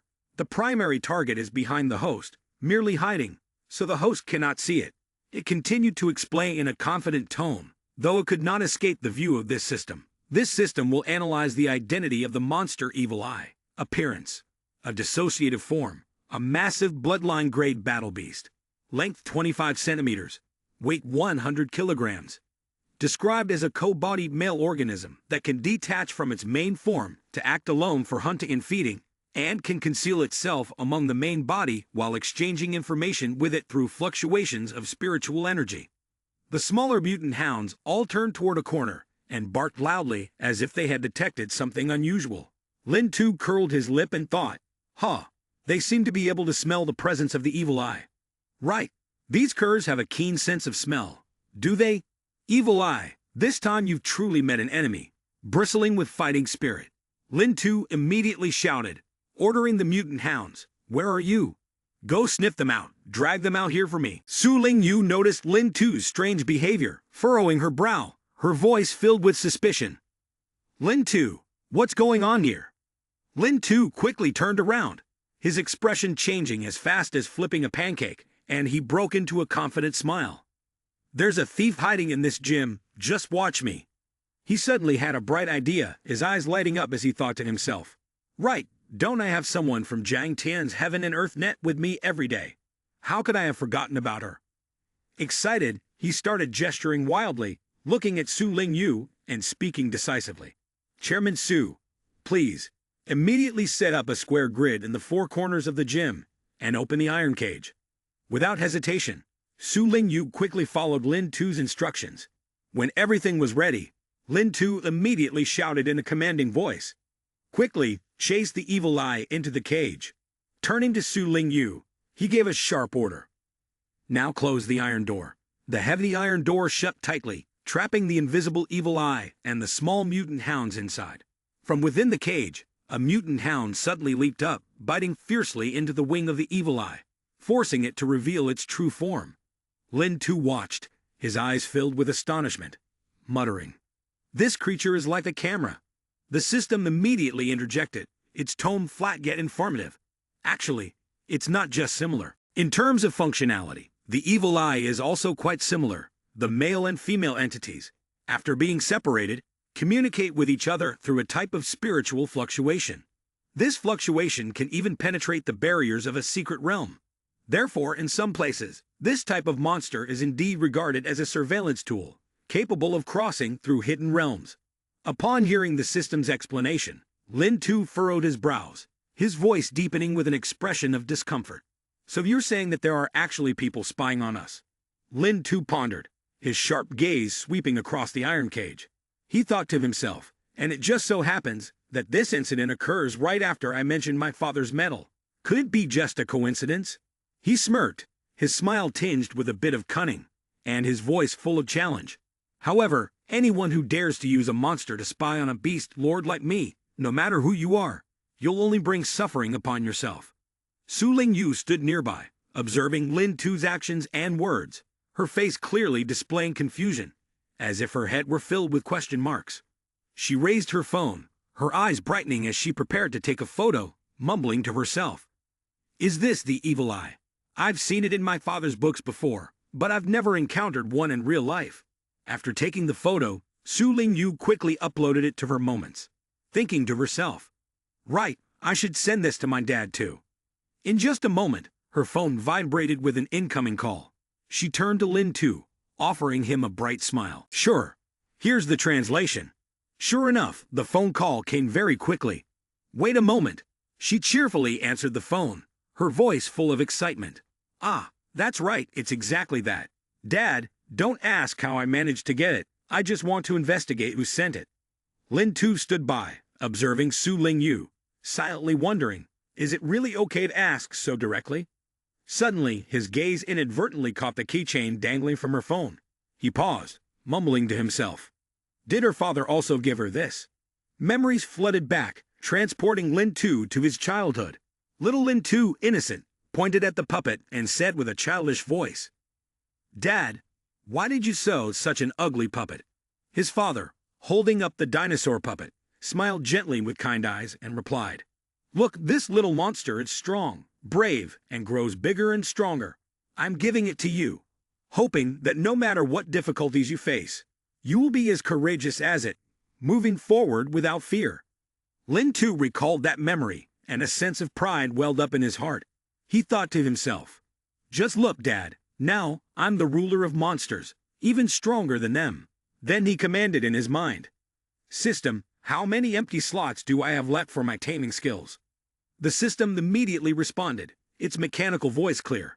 After leveling up, the host's taming skills can hold up to 7 monsters in total. There are currently 3 vacant positions.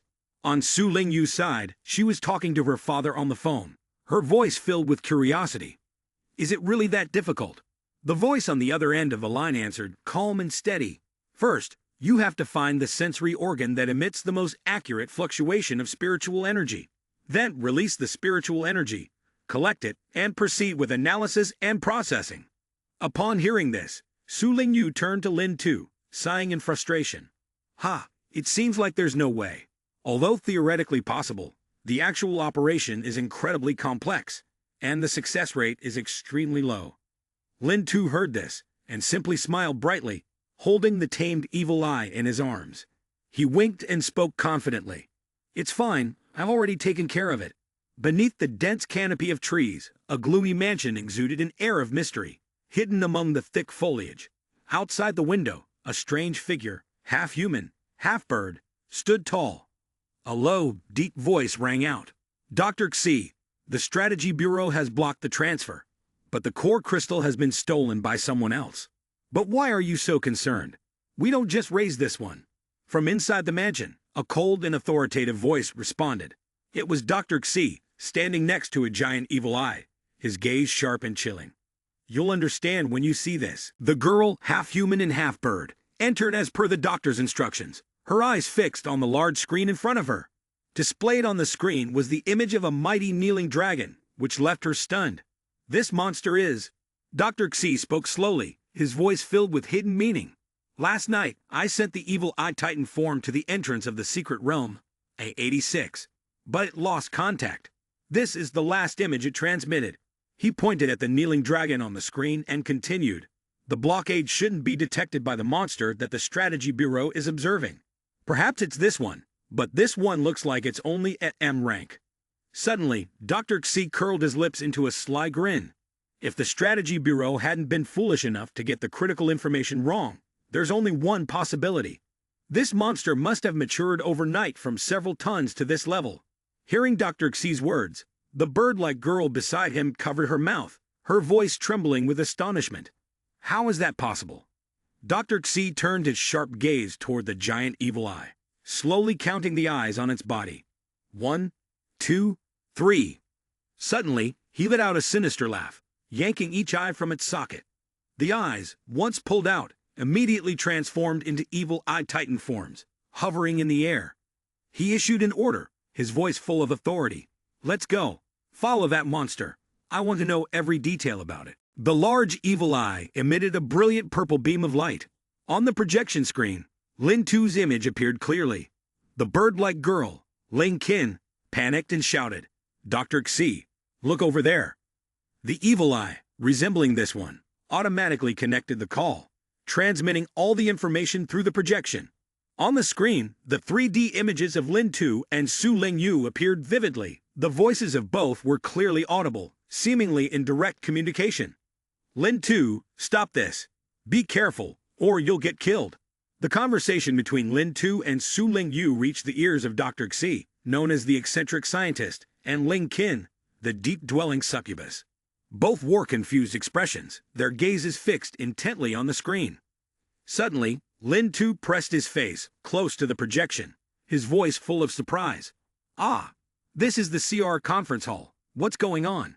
Upon hearing that, Ling Qin panicked completely, her face turning pale, while Dr. Xi froze, a dangerous gleam flashing in his eyes. Ling Qin, in her panic, exclaimed, "Damn it, they've hacked in." She pointed at the screen, where Lin Tu's 3D image appeared clearly.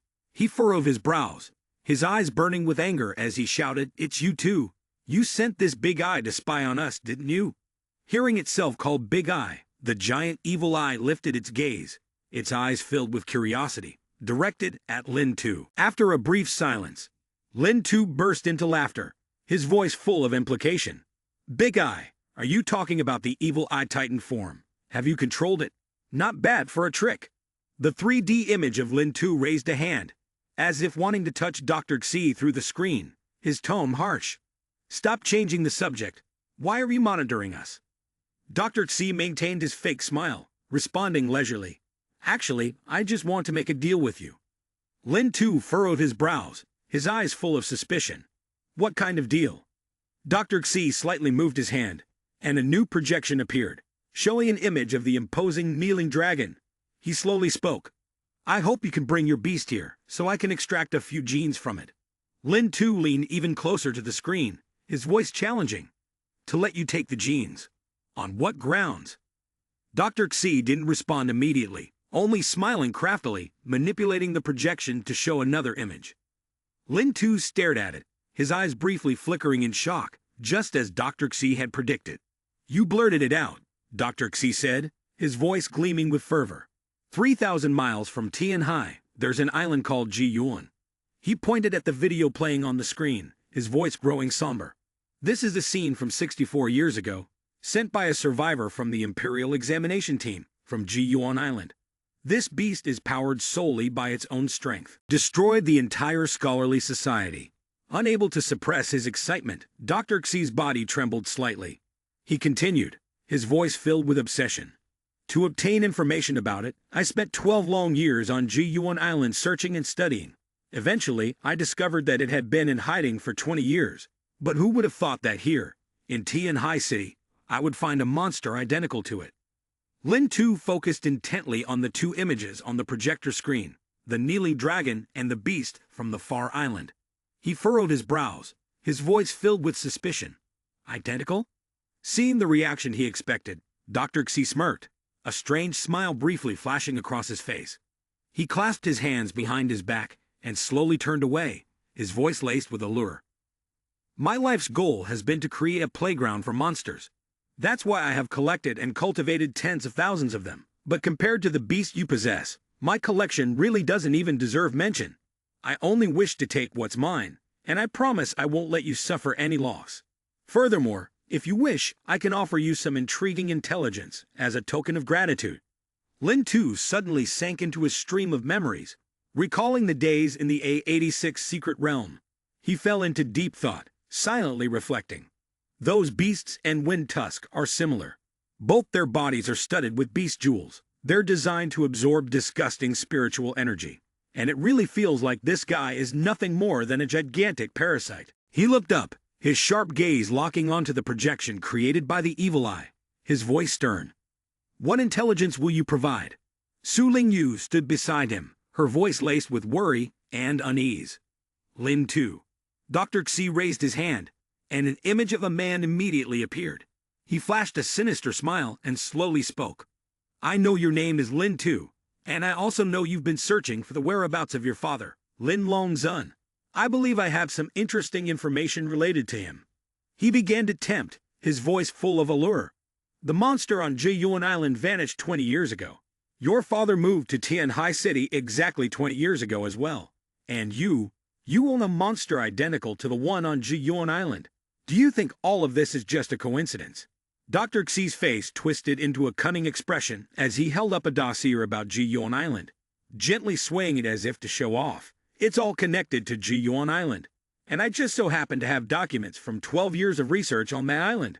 So what do you think? Care to cooperate?" Lin Tu remained silent, his gaze darkening, his mind spinning. It truly couldn't just be explained away as coincidence. He pondered deeply, trying to piece together the mysterious fragments. Seeing Lin Tu lost in silence, Su Lingyu anxiously placed a hand on his shoulder, her voice urgent. Lin Tu, don't be fooled. I just remembered who he is. His name is Xi Mu, a genius in the fields of monster biology and biochemistry. However, due to his research on body modification, monster genes, reproduction, and other forbidden projects, he was wanted by the Strategy Bureau. Despite his identity being exposed, Dr. Xi remained unfazed. On the contrary, he smiled with excitement, his eyes gleaming with madness. Information about him appeared on the screen. Xi Mu, male, 40 years old, awakened ability in the field of breaking hex and Kai Men technique, ability rated at S level, cultivation realm at spirit aperture realm peak. Lin Tu unexpectedly shoved Su Lingyu aside, leaving her stunned. Seeing his strange action, Su Lingyu anxiously called out, Lin Tu. He turned and smiled reassuringly, his voice soft but firm. You don't have to say anything. I don't want to cooperate with this bastard either. Besides, if I can steal, why would I negotiate with him? Su Lingyu was confused, not understanding his meaning. Steal? Lin Tu didn't answer immediately, only curling his lips into a smirk, his gaze sharp. He pointed and decisively ordered the evil eye. Big eyes number 2, 3, 4, 5, come to me. Lin Tu's sudden action caused Dr. Xi to freeze. He furrowed his brows, thinking to himself, this brat should only have one evil eye titan form. Suddenly, the stack of documents on the table was swept away by an invisible force. Lin Tu watched the scene unfold. Unable to hide his smug smile, Ling Qin, the bird girl, immediately dashed out, trying to stop the evil eye from taking the documents away. She screamed in a panic-stricken voice, Dr. Xi, we've been deceived. It was unclear how that little brat had managed to control the female specimens in the research room. Now, even the 4 giant evil eyes that had descended were under his manipulation. Dr. Xi, unfazed, pressed down hard on the remote in his hand, revealing a mysterious object. Coldly, he replied, Mom, what's there to be afraid of? As soon as the control button was pressed, the giant evil eye suddenly swelled up and exploded, its flesh torn apart, creating a horrifying sight. Dr. Xi smirked, satisfaction clear on his face. The females, on the contrary, are even easier to deal with. Over at Lin Tu's side, the signal from the evil eye titan form suddenly went silent, followed by a few odd, unsettling crackles. Observing the strange signs from the beast, Lin Tu grew anxious and shouted, Big Eye, what's wrong with you?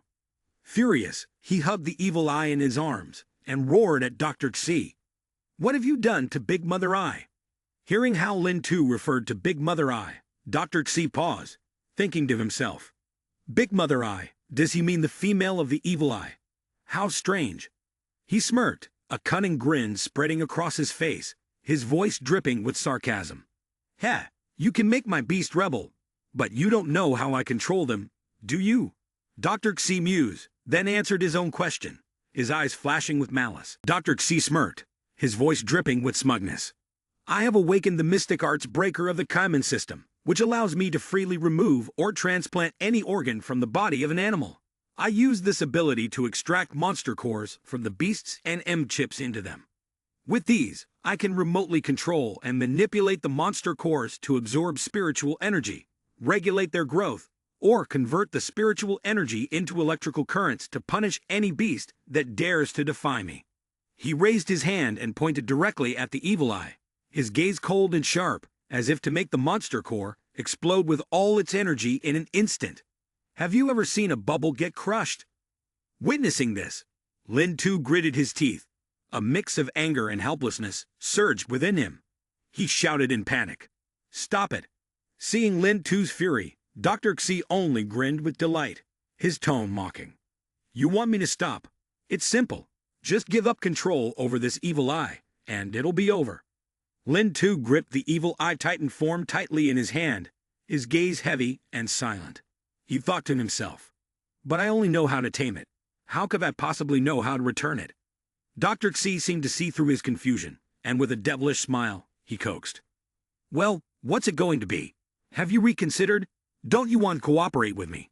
You only have a little time left before this traitor breathes its last. The evil eye titan form, unable to transform into its true form, curled up on the ground, trembling violently. Dr. Xi coldly stepped on it, his domineering voice echoing as the spiritual energy fluctuations were abruptly cut off.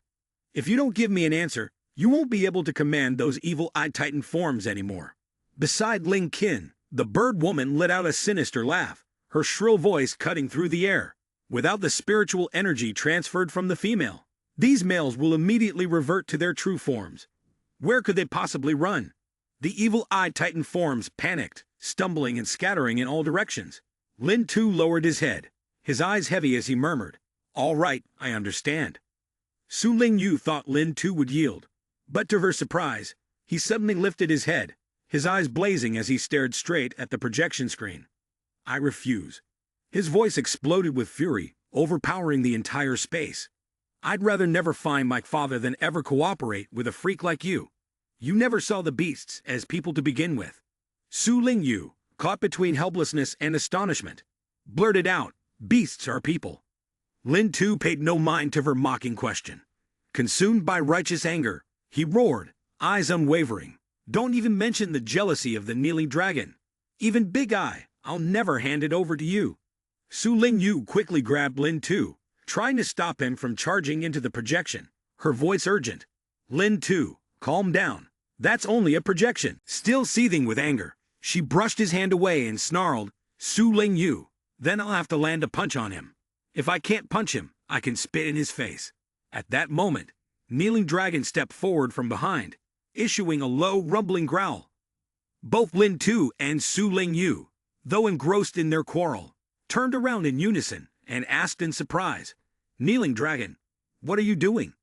Beside Dr. Xi, when the imposing silhouette of Kneeling Dragon appeared on the screen, he instinctively took a step back, his eyes briefly showing fear. Ling Qin, the bird girl, trembled, her voice cracking. "Damn it! What the hell is that?" She stared at Kneeling Dragon, thinking to herself, "This is the beast from Ji-Yuan Island that the professor has been obsessed with. It's supposed to be just an illusion, so why is it still so terrifying?" Kneeling Dragon ground his teeth, his eyes blazing, and roared at Dr. Xi, "Say that again.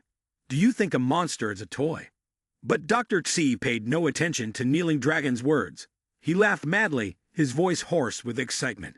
"Wonderful. No wonder it's the super monster I've been searching for these past 12 years." Dr. Xi reached out and touched Kneeling Dragon's projection, his tone taunting. "What? You want to bite me? Come and try." Hearing this, Kneeling Dragon's eyes flashed with contempt as he growled in reply, "No one bothers with disgusting creatures like you. But I will show you what a monster's wrath truly is." As soon as he finished speaking, Kneeling Dragon unleashed the king's roar skill, causing the entire gymnasium to shake with the mighty sound. Lin Tu quickly shouted out, "Kneeling Dragon, stop yelling, it's just a screen. Your anger won't do anything." But Su Lingyu suddenly spoke up, his voice filled with astonishment. "That's not right, Lin Tu, look over there." On Dr. Xi's side, Ling Qin was clutching his head, his face contorted in pain, under the impact of the king's roar. Meanwhile, Dr. Xi seemed unaffected, his eyes even more excited as he laughed loudly, his enormous body radiating strength. This majestic roar was absolutely perfect. At the same time, in an experimental tank, a monster suddenly opened its eyes, waking up. Simultaneously, many other monsters began to react, as if responding to Kneeling Dragon's roar. Lin Tu watched the scene, silently thinking to himself that these monsters were responding to Kneeling Dragon's roar. With so many creatures supporting it, could this be the power of summoning? Su Lingyu observed the scene in front of him, his voice filled with disbelief. "Hey, can't you see? That's the effect of spiritual energy." Kneeling Dragon was using the spiritual energy fluctuation of the evil eye to transmit a large amount of spiritual power over there. The system immediately chimed in with the mechanical voice confirming, "That's correct. The physical form and essence of the evil eye use spiritual energy fluctuations to transmit information, which is why they can carry spiritual energy." The large evil eye on Dr. Xi's side is trying to reconnect the broken spiritual energy link, extending the time for Lin Tu and the evil eye titan form. Su Lingyu continued, her eyes lighting up. The weak monsters in the research room had absorbed spiritual energy from the Kneeling Dragon, which was why they suddenly woke up and became so invigorated. On the other side, Dr. Xi, oblivious to the chaos, smugly spoke up. "To think of such a method. truly worthy of being the monster I've targeted. But behind him, the experimental monster containment chambers began to crack. The monsters inside woke up, roaring and bursting through their chambers, charging out and attacking everything around them. Ling Qin, the bird-like girl, saw one of the monsters rushing towards them and screamed in panic, "Professor Xi, be careful!" She quickly tried to lift Dr. Xi up high, but it was too late. The monster had bitten down hard, tearing apart half of Dr. Xi's body in the blink of an eye. Lin Tu widened his eyes, still frozen in shock, when Su Lingyu's soft hand quickly covered his eyes. Her voice was cold, but carried a hint of a smile. "This is not a scene you should be watching." While covering Lin Tu's eyes, Su Lingyu decisively commanded the evil eye near Dr. Big Eye No. 3. Take this chance and quickly leave. Head over to our location. Lin Tu's face flushed from having his eyes covered, stammering. He was momentarily embarrassed, but his mind couldn't help but wonder. Big Eye obeyed her command, and the system immediately chimed in with its mechanical voice. The system has transmitted the radar positioning signal to Big Eye No. 3. The evil eye titan form received the coordinates and immediately spread its wings, soaring into the air, carrying with it the stolen data from the doctor. Ling Qinjia stood amidst the chaos, head bowed in deep remorse. "Sorry, Dr. Xi. It was my careless mistake that caused the monster you've spent years cultivating and collecting to be lost." Though the doctor was now only half a body, seemingly on the verge of death, he was still alive. He coldly glanced at Ling Qinjia, his voice devoid of reproach. "I do not blame you." He extended his remaining hand toward the half of his body that was lost, commanding, "Come here." On the missing half of his body, brown cocoons suddenly appeared, glimmering as though they were nurturing something revolting. From inside, monstrous creatures, red and ugly beyond description, crawled out, dragging themselves across the blood-soaked ground, heading toward Dr. Xi. At the same time, red tendrils began to extend from the cocoons on his body, intertwining like a grotesque union. Professor Xi's eyes were cold, a smirk playing on his lips. "This here is nothing. We've already acquired intelligence related to the monster from Jiyuan Island. Compared to that creature, what I cultivated before was merely experimental material." Seeing Dr. Xi remain so calm, even boasting in such a state, Ling Qinjia couldn't help but feel uneasy, a sense of anxiety filling her. From the research room, Dr. Xi's voice echoed again, cold yet full of authority. "I'm done. You may enter." Ling Qinjia stepped in, her voice trembling with worry. "But Dr. Xi, that brat stole the research materials on Jiyuan Island that you've been searching for all these years." At this point, Dr. Xi, whose body had miraculously recovered, stood up, a faint smile appearing on his lips. "Let him take them. Those materials are nothing more than bait, enough to lure that brat into the trap. He won't escape my sight. Moreover, Jiyuan Island is no longer a place where mere humans can easily resist." Dr. Xi's words reverberated like a cryptic warning. In the darkness of the mansion, a greater conspiracy was slowly revealing itself, pulling Lin Tu into a dangerous vortex with no way out.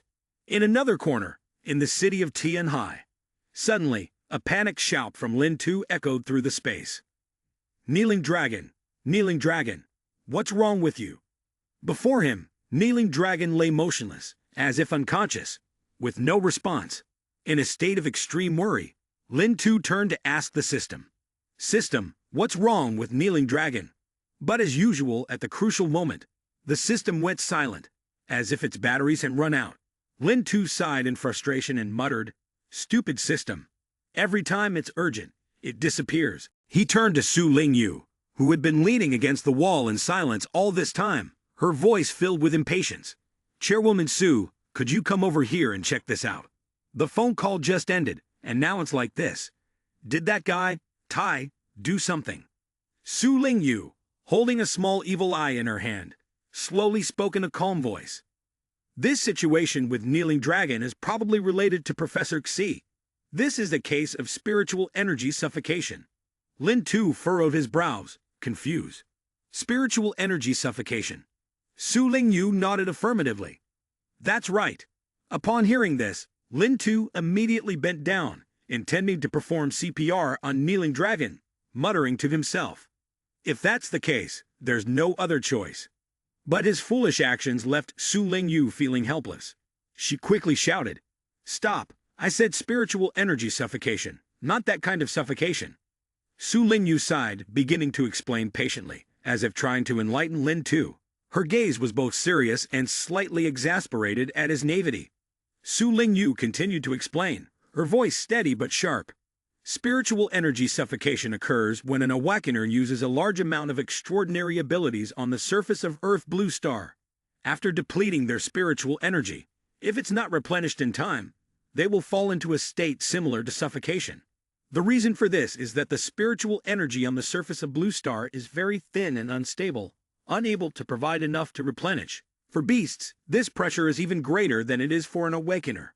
This is because their bodies are made from a mix of flesh and spiritual energy. Even their most basic physiological functions depend on spiritual energy to sustain them. The roar of the kneeling dragon just now, to put it bluntly, was nothing short of suicide. Like someone on a high plateau, starved of oxygen, yet still forcing themselves into strenuous exercise. Lin Tu listened, his face showing astonishment as he murmured, "I had absolutely no idea about any of this." Su Lingyu raised an eyebrow, a faint trace of mockery flashing in her eyes. "Indeed. It seems you can't even sense the presence of spiritual energy. But that dragon knew perfectly well, and still chose to act."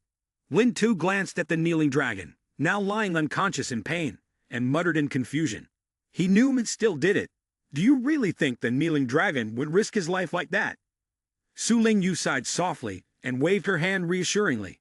But you don't need to worry too much. Fortunately, things haven't become too serious yet. She lifted a small vial of blue liquid that shimmered with a strange light and continued. Besides, I happen to have some spare medicine. This potion can suppress the overexcitement of the spiritual meridians, helping the spiritual energy contract and condense within the body. Take it and try giving it to the kneeling dragon. Lin Tu took the vial, his eyes flickering with a mix of hope and tension. His hand tightened around it as he prepared to act, determined to save the kneeling dragon from his critical state. He carefully poured the blue liquid into the kneeling dragon's mouth, then looked up at Su Lingyu, his voice filled with sincerity. "Thank you. Ever since yesterday, it feels like you've been helping me at every turn." Su Lingyu stood there quietly, watching Lin Tu and kneeling dragon. She thought to herself that since she couldn't sense any spiritual energy, this boy probably hadn't awakened any special ability yet. Just what kind of power had he obtained? Suddenly, outside the door, an evil eye appeared. It was the same one that had just flown from Dr. Xi's place. The evil eye perched on Su Lingyu's hand immediately flapped its wings and flew off to reunite with its companion. Su Lingyu's eyes sparkled as she exclaimed excitedly, "The evil eye Titan form has returned." She happily took the data the evil eye brought back and turned to Lin Tu, her voice brimming with pride. "Look, the USB with information about Jiyuan Island is finally in our hands.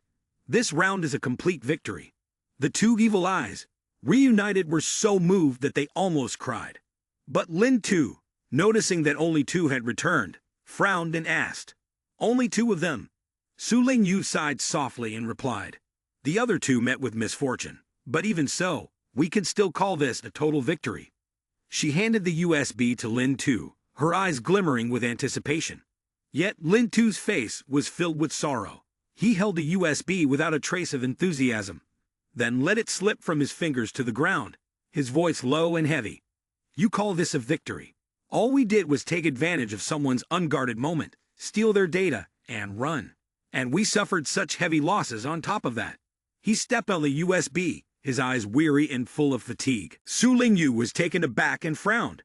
"Lin Tu, what are you doing? It's not easy to get this document. Don't you want to uncover the truth behind your father's disappearance?" Lin Tu maintained a sorrowful expression and shook his head.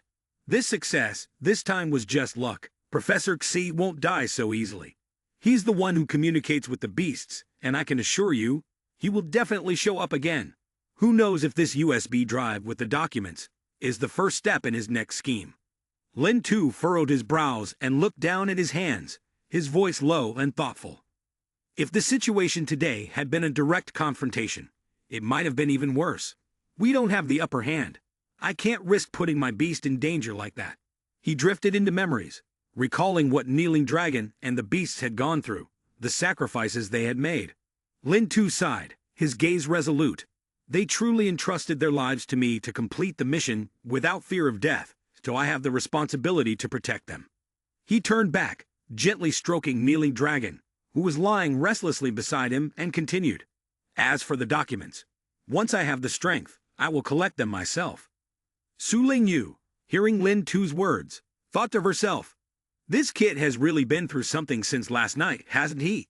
He was clearly bullied yesterday, boasting stubbornly, but now, he might actually be someone worth placing expectations on. She rummaged through her bag, pulled out a piece of paper, and handed it to Lin Tu, calling his name. Lin Tu turned back to look at the paper, immediately returning to his usual indifferent expression. He took the paper and muttered with a mocking tone. How narcissistic must you be to carry around a portrait and poster everywhere? Su Lingyu smirked and responded right away. This is a promotional poster for the Great Righteous Alliance's membership qualification test. It features a promotion for the awakening age, and the genius young girl, Su Lingyu. Would you like to join me to fight side by side during the Spring Festival in Tianhai City? She looked at Lin Tu, her gaze serious yet sparkling with anticipation, as if waiting for a fateful answer from him. Su Lingyu continued to persuade him, her voice full of enthusiasm. Think about it, take part in the Great Righteous Alliance's membership qualification test. No matter what plans you have for the future, you can't avoid entering the secret realms, and having a medal would make things much more convenient. Plus, this quarter's test will be next month, so you still have time to prepare. What do you say? Lin Tu lowered his gaze to the advertisement poster, his eyes wavering slightly. The medal from the Great Righteous Alliance was indeed tempting, but unfortunately, he wasn't an awakener. He sighed, feeling a deep sense of regret. Suddenly, a strong tug from behind startled Lin Tu. It turned out that Kneeling Dragon had woken up and was using its claws to grab onto his shirt. It growled, its voice full of arrogance. He checks. I decide for him. Lin Tu was lifted up by Kneeling Dragon, suspended in midair, thrashing and shouting. Hey, Kneeling Dragon, don't make reckless decisions like this. Kneeling Dragon looked down, eyes gleaming, voice deep and resonant. Since the battle earlier, you've been scared of this and that. What are you afraid of? Anyone who blocks my path, I'll take them down. Lin Tu, still hanging in the air, frowned and retorted. This isn't as simple as that. Besides, why is there smoke coming off you?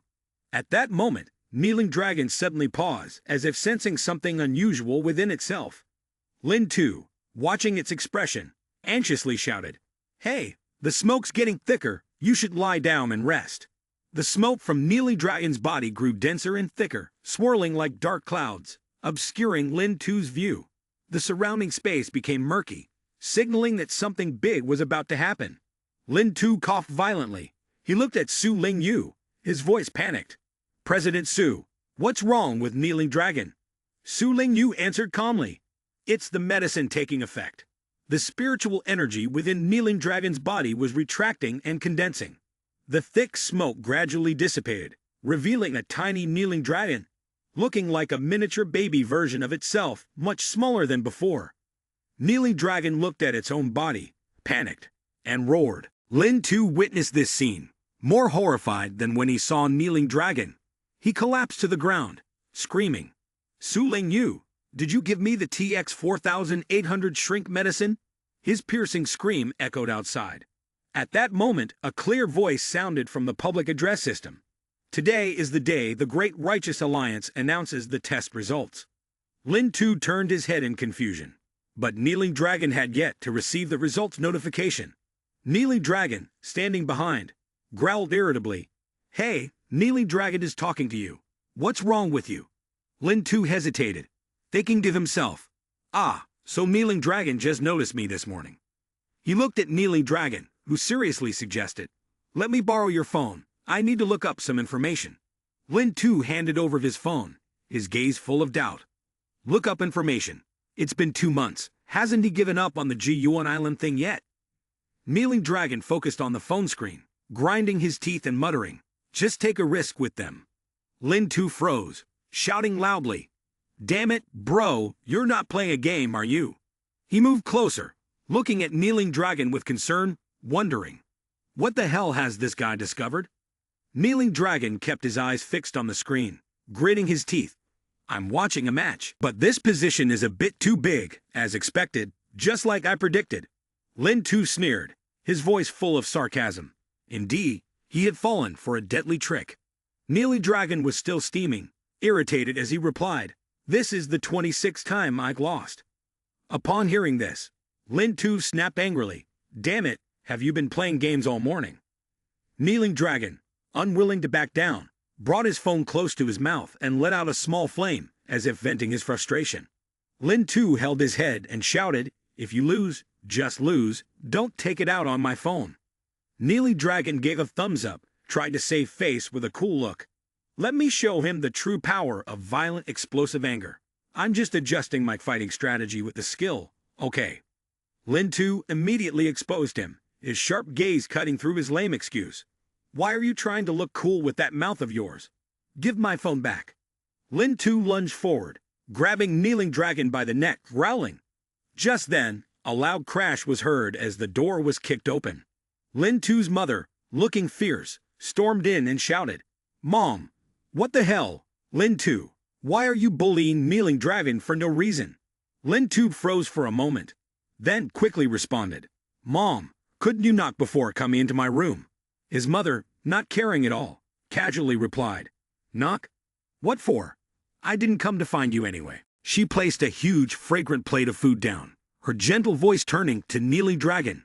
"Come on, don't pay attention to that little brat anymore. I've made these skewers for you to eat."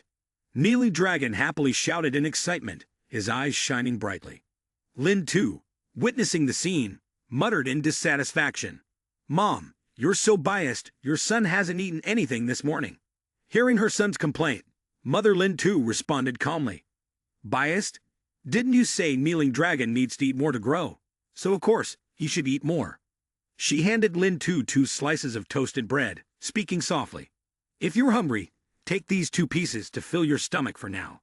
You can have a proper meal later." Lin Tu, his eyes sparkling with anticipation, asked, "What are we having for lunch, Mom?" She replied calmly, "Just leftovers from last night. I'll heat them up in the microwave for you." Lin Tu chewed on the bread, puzzled, and muttered in frustration, wondering why Kneeling Dragon got to eat meat while he only had bread and leftovers. Mother Lin Tu gave him a sideways glance and retorted, "Then, why don't you ask why Kneeling Dragon is here studying hard every day, while all you do is lie around?" She pointed at Kneeling Dragon, who was sitting up straight, absorbed in his book. "Hemph, you're lazy yourself, and yet you go around blaming others." Lin Tu stared in shock, his eyes wide as he looked at the scene in front of him. "Oh my God, when did you two synchronize to this extent? Think about it.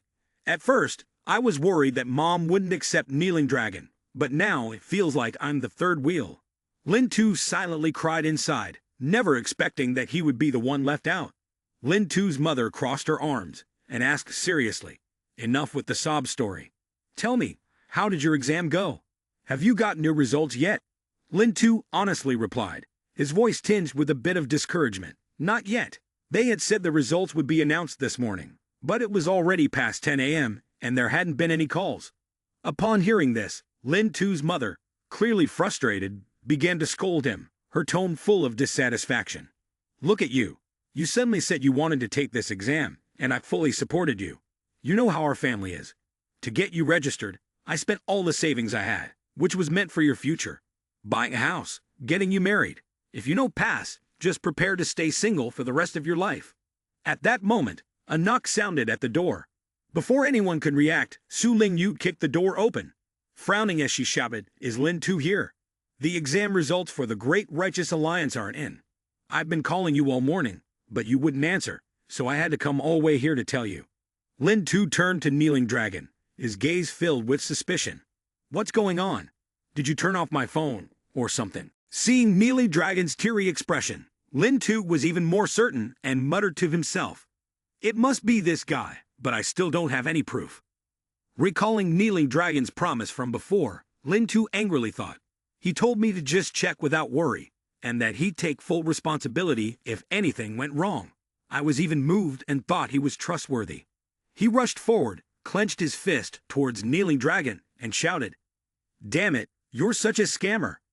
Lin Tu's mother quickly jumped in to stop him, shouting, "Are you out of your mind? making a scene when we have guests.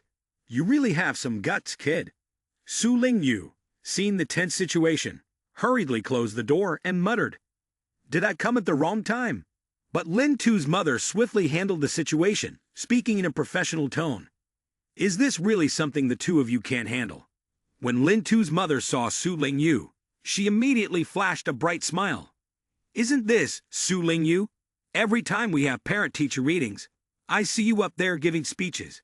Su Lingyu awkwardly smiled and scratched his head, replying, "Haha, you're here too.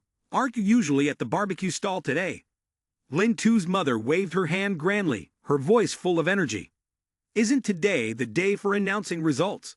I've already spent all my savings to get this kid registered, so now I want to hear how he did."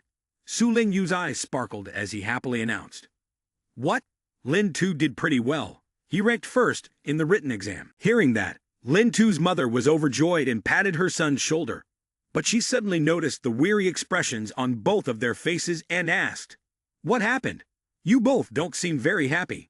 Su Lingyu sighed and explained, "The written exam only tests basic knowledge of the secret realms and monsters. It's not too difficult. But the last two exams are the real challenge. The second exam tests physical fitness, and the passing rate has been under 10% in recent years. The third exam is a practical combat test, with the content changing every year, but usually the entire army gets wiped out." Lin Tu's mother's face immediately turned serious, her eyes flashing with concern. Seeing his mother like this, Lin Tu hurried to reassure her. "Don't worry, Mom, your son will definitely pass the exam." He clenched his fist, his voice full of determination. "Even though I haven't awakened my supernatural abilities yet, I have other skills. Moreover, this time, the awakening ritual will be different from before, and I will be fully prepared." Su Lingyu, standing beside Kneeling Dragon, smiled encouragingly and hesitated before speaking. "The reason I came here today is actually because of this. I would like to suggest that Lin Tu be allowed to come to my house for special training 1 month before the exam." The other three, Lin Tu, his mother, and Kneeling Dragon, were all left dumbfounded. Lin Tu was the first to react, his voice filled with surprise. "Chairman Su, you're bringing this up quite suddenly. I still need to pack a few things." Su Lingyu thoughtfully responded immediately. "What is there to clean up? Everything is ready at my place." Hearing that, Lin Tu's mother sighed, her voice full of emotion. "Indeed, he's grown up. It's no longer possible to keep him in the house." She looked at the neatly arranged food on the table and murmured, initially planning to surprise him to celebrate, but now, it seemed like she would be the only one eating. She turned to Lin Tu, placed a hand on his shoulder, and said with satisfaction, "This little rascal, no wonder he suddenly wanted to take part in the exam. Turns out he's aimed to kill 2 birds with 1 stone. He's really something now." After a hearty meal, Lin Tu left with Su Lingyu. Standing in front of an unfamiliar place, he looked up in confusion and asked, "Chairwoman Su, where is this? Didn't you say we were going to your house?" Su Lingyu smiled and replied, "Yes, this is my home." Lin Tu was stunned, his eyes widening in disbelief. "Wait, could it be that your father is Su Tiankai, the famous monster doctor, at the Monster Research Center?" He stepped up the stairs, still not quite believing it, and asked further, "Is your house inside the research center?" Su Lingyu shook her head and explained, "Not exactly, to be precise. The entrance is hidden in a secret realm right in the parking lot of the research center." Lin Tu exclaimed in shock, "Good heavens, it really is inside a secret realm." Su Lingyu was deep in thought. Her eyes sparkled as she explained, and Su Lingyu said, "Well, my father frequently studies monsters, from their physiological behavior to biochemistry, so being in a secret realm is extremely convenient." Lin Tu chuckled awkwardly, his voice full of confusion. "It seems like the issue isn't about convenience." Su Lingyu raised an eyebrow and countered, "You don't know. A secret realm can be leased by an individual." She began to explain, her tone steady yet captivating. "In this world, all nations follow the principle that whoever occupies a secret realm first gets to keep it. In Nation H, the task of searching for, inspecting, and exploring secret realms is handled by the Great Righteous Alliance. Therefore, the Great Righteous Alliance holds the rights to nearly all the secret realms in Nation H. However, managing so many secret realms requires enormous manpower and resources, so they lease out some of the safe and stable ones. For example, the A8 secret realm that you once passed through is a place leased by the Strategy Bureau for training Awakener blood condensation realm members. The only requirement for renting it is to be a member of the Great Righteous Alliance. She concluded, her gaze sharp. In short, as long as you pass the test of the Great Righteous Alliance, you will qualify at least a secret realm. Lin too was stunned, his eyes lighting up. A secret realm of his own. He began to imagine, his voice filled with excitement. So I could let Kneeling Dragon, Little Dog, and Big Eye out so they can live happily together. That feeling was truly what a monster lord deserved. Lin too looked up, puzzled. But every time I come home, I have to pass through a working room like this. Doesn't that seem strange? Su Ling Yu smiled and replied, actually there's another, more direct entrance. We just happened to pass through here to pick up a friend. She pointed to a monstrous creature lying in the treatment room, speaking softly. After 2 months of treatment, your evil eye has fully recovered. You can take it now. Lin too looked at the creature, his eyes shining with joy, and shouted, Big Eye, Mom, you're alive again. But he suddenly paused, took a closer look, and muttered, Wait, no, you're not Big Mother Eye. You're number 1 Big Eye, right? He turned to Su Ling Yu and asked, Are number 2 and number 3 here too? Su Ling Yu stared at him, astonished. Goodness, you can tell them apart so clearly. Lin too looked at her, confused. Chairwoman Su, what exactly is going on? Why has number 1 Big Eye turned into Big Mother Eye? Su Ling Yu sighed and patiently explained. You can give each one a separate name, but in reality, they only form a complete life entity when they're together. The so-called male is simply a part that can detach from the main body and function independently. But when the female is severely injured, one of the males will transform to become a new female, thus forming a complete evil eye entity. Lin too nodded as if he had just come to a realization, muttering, So that's how it is. No wonder, back then, all it took was to subdue a creature under the wing, and the entire evil eye would be controlled. Su Ling Yu gave a mischievous smile and complimented, Sorry for making you feel down for a while, but the way you swore to protect that monster just now was pretty handsome. Lin too helplessly glanced at her, muttering, Sis, do you always just stand by and watch the excitement? He opened his briefcase, sighed in relief, his voice light, though in the end, the outcome seemed like a happy resolution. Su Ling Yu appeared to be looking for something, her eyes darting around. She turned to Lin too, who was urging the Big Eye to crawl into his backpack, and said, Hurry up, wait here for a moment. I'm going to make a call. Suddenly, an excited voice came from behind. Wow, what a cute little dragon. Lin too instinctively turned his head and caught sight of a little girl with bright, sparkling eyes, looking at him with admiration. Hey, are you an Awakener? Why are you carrying such a cute monster? That's so cool. Lin too stared at the girl, thinking to himself, Where did this little girl come from? The girl stepped closer and eagerly asked, Hey, it's a rare opportunity. Can I shake hands with the monster? Lin too generously smiled and nodded, feeling at ease. The girl happily thanked him. Thank you. I've never shaken hands with a monster before. I won't wash my hands for the next half-month. Lin too felt a brief moment of disappointment upon hearing that, thinking to herself, What a pointless joy. Turns out they aren't shaking hands with me after all. At that moment, Kneeling Dragon extended its tiny hand to shake with her. But the instant it did, its body suddenly trembled. Lin too looked at its expression and, concerned, asked, What's wrong? Kneeling Dragon shook, its voice panicked. Noah, I can't pull my hand away. Lin too furrowed her brows curiously. Is this some kind of special ability? The girl laughed at this, waving her hand modestly. You're overestimating me. It's just a small, humble talent. She smiled and introduced confidently. This is called the 8 Extremes Fist, a martial art that specializes in using force against force. Kneeling Dragon still moaned in discomfort, confused. The girl explained, her eyes sparkling. Your hand is holding on to mine. The more force you use, the heavier the backlash your body has to endure. Kneeling Dragon nodded honestly, its voice weak. It really is heavy. She smiled a dangerous smile, her eyes gleaming. In the blink of an eye, before Kneeling Dragon could react, she swung her hand, sending it flying far away. She spoke, her tone full of challenge. That's your raw strength being thrown out. How does it feel? Lin Tu watched this scene, feeling suspicious. Even though Mealy Dragon had taken Su Ling Yu's medicine, and no longer weighed as much as before, its strength was still considerable. How could it be so easily thrown away like that? Mealy Dragon refused to yield, lunging at the girl with a growl.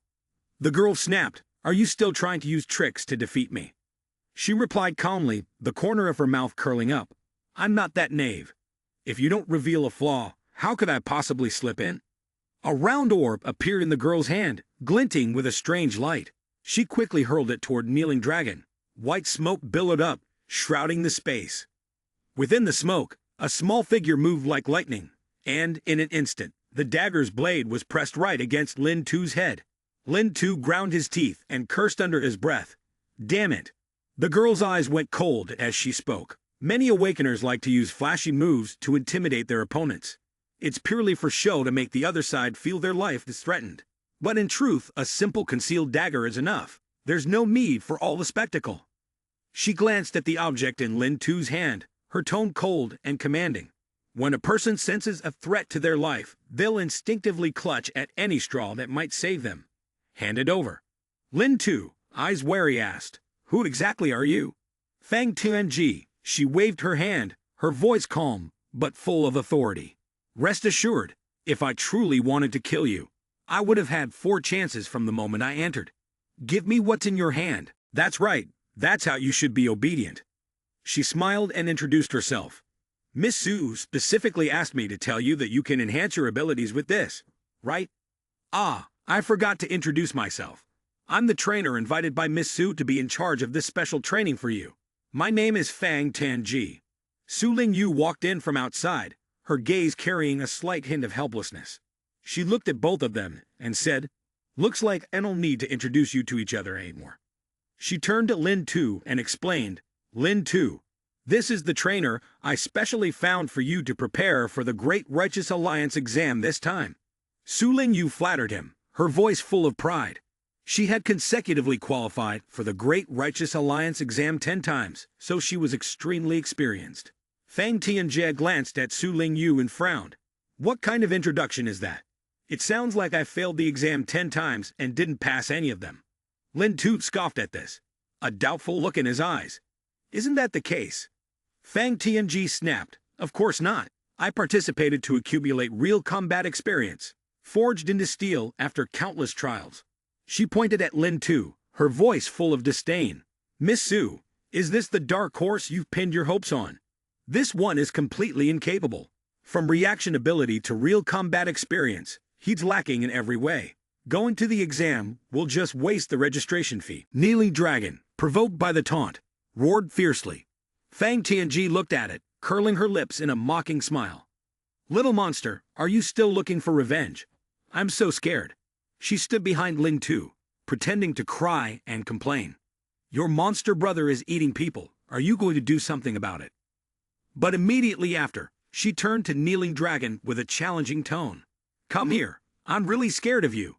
Lin Tu gave her a suspicious look and turned to Su Ling Yu. "Miss Su, is the person you're looking for trustworthy?" Su Ling Yu's face darkened, her killing intent flaring up as she snapped. "Both of you, that's enough." She angrily punched Lin Tu and shouted at his head, "How come you're catching her crazy disease too?" Then she grabbed Fang Tianji by the collar, speaking sternly. "Fang Tianji, can you take this seriously? Did I invite you here to just sit around and do nothing?" Fang Tianji immediately complied, but still couldn't resist glancing at Lin Tu and muttering, "This kid is too weak. I really have no interest."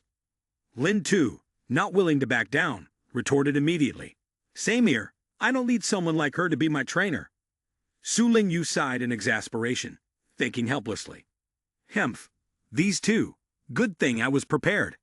She rummaged through her bag and pulled out a tempting proposition. "In that case, how about we make a bet?" She held up the glittering bag of spirit cores, her voice full of excitement. "Fang Tianji, if you make Lin Tu admit defeat and beg for mercy, this entire bag of beast spirit cores will be yours." Fang Tianji's eyes flared like twin torches. Covetous, she replied at once, "I want it." She touched the bag of spirit cores, looked at Su Ling Yu, and laughed loudly. "Miss Su, you're ruthless. This kid really went all out. Lin Tu scratched his head, a flash of light in his eyes. This appears to be. Su Lingyu took over, her tone confident. That's right, sheep fleece from the A86 secret realm that you took. Lin Tu asked, his voice full of doubt. But are beast spirit cores still valuable if they're smashed up like this? Fang Tianjai raised an eyebrow and looked at him with suspicion. Do you think beast spirit cores are diamonds? That bigger means more valuable. She explained evenly. In the Nirvana era, beast spirit cores are like coal or oil, supplies for industrial machinery and weaponry. Their value depends solely on purity. Size has nothing to do with it. Lin Tu turned to Su Lingyu, his eyes bright. Miss Su, so the reason these smash cores still have value is because you already knew that. Su Lingyu shrugged and answered indifferently. They were a gift to me. How I choose to handle them is my right. She shifted the subject, her voice challenging. As for the other side of the bet, if you fail to make Lin Tu admit defeat, you must design a complete special training program for him. Fang Tianji pointed at Kneeling Dragon and asked, can this guy even fight? Su Lingyu shook her head. Kneeling Dragon won't participate. You just need to make Lin Tu concede, and that's enough. Fang Tianji sneered, her voice laced with sarcasm. Miss Su, how much must you dote on him to set a condition like that? Concede, please. If he keeps his pride, he'd rather die than admit defeat. I really wouldn't dare do anything to him. She paused, an idea flashing in her eyes. Here's another plan. His enhancement prop is in my hands. No matter what he tries, if he can manage to snatch it back, then consider him the winner. Lin Tu fell silent, his mind spinning relentlessly. He recalled the moment when Kneeling Dragon had been gently tossed aside by Su Lingyu. With his current speed and strength, he told himself, how could he possibly get close to her? Just then, Kneeling Dragon roared in anger, his voice full of resentment. Fight me. Su Lingyu immediately stopped him, her eyes cold. No, you can't go up there. She spoke firmly, her tone resolute. With your build and weight, merely appearing in the examination hall would be enough to cause chaos. So anyone can go up, just not you. Lin Tu raised an eyebrow, immediately catching the key point in her words. A flash of an idea sparked in his mind, making him excited. Anyone can go up, but you can't. Those words seemed to carry a deeper meaning. That's right. Even though Kneeling Dragon can't join the battle, there are still others in his backpack. Fang Tianji, standing nearby, frowned in confusion and turned to Su Lingyu. Is this brat always this insane? Su Lingyu smiled and replied with genuine sincerity. Yes, this is his way of thinking, his unique style of conversation. Lin Tu didn't hesitate for a moment. He was ready to take action. He nodded, his eyes gleaming with determination. All right, let's do as you suggested. Go ahead, who's afraid of who? Upon hearing this, Fang Tianji smirked, her tone filled with arrogance. Hey, kid, do you see me as a villain holding a knife? Why are you still using a girl's self-defense technique? To deal with you, I don't need a dagger. With that, she swiftly pulled an enhancement prop from her pocket, her movements quick and confident. At the same time, Lin Tu charged at Fang Tianji. He suddenly tossed his jacket and shouted, watch this move. Fang Tianji laughed mockingly. It's just a trick to blind the eyes. She waved her hand, easily brushing the jacket aside. But just then, Lin Tu's backpack flew toward her. Fang Tianji quickly grabbed it, smiling confidently.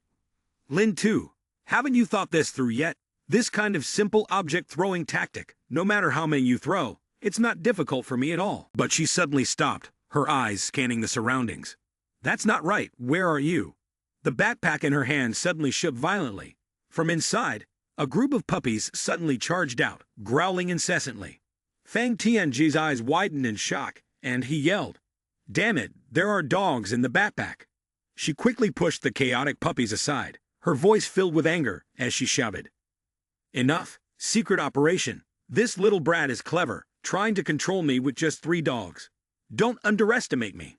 I've had enough. Watch me take this spoon and outsmart you. At that moment, Lin Tu unexpectedly popped out from behind, a triumphant smile on his face. Ha! Actually, I've been in your spoon all along, just waiting for this moment. Fang Tianji stood frozen, her eyes wide in disbelief. Damn it, is your backpack some kind of Doraemon's pocket? Lin Tu burst into gleeful laughter, his eyes sparkling with mischievous joy. Exactly, just waiting for this moment, bringing out the projector. Fang Tianji was still in shock, yelling, "How did you manage to stuff yourself into such a small backpack?" Lin Tu swiftly grabbed the projector, his face beaming with delight. "Got it," he yelled out. Fang Tianji immediately charged forward, growling in anger. "Damn it, you dare play me like this?" Her hand shot out forcefully, quickly grabbing the collar of Lin Tu's shirt. But at that very moment, her pupils suddenly widened and a piercing scream rang out.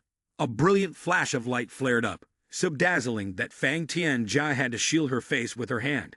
In an instant, Lin Tu's body transformed with agility, charging straight at her. In a blink, Fang Tianji was pinned to the ground. Lin Tu smiled triumphantly, his eyes gleaming with pride. "This round, I win." Though Fang Tianji was subdued, she couldn't hide her admiration. It seemed that, indeed, the combination of the consecutive moves and the quick reaction under pressure deserved recognition. Lin Tu, hearing this, lifted his head high, a smug expression unable to be concealed. "Ha! This time you're obedient, huh? Let's see who really wasted money on a useless registration. I warn you, now I'm not someone you can threaten with just a fruit knife. This armor, and the teeth of the mutant hound, can't be bitten through." Fang Tianji raised an eyebrow, her gaze sparkling mischievously. "It's just a transformation, and you're this confident." She suddenly launched a fierce kick at Lin Tu, her voice filled with cunning. "Let's see how you handle this." Lin Tu's face instantly turned pale, twisted in pain. He clutched his groin, threw back his head, and howled pitifully. "You've killed someone." Fang Tianji smiled coldly, his eyes glinting with mischief. "Taste the power of chili powder."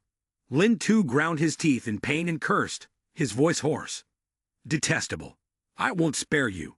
Your schemes are far too vicious."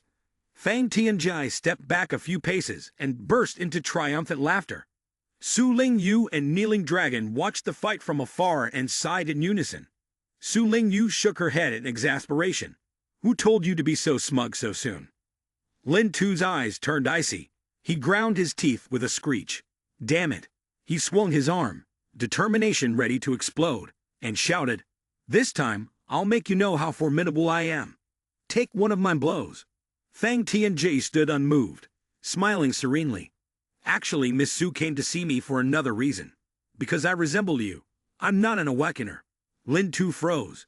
The punch he had raised stalled right beside her, only a hand's breadth away. He muttered, bewildered, "Not an awakener." Then he snapped irritably, "Why didn't you say so earlier? I almost kicked you." Fang Tianji replied with a faint smile, "It's not too late to say it now. Isn't this just a misunderstanding?" Su Ling Yu stood outside observing, unconsciously furrowing her brows, thinking to herself that Lin Tu's punch just now was no less powerful than the previous martial arts strike she had used. At the very least, it had reached the level of the spirit aperture realm. Lin Tu's hand trembled slightly, though it was unclear whether it was due to anger or surprise. Fang Tianji lightly raised on tiptoe, leaning close to his ear, and whispered teasingly, "Why are you trembling so much? Are you still scared? Do you think I'm not an awakener, so I definitely wouldn't be able to take that punch of yours? If a punch like that were to land on an ordinary body, the result would surely be limbs shattered and blood splattering everywhere." Lin Tu frowned, his voice filled with dissatisfaction. "You're wrong." He cleared his throat, his sharp gaze fixed on Fang Tianji. "Tricks, do you have such great skills?" Fang Tianji smiled lightly, replying calmly, "No. What I meant is that even most awakeners would meet the same fate if they took that punch." Lin Tu was taken aback, his expression one of confusion. "Huh?" Fang Tianji explained leisurely. "What's so strange about that? Didn't I tell you when we first met? To make an opponent feel the threat to their life, a single fruit knife would be enough. While the spirit and body of an awakener are much stronger, they still cannot escape the limitations of the physical body." Lin Tu looked down at his hand, his gaze filled with doubt. "So this punch definitely can't land on a person?" He shook his head, turned around, and walked away with heavy steps. Fang Tianji called out after him, her voice full of sincerity, "I lost this match, so I will keep my promise and make a special training plan for you." She straightforwardly revealed, "Firstly, since you've shown your true worth, I won't hide it any longer. I am indeed a member of the Great Righteous Alliance." Lin Tu turned back, his eyes wide in surprise. Didn't you also take part in the Great Righteous Alliance exam for 10 consecutive times? Su Lingyu, standing beside them, interjected indifferently. I forgot to mention that I was a member of the judging panel. Inside the cable car, Fang Tianji and Kneeling Dragon happily admired the view outside. Su Lingyu glanced at her, her tone cold. Fang Tianji, this isn't your first time in my place. What are you pretending to be curious about? Lin Tu furrowed his brows, still not fully convinced. But can I ask a question? You really haven't awakened yet. Fang Tianji nodded, her voice filled with confidence. That's right, I'm just a fake, no special abilities at all. Therefore, I can assure you that my special training plan will definitely help you pass the Great Righteous Alliance's exam. She calmly explained the process. The qualification exam for the Great Righteous Alliance is divided into 3 sections: written test, physical test, and practical combat test. As long as you score sufficiently in all 3 sections, you will qualify. Unlike the awakening ritual, this exam does not test for special abilities at all. Lin Tu frowned, her gaze revealing curiosity. Then why do you say that even for an awakener, it's not easy to earn a medal from the Great Righteous Alliance? Fang Tianji calmly explained, his voice steady. Of course, it's because of the 3rd category of the actual combat test. Only 10 people pass the qualification test for the Great Righteous Alliance in Tian Hai City each time, but the number of participants reaches the hundreds. Moreover, most of these participants are awakeners. It's clear how brutal the elimination process in the actual combat round must be. She paused, her sharp gaze confirming. So as long as you win in the actual combat test, you can safely pass.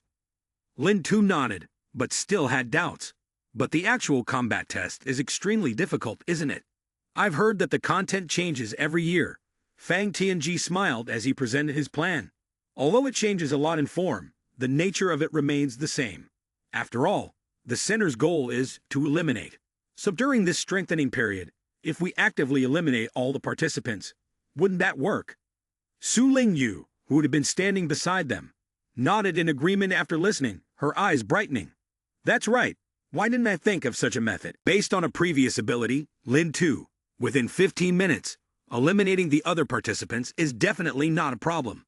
Fang Tianji suddenly laughed, shaking his head. Miss Su, you're thinking too simply. For this guy, it's impossible. Su Lingyu was surprised and frowned as she asked. Why not? Fang Tianji gave a mischievous smile, leaned closer to Lin Tu, and said, Why don't you ask him? Does he dare to use his fists to hit someone? Lin Tu gritted his teeth, his eyes flashing with determination. To gain the qualifications of the Great Righteous Alliance, I can. Fang Tianji leaned in closer, teasingly, Can you what? She patted his shoulder, reassuring him with sincerity. For your own benefit and inner peace, confrontation isn't beneficial. It would only be an unstable factor in the strategic plan. So I won't force you to use your fists, don't worry. Fang Tianji looked at Lin Tu, her sharp gaze decisive. So the purpose of our special training this time is to help you find a way to strike an enemy without causing serious harm, but still quickly render them unable to fight. The cable car glided over the sea, and suddenly Lin Tu was startled, his eyes fixated on the announcement board where a bright red warning appeared. Warning. Warning. The multi-beast radar detected a strong spiritual reaction around the host. Lin Tu stared in disbelief, exclaiming, Dan, no way. He hurriedly spoke up, his voice filled with anxiety. Bad news. It seems there's a very strong spiritual aura approaching us. Fang Tianji showed no sign of panic. Instead, a playful smile curved on her lips. So a beast attack right at this moment. Looks like we're the fish trapped in a tank now. Lin Tu froze, shouting in surprise. Sister, even this kind of situation can make you happy. Su Lingyu remained calm, her tone unhurried as she explained. Don't worry, even though this is classified as a sea-level secret realm, it still has a complete safety mechanism. Both cableways are equipped with ultrasonic waves to repel flying beasts, so it's perfectly safe. What you're sensing is probably just the shrimps in the lake acting as housekeepers. Lin Tu glanced down at the sea surface, eyes wide in astonishment. Huh? Using shrimps as guards? He exclaimed, his voice brimming with reckless excitement. They actually sounded quite delicious. Kneeling Dragon tilted his head in confusion beside him. Are you starving to death or what? You think that thing's even edible? Lin Tu turned to him, eagerly explaining his thoughts. In the blink of an eye, Kneeling Dragon's expression changed completely. His eyes gleamed with hunger as he roared. I want to eat it. I want to eat it. He pressed his face against the glass of the cable car, howling madly. Lin Tu stood there stunned, not yet able to react, while Su Lingyu urgently called out, her voice tight with concern. He hurriedly spoke up, his voice filled with anxiety. Bad news. It seems there's a very strong spiritual aura approaching us. Fang Tianji showed no sign of panic. Instead, a playful smile curved on her lips. So a beast attack right at this moment? Looks like we're the fish trapped in a tank now. Lin Tu froze, shouting in surprise. Sister, even this kind of situation can make you happy. Su Lingyu remained calm, her tone unhurried as she explained. Don't worry. Even though this is classified as a sea-level secret realm, it still has a complete safety mechanism. Both cableways are equipped with ultrasonic waves to repel flying beasts, so it's perfectly safe. What you're sensing is probably just the shrimps in the lake acting as housekeepers. Lin Tu glanced down at the sea surface, eyes wide in astonishment. Huh? Using shrimps as guards? He exclaimed, his voice brimming with reckless excitement. They actually sounded quite delicious. Kneeling Dragon tilted his head in confusion beside him. Are you starving to death or what? You think that thing's even edible? Lin Tu turned to him, eagerly explaining his thoughts. In the blink of an eye, Kneeling Dragon's expression changed completely. His eyes gleamed with hunger as he roared. I want to eat it. I want to eat it. He pressed his face against the glass of the cable car, howling madly. Lin Tu stood there stunned, not yet able to react, while Su Lingyu urgently called out, her voice tight with concern. Lin Tu, control Kneeling Dragon right now. His body's in an overexcited frenzy, absorbing the spiritual energy in the air like that. I'm afraid he's about to. Fang Tianji smiled brightly, his eyes sparkling with delight as the dragon puffed up like a balloon every time it exhaled. It was truly fascinating. Lin Tu, anxious, hurriedly asked, did the medicine suddenly lose its effectiveness? Su Lingyu glanced at Kneeling Dragon, who was continuously shouting, I want to eat. I want to eat. She calmly explained, no, we are in a secret realm, where the spiritual energy is dense. Therefore, even if the medicine is used to suppress the spiritual energy in the body and condense it, as long as the body remains in an excited state, Kneeling Dragon can continuously absorb spiritual energy from the air to replenish itself. Lin Tu was flustered, his eyes wide with panic. If this continues, the cable car won't be able to handle it and will fall. Su Lingyu furrowed her brows, her tone reproachful. This is all your fault for talking about food in front of a glutton. Kneeling Dragon kept repeating, its voice filled with excitement. I want to eat, I want to eat. Fang Tianji, unfazed, even mocked the floating dragon with admiration. That's so cool. Suddenly, Su Lingyu furrowed her brows, a tone of suspicion in her voice. But this cable car can hold a maximum of 6 people. How heavy must Kneeling Dragon be? Lin Tu awkwardly scratched his head and answered, just 6 tons. Su Lingyu exclaimed in shock. Damn, that's 20 times the limit. There's no way it won't fall. At that moment, the cable car's cabin was suddenly torn off the overhead cable, losing control and plunging down freely. The 3 people on the cable car screamed in unison. We're done for. We're really falling. If it weren't for Kneeling Dragon, maybe we could still be saved. Jumping from an airplane. This is thrilling. Suddenly, Kneeling Dragon shot out of the cable car, its massive body grabbing the cable and holding it tightly, stabilizing the cable car and preventing it from falling further. Slowly, it landed safely on water. Lin Tu let out a sigh of relief, beads of sweat dotting his forehead. They had survived. Su Lingyu focused all of his energy to keep the cable car balanced, speaking in a serious tone. Don't celebrate too soon. This is a cable car, not a boat. Lin Tu looked down at the water, his eyes widening in surprise as he exclaimed. The water's already up to our feet, and there are small fish and little crabs. Su Lingyu quickly urged, his voice tense. Hurry up, I'll hold the cabin. You 2 go down first. Without hesitation, all 3 climbed to the top of the cable car at lightning speed. But just then, the water below suddenly churned violently. A monstrous creature suddenly rose up behind Lin Tu. He spun around, horrified, and screamed. A Livia shrimp in its mature form, with a beast-level bloodline.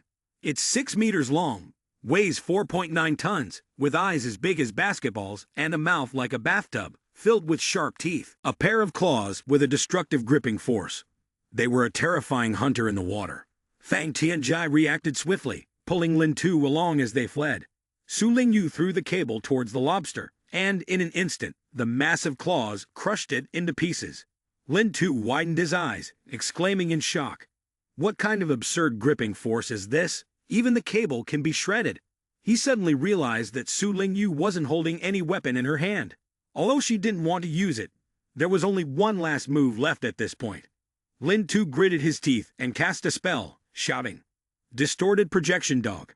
Fang Tianji charged forward, his voice urgent. "Call it up quickly." Su Lingyu froze, dumbfounded.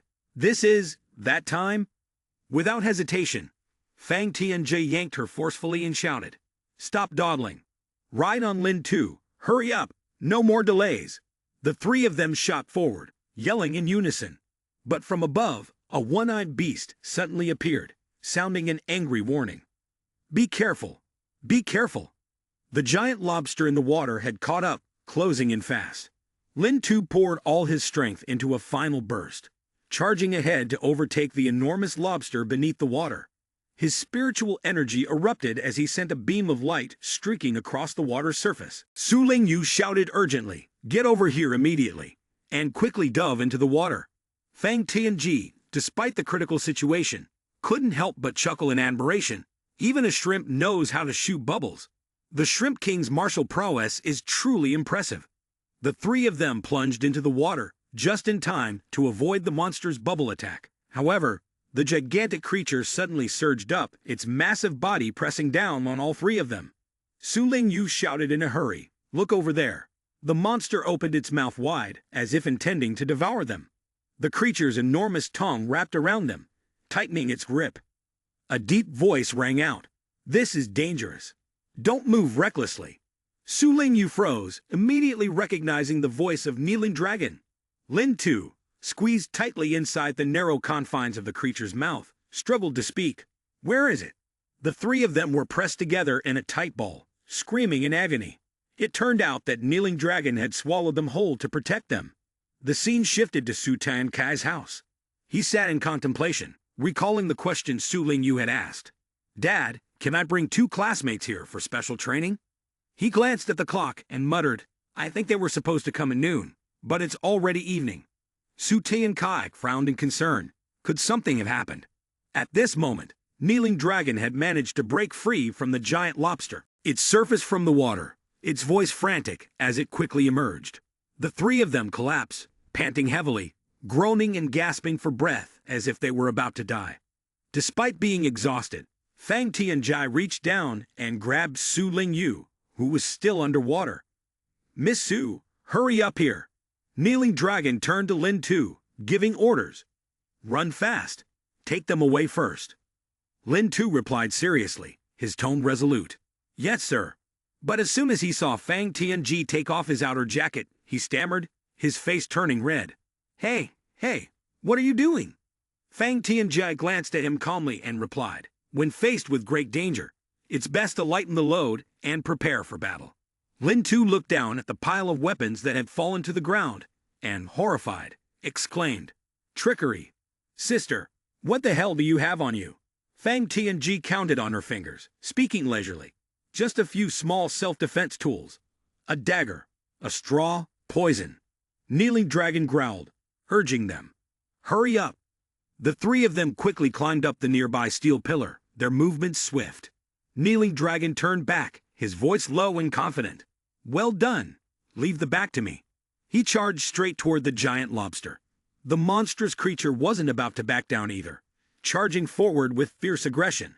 Kneeling Dragon skillfully maneuvered around, exploiting the weaknesses in the arthropods, leg joints. Although the creature had a very wide field of vision, its eyesight was not as sharp as that of vertebrate animals. The reflection of the lobster became very blurry. Kneeling Dragon opened its mouth, preparing to attack. It bit down hard on the body of the lobster. A flash of memory sparked in its eyes when Lin Tu once introduced a delicious lobster dish. With immense strength, Kneeling Dragon clamped down and decisively tossed the lobster into the air. A loud explosion rang out. The lobster was severely injured, its body changing color, and it fell heavily to the ground. Kneeling Dragon returned to greet all three of them. They each cheered in turn, their eyes gleaming with excitement. Your cannon really works. One shot, and it's back to normal. Finally, it's back, and I feel much clearer now. Kneeling Dragon glanced over, sniffing the air, and noticing an alluring scent. The smell was coming from the place where the lobster had just been cooked by the battle, lying right there. The three of them stared with wide eyes, shining like car headlights, and spoke in unison. Kneeling Dragon pointed, sounding puzzled. But how can we eat it if it's this tough? Lin Tu eagerly volunteered, his eyes sparkling with confidence. Leave it to me, I'm the expert when it comes to lobster. I've eaten at least 8,000 lobsters. In no time, the enormous lobster was neatly chopped, each piece of meat carefully separated, arranged beautifully like a work of art. Kneeling Dragon looked at the pile of meat, exclaiming in admiration. Such a big lobster. It really is delicious. Fang Tianji suddenly had an idea. Her eyes lit up. She smiled, her voice brimming with excitement. I've figured out the quickest way for you to pass the test. No need to rely on the power of your fists. Why not use electricity instead? That way you don't have to strike through an enemy's body, and you can quickly paralyze their muscles. Yes, just like the thunder-style palm your father used to favor. Lin Tu looked down at his hands, doubt in his eyes. Like my father? In Su Tan Kai's house, he sat alone, muttering, it's too late to be playing around. The door suddenly swung open. Su Ling Yu and the others stepped in, calling out, we're home. A moment later, she carried out a steaming plate of food and set it on the table. Everyone, while it's still hot, please try my cooking. Fang Tianjie sat beside Lin Tu, pouring fruit juice as she eagerly urged. Come on, have a little more to drink. There's special training tomorrow. Lin Tu frowned, his tone full of suspicion. Why does that sound like you're sending me off? Are you planning something again? And could you wipe the bits of meat left at the corner of your mouth? Fang Tianji laughed, her eyes sparkling mischievously. Don't be afraid, it's not difficult. I've thought it through. This special trainer will arrange for you to go catch lobsters. Fang Tianji casually snapped off a lobster claw while saying, don't underestimate this lobster. Just in terms of body hardness, it can surpass an ordinary awakener, as long as you can find a way to disable its mobility, like breaking its limbs. Snap, problem solved. Lin Tu forced a smile, beads of sweat forming on his forehead. Sister, hearing you say that really sends a chill down my spine. Su Lingyu frowned and interrupted, reminding them. Tianji, stop messing around with him. Time is tight, the mission is heavy. Just tell him your methods straight away. Fang Tianji quickly nodded, her voice laced with teasing. All right, Miss Su, you're too fierce. Lin Tu stared at her in confusion, while Fang Tianji tapped the lobster shell, her eyes sparkling with ideas. Didn't you say you could resist a punch from yourself and smash someone else to pieces? Anyway, the lobster's shell is thick, so a punch won't penetrate it. It's actually perfect for you to practice your Thunder Iron Fist. Lin Tu frowned, his voice filled with doubt. But how do you even use the Thunder Iron Fist? Fang Tianji leisurely explained in theory. First, you have to practice the punch itself. The longer you practice, the more familiar you become, and once you're familiar with it, you'll master it. Lin Tu sighed, looking helpless. Don't you think there's a chance that I still haven't mastered the punch? Am I supposed to die under this lobster, or something? In the room, Lin Tu sat alone, holding a lamp up to his body, his gaze pensive. He muttered, his voice full of disappointment. Damn it, what kind of special training staff is that? Not trustworthy at all. As expected, at the crucial moment you still have to rely on yourself. He planted his hands on the ground and began doing light push-ups. Sweat trickled down his forehead. Kneeling Dragon, fast asleep, was roused by the movement. The earth cracked slightly. It looked at Lin Tu in bewilderment, then growled, asking, So it's you? Up in the middle of the night instead of sleeping. What kind of foolish tricks are you up to here? Lin Tu puffed out his chest, feigning knowledge, and declared, I'm practicing the Thunder-style fist. You wouldn't understand. The more I train, the more familiar it becomes. Familiarity leads to mastery. Kneeling Dragon curled its lip, its tone full of scorn. Do you really think that a big belly lets you puke out a paralyzing earth aura, and rough, armored arms let you throw a thunder iron fist. How knave! Lin Tu winced, sounding miserable. Then what do you think I should do? There's no one to teach me. Kneeling Dragon snorted, glaring at him. Use your head. How does that beast projection of yours actually work? Lin Tu froze, then realized and mumbled. How does it work? He remembered, his voice snapping awake. I want to smell the scents in the air, then project them onto your sense of smell. I want to attack the mutant hound, and then use the projection on your claws. Kneeling Dragon nodded, explaining clearly, that's right, the projection is just for you to borrow my system to replicate my attributes. It has nothing to do with your own abilities. Lin Tu's eyes brightened as he asked urgently, so you're saying I can actually project your thunder energy too? Kneeling Dragon straightforwardly pointed out the core issue. Exactly, but the problem is, you don't know how to control thunder energy. He shot a tearful glance at him, teasingly saying, now you know who to beg. Lin Tu immediately grabbed Kneeling Dragon's legs, pleading, please teach me. Kneeling Dragon shook his head, stepping outside, his tone blunt, clearly uninterested in managing him. Inside the room, Su Lingyu, relaxing with a face mask, voiced her doubts. Are you really letting Lin Tu go catch prawns with them? He's basically walking into his own death now. Fang Tianji furrowed his brows, responding irritably, Humph, if you're so worried about him, why don't you just keep him in your mouth? Su Lingyu said seriously, her tone grave, I'm not joking with you. It's just that since his father knows Thunder Iron Fist, it's likely he can learn it too. And that's way too reckless. Fang Tianji smiled calmly, reassuring her, don't worry, don't worry. That kid is born with a princess luck. His tricks won't just be for you alone. Su Lingyu glanced down, suddenly frowning. Didn't she hear loud noises and commotion coming from downstairs? What are Lin Tu and Kneeling Dragon doing? I need to go check. Fang Tianji sighed helplessly and muttered, these two people. At this moment, Lin Tu was crouching down, his feet on the ground, beads of sweat dotting his forehead. Kneeling Dragon stood next to him, observing and guiding.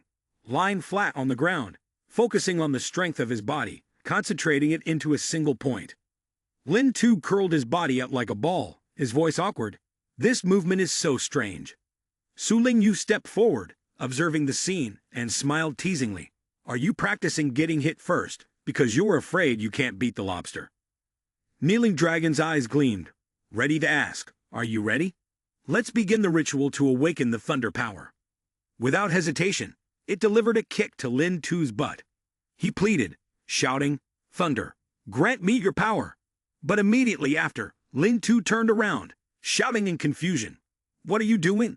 You must be mistaken, right? Kneeling Dragon grinned, its voice cheerful. Stop messing around. Keep lying down. The ritual isn't finished yet. Lin Tu angrily shouted, how can this seem so unreliable? Kneeling Dragon paid no attention, continuing to strike his butt with its tail, muttering, bless my fist, as heavy as 5 thunder strikes. It paused, tilted its head, and asked, well, do you feel anything yet? Lin Tu panted heavily, growling, all I feel is that you're messing with me. Su Lingyu shook her head, her voice firm as she denied. No, I can feel it. There is indeed spiritual energy gathering in your body. Lin Tu furrowed his brows, his eyes full of doubt. Are you two on the same side? Kneeling Dragon calmly explained. Focus carefully. To control thunder energy, you need to concentrate and sense the energy within your body. It flows through your limbs and then converges at a single point. Lin Tu looked down at his palm, his eyes still uncertain. What you're saying, it seems like I can actually feel some warm energy inside me. Could it be that my dad learned this way in the beginning? Su Lingyu gently rubbed his head and smiled. Impossible.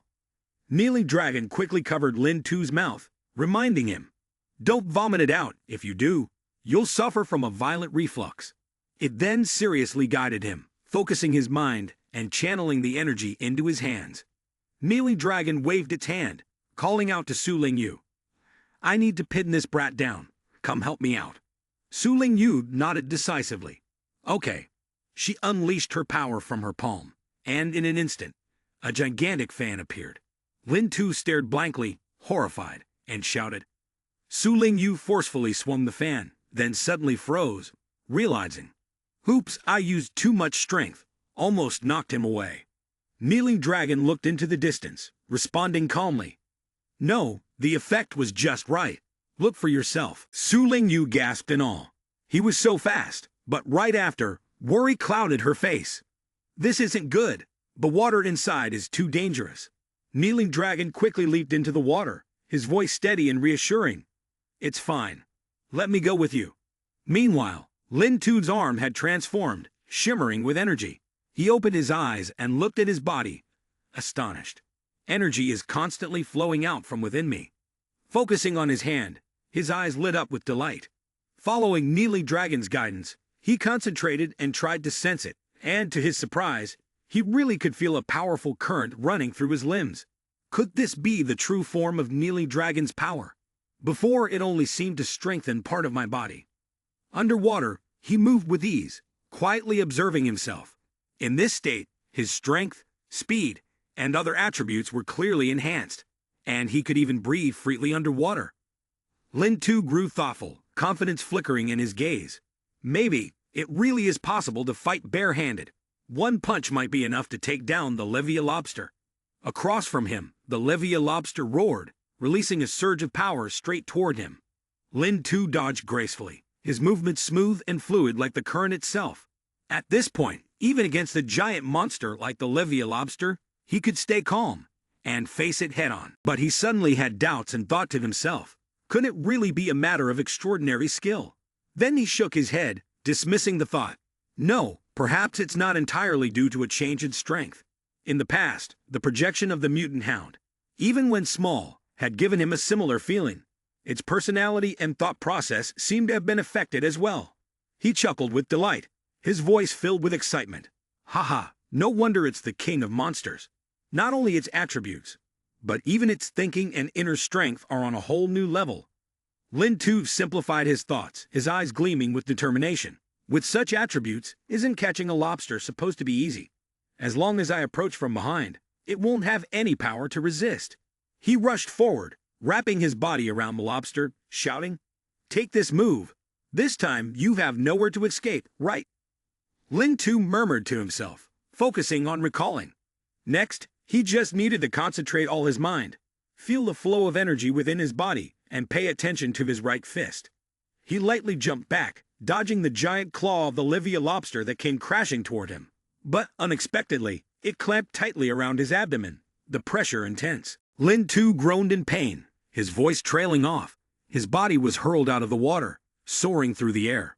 The lobster-like creature, Levia, continued to unleash a terrifying burst of power.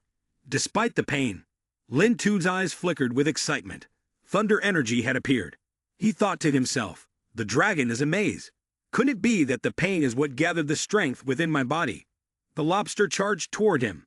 Lin Tu raised his fist and shouted triumphantly. At just the right moment, two forces collided violently. The deafening explosion echoed, sending ripples across the surface of the water. Lin Tu smiled victoriously. I've done it. But right after, his body suddenly fell into the water, and he struggled to surface, gasping for breath. Opening his eyes, Lin Tu panicked and shouted loudly, a trick. It really doesn't work. Here it comes again. He watched the lobster with a look of surprise, seemingly realizing it was already cooked. Lin Tu lifted it up, laughing proudly. Ha! I've succeeded. But suddenly, the lobster's body sank. He was startled, realizing something was wrong. The duration of the monster's projection had ended. Lin Tu immediately reverted to his original form, trapped in the lobster's powerful claws. From the shore, Su Lingyu called out in worry, Lin Tu.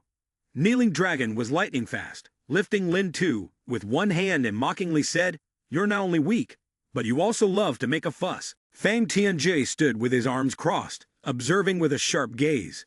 As expected, for this young man, he had to be pressured. Next came the familiar routine to help him skillfully master the Thunder Iron Fist. 10 days passed, then 12, and after that, 30 days. Every day, everyone enjoyed the fragrant grilled shrimp. Su Lingyu called Lin Tu, her voice full of excitement, now under the Kneeling Dragon projection state. Your strength is already on par with the Spirit Aperture realm. I never expected that in just 1 month you would have mastered the Thunder Iron Fist so well. Lin Tu's eyes sparkled, and he exclaimed in joy. Really? In the laboratory, Su Lingyu pondered, analyzing and thinking about participating in the test. Most participants were newcomers to the blood condensation realm. With his strength, passing the test should not be a major issue. She paused, her tone becoming more cautious. But there is still another situation. Lin Tu glanced at the picture on the table and suddenly raised his voice. This is Su Tian Kai. She explained slowly. Shimu was once my student. Hearing Ling Yu, they must have met before, right? He furrowed his brows, his sharp gaze calculating. That person was stubborn, and he would stop at nothing to achieve his goals. Moreover, he had been chasing after the kneeling dragon for the past 12 years. He asked him to retrieve the documents from Yuan, probably because he wanted to catch the big fish in the Great Righteous Alliance's qualification test this time. It seems that he also has his own schemes. Lin Tu interrupted, his voice filled with confusion. Wait a minute, if we know this for sure, why do we still have to participate in the qualification check for the Great Righteous Alliance this time? Su Lingyu replied sternly, because Simu has targeted you, and he probably already knows your identity. That's why we've thought it through several times and decided that it's better to use this opportunity to lure the snake out of its hole. Kneeling Dragon interjected confidently, don't worry, with me here. But using your strength on the ground will be very dangerous, won't it? Murmurs of discussion arose from the crowd outside. Have you heard? Su Lingyu has also registered for this qualification check, according to the poster. One person doubted, muttering, is it real or fake? Didn't she already have a medal? Is she supporting the judges instead? Another person dreamily said, his eyes shining, I really want a chance to talk to her. But was immediately interrupted by the person next to him, cutting off his thoughts. You won't get the chance. Lin Tu glanced at the crowd, secretly surprised at how much pull and popularity Su Lingyu had. He looked up and caught sight of Su Lingyu leaning against the wall, her gaze patiently waiting for a long time. She waved her hand, her voice cheerful. Lin Tu, you finally made it. I've been waiting for you for almost an hour. Lin Tu was startled and muttered, Sister, I arrived right on time. The people around the street heard it and immediately started pointing and whispering, criticizing. He looked normal, but how could he make the goddess wait? This kid, could he be the one from the rumors? What rumors? Su Lingyu lightly whistled at Lin Tu, urging him. What are you still standing there for? If you're here, let's go inside quickly. Lin Tu softly reminded her, his voice gentle and a bit embarrassed. Sister, could you please be a bit more mindful of your image? Don't you see the looks around us? It's like they want to devour me alive. Suddenly, from across the street, a group led by Chen Hu approached and saw Lin Tu. He cleared his throat, his voice full of provocation. Yo, look here, who's this coming? Lin Tu recognized Chen Hu and squinted slightly. Su Lingyu coldly spoke. Move aside, don't block the way. Chen Hu smirked, sneering. I didn't expect you to sign up for this test too, planning to take the back door route. Last time I gave you a beating, scared you so much that you didn't dare come to school. You're really your father's good son. Hearing this, Su Lingyu's gaze became sharp, warning. Looks like what I said to you last time went in one ear and out the other. Chen Hu laughed loudly, his voice feigning generosity. No, President Su, your teachings, I've always kept them in my heart to repay. I'll also remind you to follow the rules at the testing field and its surroundings. Candidates who use their special abilities in combat will have their qualifications revoked. Chen Hu glanced into the distance, his voice full of provocation. Look, there are so many eyes patrolling the test grounds. Even if you don't care, this is Lin Tu's first time. He turned to Lin Tu, smirking as he suggested, how about it? Want to try using your special abilities to take on 5 at once? Lin Tu silently calculated in her mind, her gaze flickering with thought. Kneeling dragon asterisk had to be saved for the exam. But could the speed of the asterisk mutant hound asterisk handle this?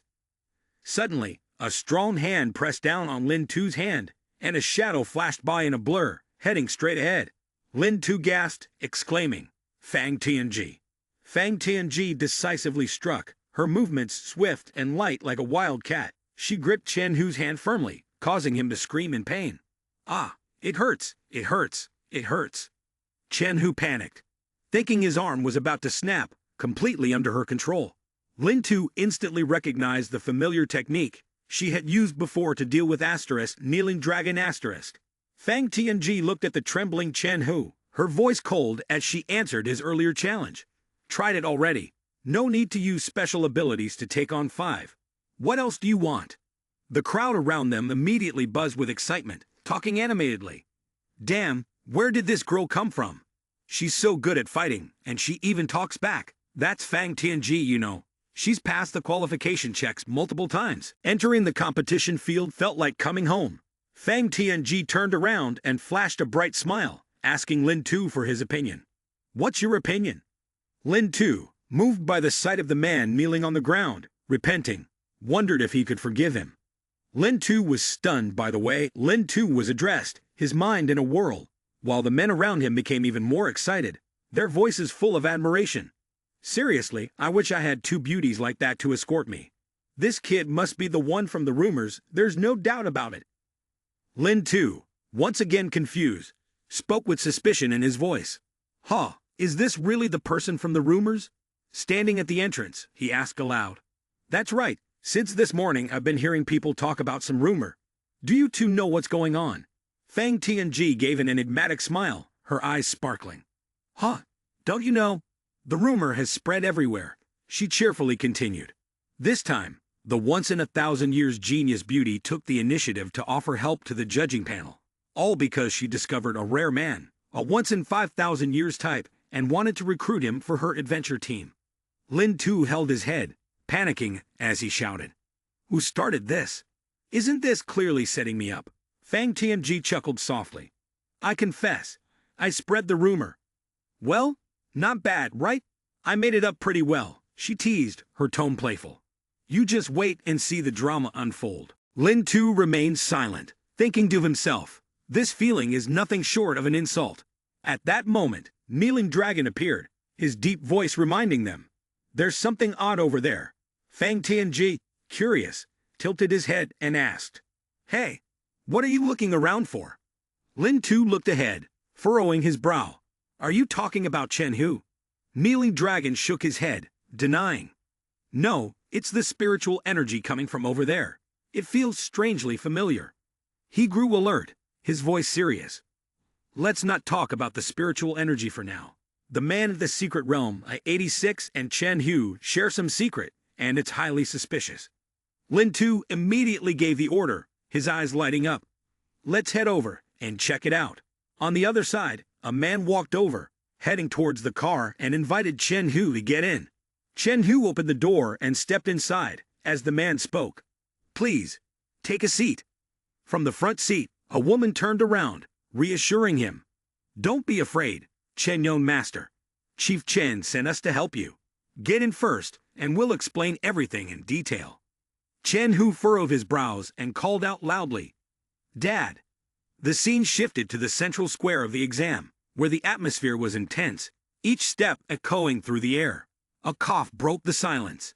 And then a man standing on the high podium raised his voice dramatically. My name is Ding Tao, the person in charge of the exam venue for the Great Righteous Alliance in Tian Hai City this time. No need for me to elaborate, as everyone already knows that the Great Righteous Alliance has a history of nearly 100 years. He explained with a tone full of pride, saying that the name Da Yi was chosen as a reminder for each member. If one has worn the medal and stepped into the secret realm, they must never forget their mission to eliminate the 6 great harms and destabilize the will of the people. Ding Tao paused, his gaze sweeping over the crowd before he declared, Today, for newcomers like you, I don't expect you to create legends, but at the very least, show your determination to save lives and bring peace to the people. He laughed heartily and shouted, Come on, show me your resolve.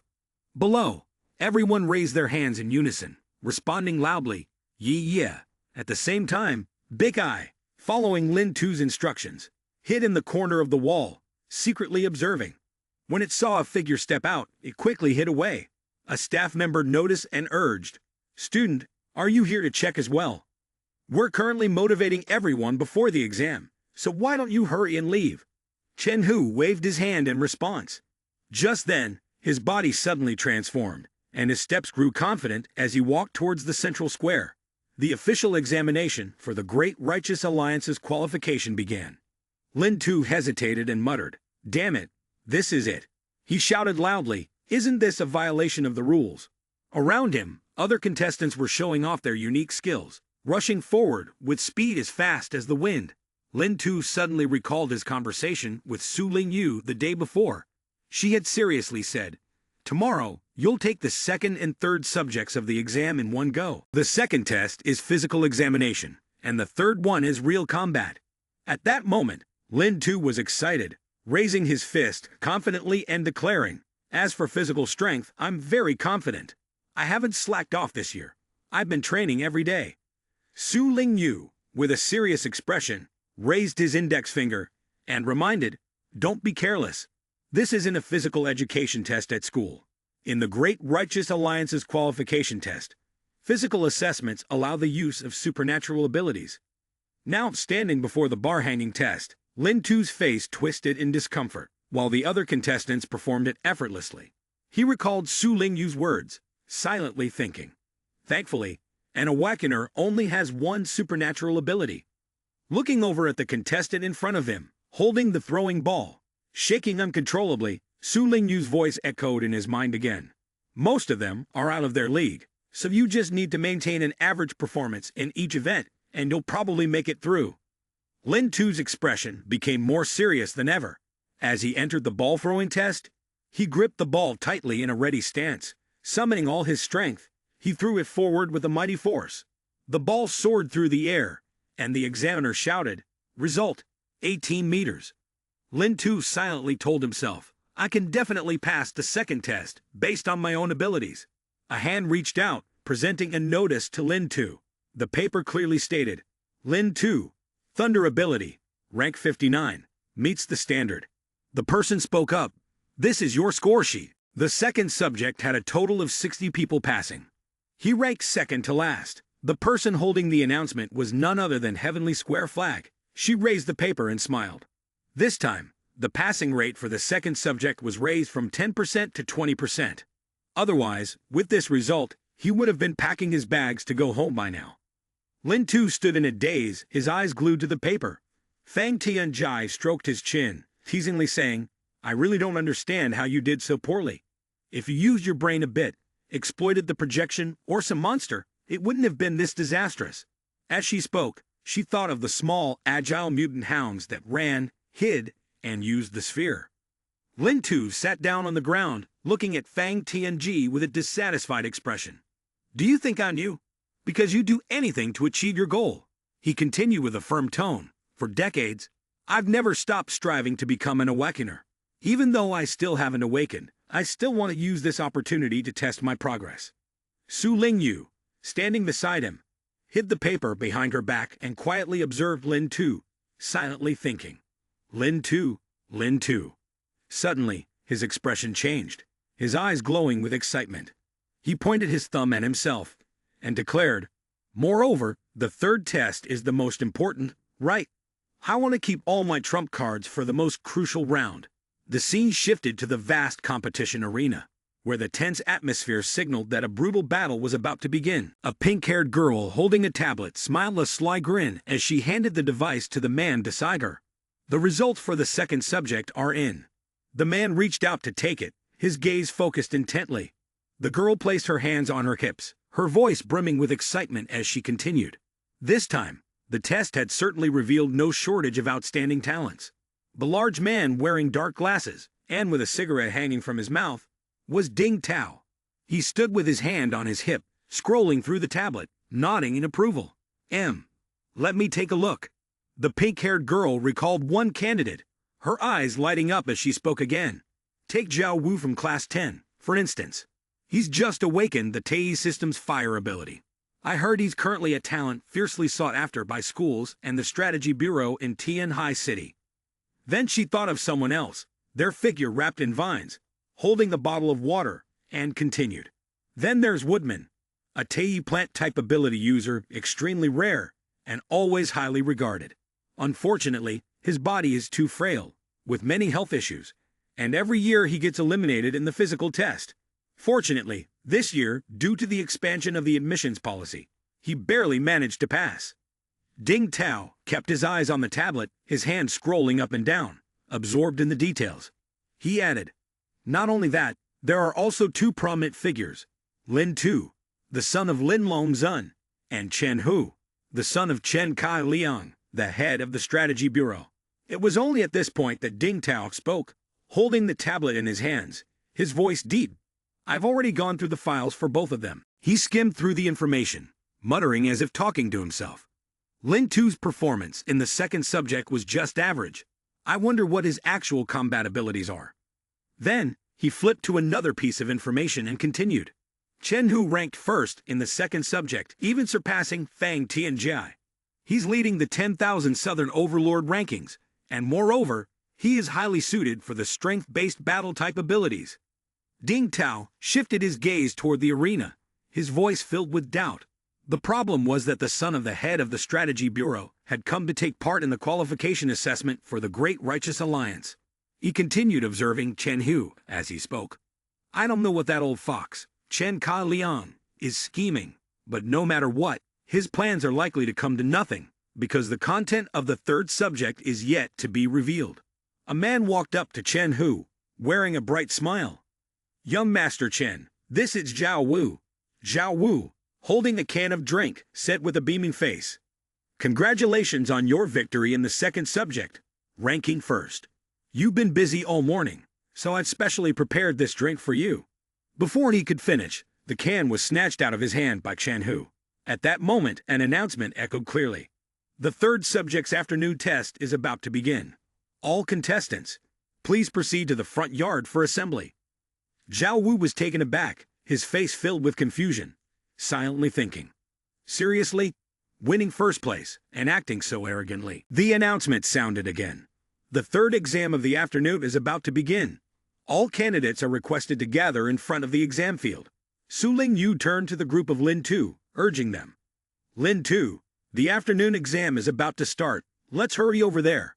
The group stood up and walked towards the exam field. Ding Tao stood on the podium and shouted loudly. Silence! Silence! He cleared his throat and declared, I will now announce the content of the third exam. In this exam, you will have 90 minutes to find the monster crystal core, hidden somewhere in the field behind me. Lin Tu exclaimed in surprise. Find the monster crystal core? A man with blue hair in the crowd immediately yelled out. Isn't this supposed to be a real battle? What is this find the monster crystal core nonsense? This isn't some kid's family game. Another person joined in, shouting. That's right, exactly. Ding Tao stood on the podium, biting down hard on his cigarette, and angrily yelled, Shut the hell up, all of you. His roar was like thunder, causing the candidates below to cover their heads and block their ears, their faces contorted in discomfort. Ding Tao continued smoking, secretly pleased with himself as he thought, Do they dare to match their voices against mine? This is the person in charge of assessing the qualifications for the Great Righteous Alliance. Male, 34 years old, awakened as a talent in the Hom Ki Men system. Having reached the later stage of the Divine Mansion realm, he is famous for his terrifying voice. Lin Tu stood in awe and exclaimed, That's really impressive. Su Ling Yu, standing beside him, responded confidently, Of course, everyone knows his booming voice in the Great Righteous Alliance, here in Tianhai City. Ding Tao turned his back and waved at the contestants below, his voice booming. Stop talking and get in here with me. The group entered. Lin Tu, astonished, shouted, Amaze? Ding Tao nodded in confirmation. That's right. This place is filled with many monster core fragments. After 90 minutes, you'll be ranked based on how many cores you found. There's no restriction on how you search for them. If you understand, you may start now. Fang Tianji, excited, his eyes sparkling, thought to himself, so that's why so much effort was put into preparing this challenge. No wonder they doubled the passing rate for the second round. Su Ling Yu, deep in thought, silently mused, with no restrictions on how to search, this will definitely turn into. Lin Tu, looking pleased with himself, interjected, as I expected, as long as I focus on the monsters, I can pinpoint the exact locations of the monster cores. He clenched his fists, confidently declaring, This round, I've got it in the bag. One by one, everyone entered the maze, and the door slowly closed behind them. Ding Tao called out loudly, starting the third test. He also reminded them, all monster cores found in this test belong to the person who finds them. The large screen displayed a countdown. 1 hour, 29 minutes, 58 seconds, and the remaining number of participants, 60. Upon hearing the announcement, the crowd erupted, excitedly shouting, "This is awesome!" Another person followed up, exhilarated, saying, "So cool." Lin Tu stared blankly at the radar device in his hand, muttering to himself, "Has the check already begun?" Suddenly, a static noise rang out. He wondered, what is that sound? Looking back at the radar, Lin Tu thought to himself, the most important thing right now is to rely on the precise locations of the beast's core. From far to near, linking the cores of the beast together, I can map out a path. He glanced down at the board and confirmed the nearest route. Immediately, Lin Tu dashed into the maze, running while thinking, "Before everyone else finds the core beasts, I must locate them quickly." Entering the maze, he observed his surroundings, silently thinking, "Although I can pinpoint the exact location of the core using the radar, getting to it quickly in this maze is not easy. If only I had a map of the maze, that would be perfect." As soon as the thought crossed his mind, he sprinted forward, muttering, Maybe this way is the right one." While Lin Tu was busy searching for a path, a man in red stealthily followed, observing his every movement. The man was casting a spell, whispering as he trailed behind, certain there was no mistake. This person was Lai Yi, now 28 years old, awakened the special ability of the stealthy mysterious sect, and was assessed to be at the blood condensation early stage of ability cultivation. Lin Tu still had his eyes fixed on the radar, muttering, "According to the radar's signal, it's here." He shouted loudly, his eyes bright with excitement, and sure enough, it was there. Lin Tu stepped forward, picked up the green crystal core, and joyfully exclaimed, "Just as expected. The first step towards becoming a member of the Great Righteous Alliance is here." As he was speaking, suddenly a figure rushed past like the wind, charging straight at him. It was Lai Yi. He collided violently with Lin Tu, causing the crystal core to fly out of his hand. Lin Tu yelled loudly and fell hard onto the ground. He slowly stood up, his face red with anger, thinking to himself, "What the hell is going on?" Lai Yi, holding the crystal core, flew away like a streak of lightning, laughing in delight. "The crystal core of the magical beast is mine now." Lin Tu sat there, cursing loudly. Then he suddenly remembered Ding Tao's words about how there were no restrictions when it came to searching. Lin Tu snapped to attention, gritting his teeth. "So this is what you meant." He shouted angrily, his voice full of fury. "Damn it, I won't let you get away with this." On Fang Tianji's side, she shouted loudly, "Miss Su, stop him." Suddenly, a brilliant golden ring appeared, binding tightly. Lin Tu was stunned, then furiously yelled, "Su Lingyu, what the hell are you doing? The one over there took my monster's core, and you didn't catch him, but instead tied me up." Lin Tu fell back to the ground, crying out, "It hurts." Fang Tianji approached, sat beside him, and spoke in a calm tone. "What would you have done if you chased after him? Open the monster projection and fight? Think carefully. At times like this, acting without caution is the most dangerous. It's always wiser to ambush the hunter than to expose yourself and strike head-on." Meanwhile, Lai Yi was running at full speed, clutching the green core tightly in his hand. Suddenly, the earth shook violently beneath him. He turned around in fear to see twisting vines crawling toward him, wrapping firmly around his body. Lai Yi screamed in agony. "Ah!" A cold voice echoed. "Hand over the core." Lai Yi roared back, his voice filled with anger. "Who's ambushing me?" With no other choice, he released the green core from his grip. From within the vines, a figure emerged, speaking softly, with a touch of apology. "I'm sorry, I startled you." The figure continued, his tone steady. "My health isn't good, and the doctor forbids me from exerting myself. I'm Woodman, one who uses plant-based abilities." He took hold of the core, eyes filled with determination. "But I have my own reasons for needing the metal of the Great Righteous Alliance. I've already participated in the test 10 times. Lai Yi remained bound tightly by the vines. Hearing Woodman continue, "This time, I was lucky to pass the second exam, so please allow me to take this opportunity." Based on the information about Woodman, male, 23 years old, with the Tei system plant-based ability, rated as A-level, cultivating at the blood-nourishing middle stage. Lai Yi, bound tightly, angrily retorted, "Everyone relies on their own abilities. There's no such thing as giving way or not. Have you ever heard of fighting against a stone?" Woodman, holding the crystal core, suddenly noticed smoke rising from behind him.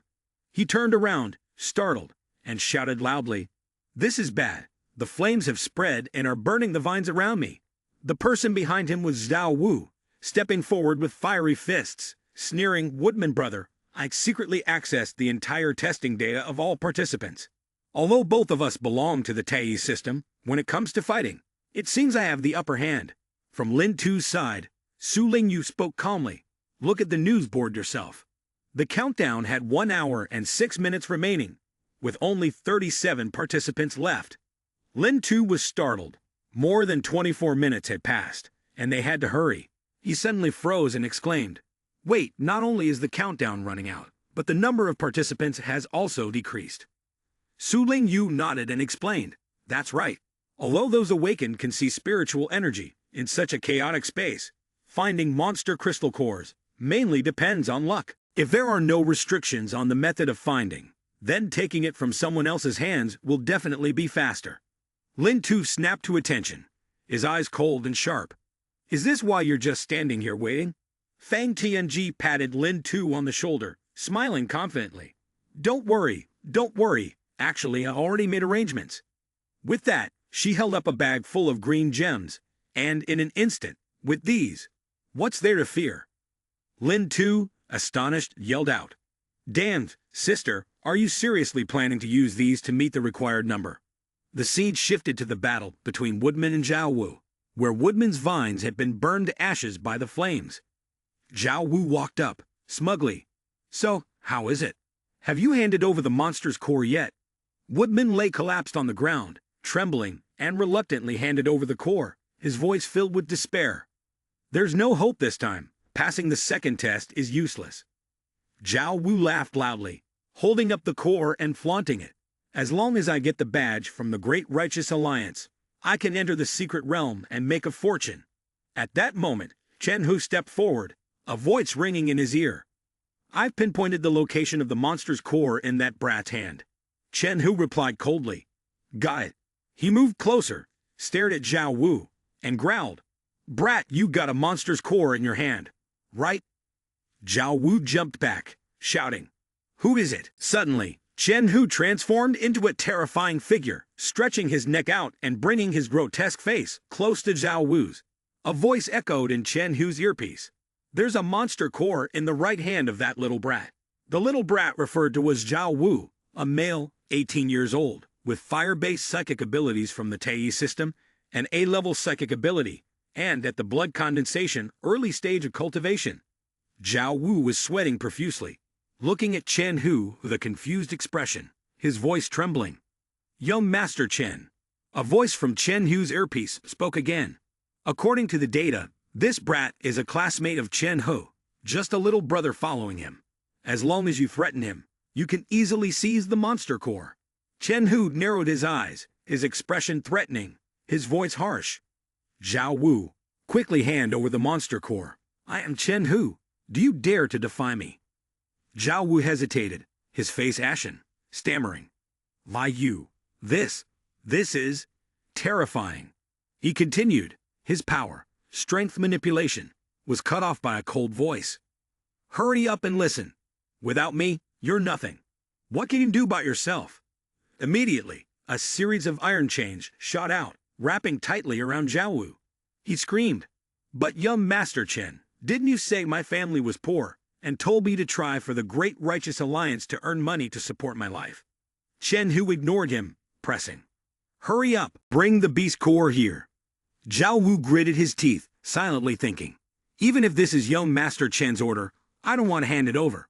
I think of my family, the years of suffering, my gaze growing sharper and more venomous. It's not easy for me to hold on to even a little hope." He silently told himself, "You all still expect me to join the Great Righteous Alliance to make money, but I cannot bear to give this hope to someone else." But the iron chains had already tightened, coiling around his body. Zhao Wu helplessly thought to himself that he could never defeat young Master Chen. Today, he had transformed into someone else, strange yet powerful. How could I win by myself? But even so, having grasped this opportunity, I will never let go. Determination flared within him. Zhao Wu unleashed his moves. Flames erupted, scorching the chains that bound him. He rushed forward, energy surging, charging straight toward Chen Hu. His fiery fist raised high, he shouted. "I'm sorry, young Master Chen, but I still refuse to hand over the beast core to you." Zhao Wu continued with unwavering resolve. "You're right. You are strong, and I am weak." His gaze was sharper than ever before. His voice screamed, but he had missed one point. This rule of the test would turn the weak and the strong upside down. He shouted loudly, because the stronger one became, the sooner they would become the target of everyone. "Now, Lai Yi brother, Woodman brother, let's charge together and deal with him." "How is the beast core divided evenly?" Chen Hu stepped forward, his voice trailing off. "Are you talking about them?"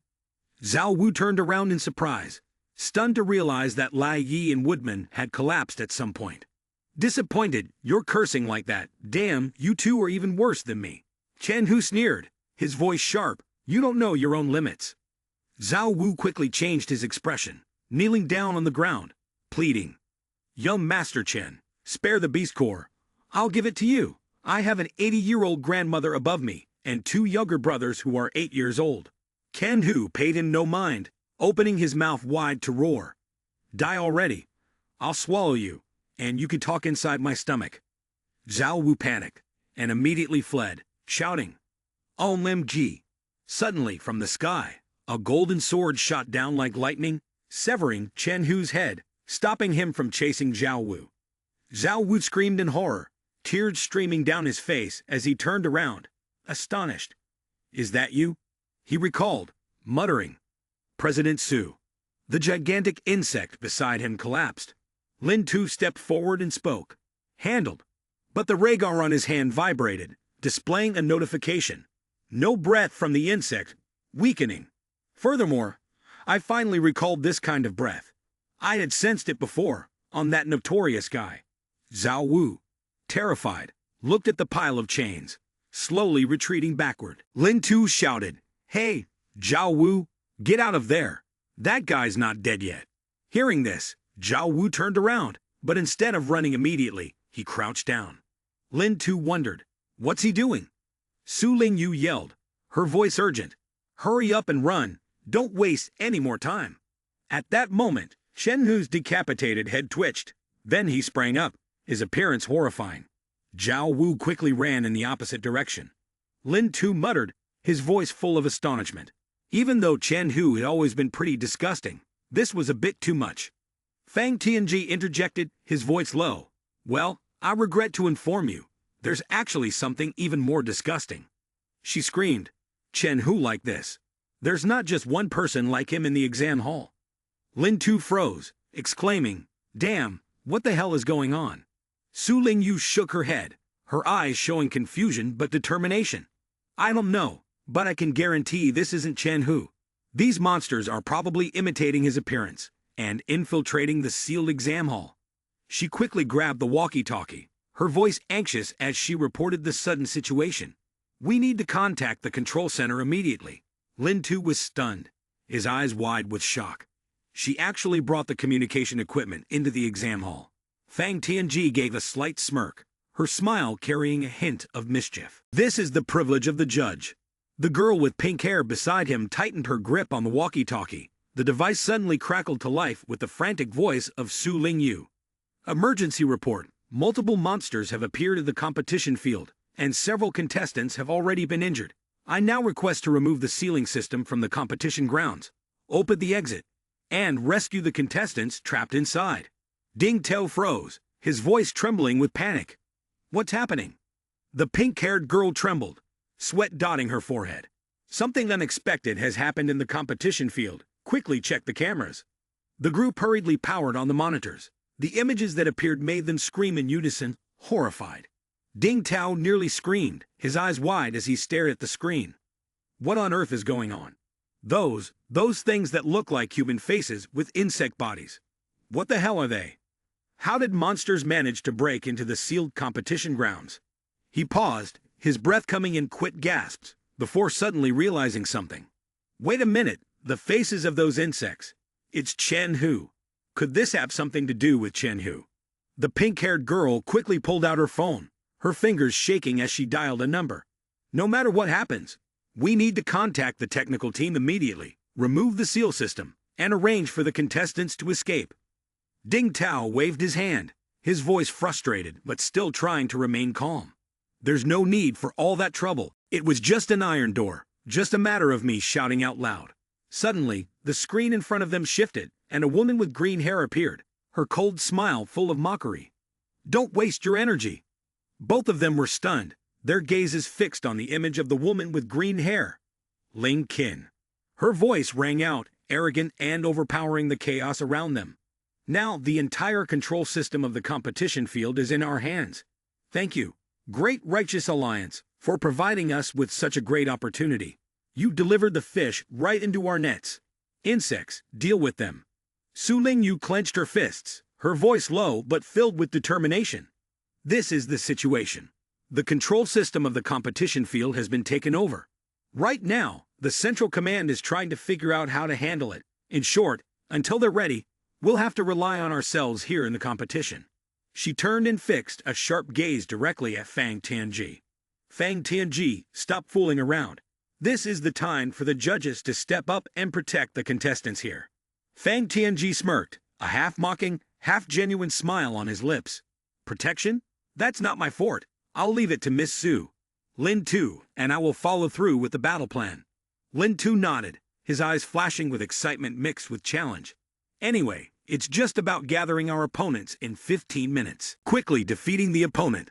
The only thing was that the competitor had transformed into the body of an insect, not easily killed. It was a good opportunity to witness the power of the Thunder Iron Fist. The entire group immediately plunged into the battle. The scene chaotic like rolling waves, the sound of weapons clashing loudly, and the constant echo of screams.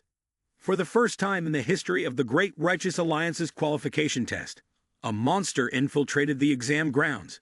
This unexpected situation shocked both the Strategy Bureau and the Great Righteous Alliance. The pink-haired girl, who was in charge of guiding the candidates, had boiling blood and glared at Hebo. Captain, what is the meaning of this? You've surrounded the entire exam site. This is the territory of the Great Righteous Alliance. You were only assigned to maintain order at the exam grounds. Hebo remained unfazed, his voice sharp as a knife in response. 15 minutes ago, we received a distress call stating that there was a dangerous situation in the exam grounds, and the sealing system in the arena malfunctioned at this very moment, unable to be closed, and help was needed. The pink-haired girl frowned, thinking to herself how quickly these people spread news. She slightly curled her lips, a glint of amusement flashing in her eyes at the chaotic scene. In the center of the exam grounds, Chen Hu was tightly bound, his mouth gagged with roots, and his hands cuffed behind his back, only making painful noises. Members of the Strategy Bureau approached, their gazes sharp and unfamiliar. The voice was full of authority, and the people from the Strategy Bureau had evidence. Moreover, just earlier we discovered young Master Chen in the restroom. According to him, someone impersonating him in the hall was a rather dangerous monster. Ding Tao puffed on his cigarette, the corner of his mouth curling into a smug smile, exuding an air of indifference. Ha ha ha. Has your Strategy Bureau forgotten what our Great Righteous Alliance does? With our strong build, who should we be afraid of? He raised his hand in a gesture, his voice brimming with confidence.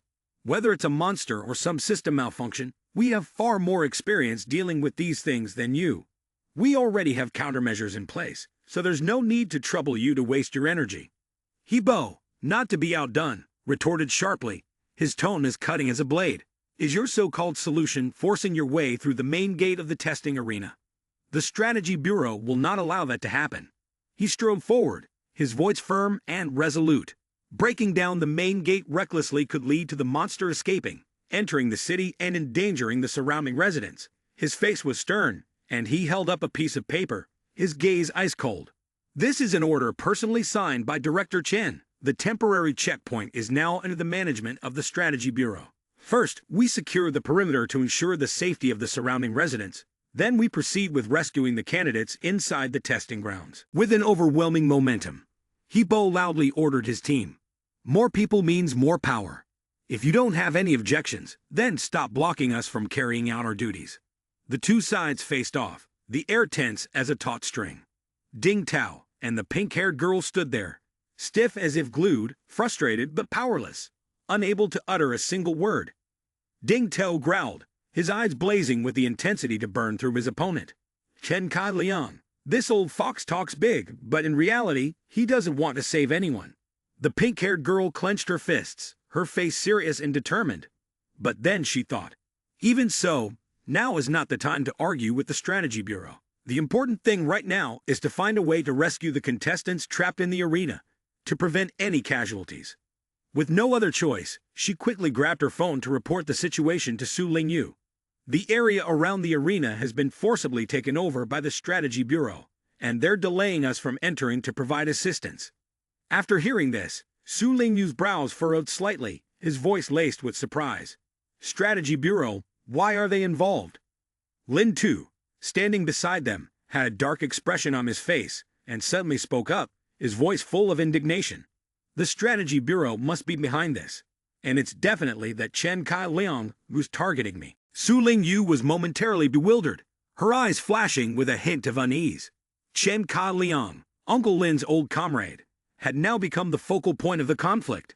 The pink-haired girl, responsible for the protection of the contestants, continued to reassure her over the phone. But there's no need to worry. We will quickly come up with a way to create an opening to get in. For now, we can only trouble you and Fang TNG to do your best to protect the contestants inside. Also, if there's a chance, it would be best to gather the contestants together. The